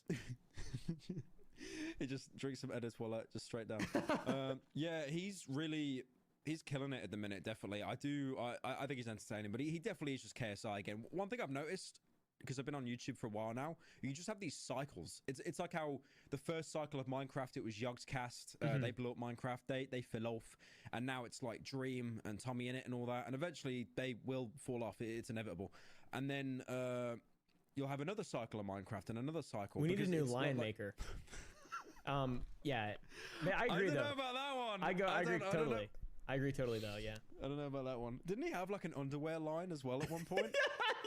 It's just like he was actually baiting. He was actually baiting. It's like the equivalent of going on to catch a predator, being like, "Oh, you can't catch me." Ooh. Yeah, no, you're right there. It seems like there's cycles to all that stuff. People just become irrelevant, and then other people fill the spot. I feel you get people. One thing I've noticed: people that like they shine twice as bright definitely fall off quicker. So, for example, Rice Gum, right? Rice Gum was fucking huge. He fell off. I think he did choose to quit, but it's still kind of fallen off, I guess. And then you've got people like Markiplier and Jacksepticeye. They're still... Like, I think Jacksepticeye's getting like a fraction of the views he used to get, but he's still definitely making probably millions a month. Same with Markiplier. Like, they're doing really well for themselves, amazingly. You know what I love, actually, talking about falling off? I watch Sunny V2's videos a lot. You know, the guy, and he talks about people that fall off. He'll always be like, and this Quibblecop guy got 400 million views a month, and now he only gets 4 million. And then I look at my own views, and it's like, I get less views than him now than when he fell off entirely. Like, cheers for that, mate. I appreciate it. Yeah, I saw that video. The Quibblecop fell off. He got like 400 million, then 90 million the next month, and then like he's down to like 4 to 8 or some shit. It's like, all right, that's a really good wage, bro. Yeah, no, it's still great. I think a lot of people kind of just give up as well. They kind of just get bored of YouTube. But yeah, no, there's definitely a lot of falling off. But yeah, Rice Gum kind of quit. Speed will probably have some kind of very dramatic decline, because the problem is when 7-year-olds turn to 8, they usually look for like another YouTuber to watch. So yeah, I think the most important thing is to build like a consistent fan base. It's like with my videos, I don't think I've ever had like any major, apart from a couple videos on the main, I don't think I've ever had like any major juices. It's been more kind of like, you know, mid views. Yeah. But I kind of prefer it that way, because if I got like huge exponential growth overnight, I'd kind of be worried thinking, oh shit, okay, when is the fall off going to happen? Because I've seen so many YouTubers talk about it, like, for example, Tommy in it talked about in an interview saying, yeah, the views aren't as good as they were before. And it's just like, shit, don't let that happen to me. If you're genius, you just keep punishing yourself. It's like, upload a video for 10 seconds, delete it. No one saw it. I didn't fall off. It was never out. The video was never released, guys. Yeah, dude. I don't really think about that kind of stuff, because it just makes me, I just feel like I'm always constantly going to fall off. And I have so many subs, but like I don't know, I've just changed my content style so much. I've always kept like the same 150 to 400,000 people watching every single video, like from the beginning. So it's weird. That's good though. That's dedication. I mean, yeah, I feel you will, no matter how many times you change content, you will have like that loyal fan base. Yeah. Like, you know, I went from MLG videos to leafy, you know, literally commentary videos, and then I went to like funny moments, and that, I think the funny moments bit was scary for me, because that's when my views were like at their lowest, and I was like, oh shit, okay, I've killed my channel. Yeah. But then I managed to worm my way into like doing the long form stuff, and I think that kind of supercharged the channel. So yeah, I think I'm in a good place at the minute where I can like do the long form videos every month or every other month, and then I can do the dog shit, you know, fast food content on main. Yeah, that's what. Yeah, I've basically just stolen your theme, but on a way worse scale. Imagine like, I mean, you've been doing it longer than me though. No, you've been doing the daily uploads. I've only been doing the daily uploads, I think for about 2 months or something. You've been doing it ages. But now my main channel though, I don't upload daily now. I upload like once a week or twice a week on my main channel.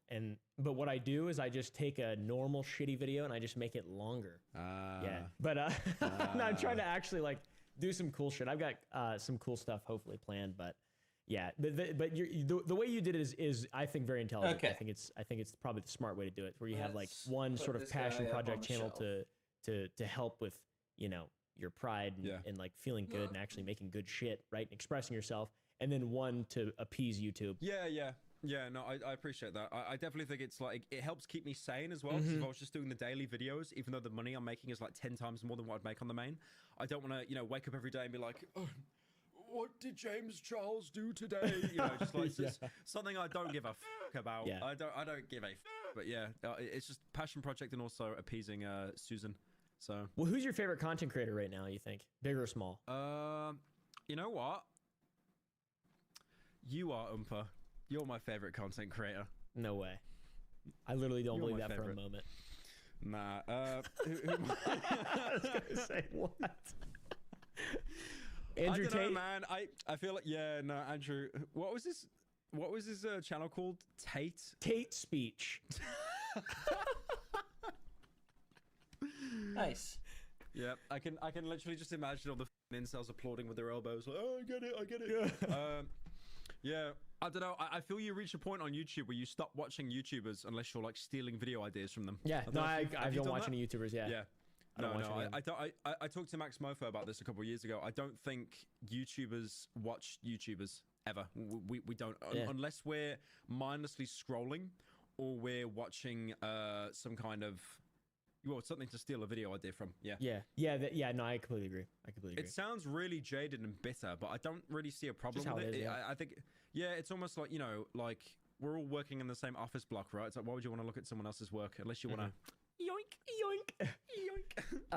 Least favorite content creator of any platform like Instagram. Who's the most hated right now that you dislike the most and you think is just the worst? I wish a name would come to mind, but I can't think of any.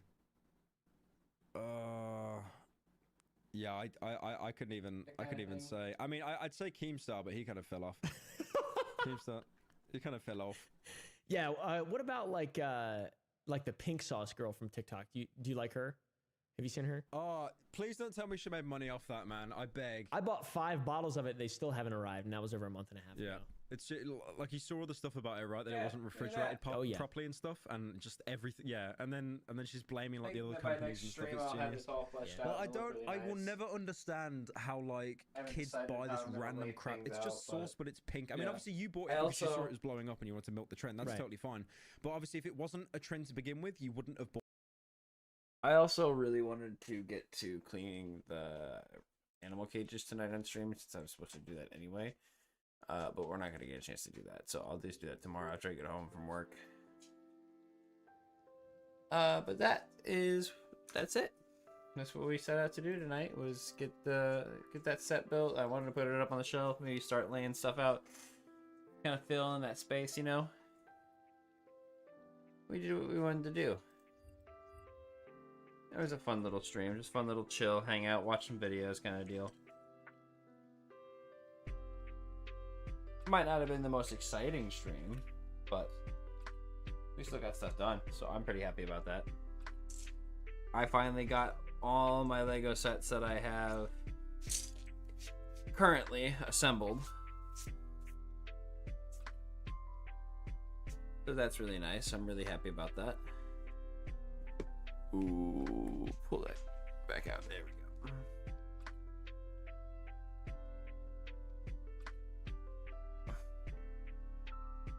Keyboard. Pull the keyboard back out.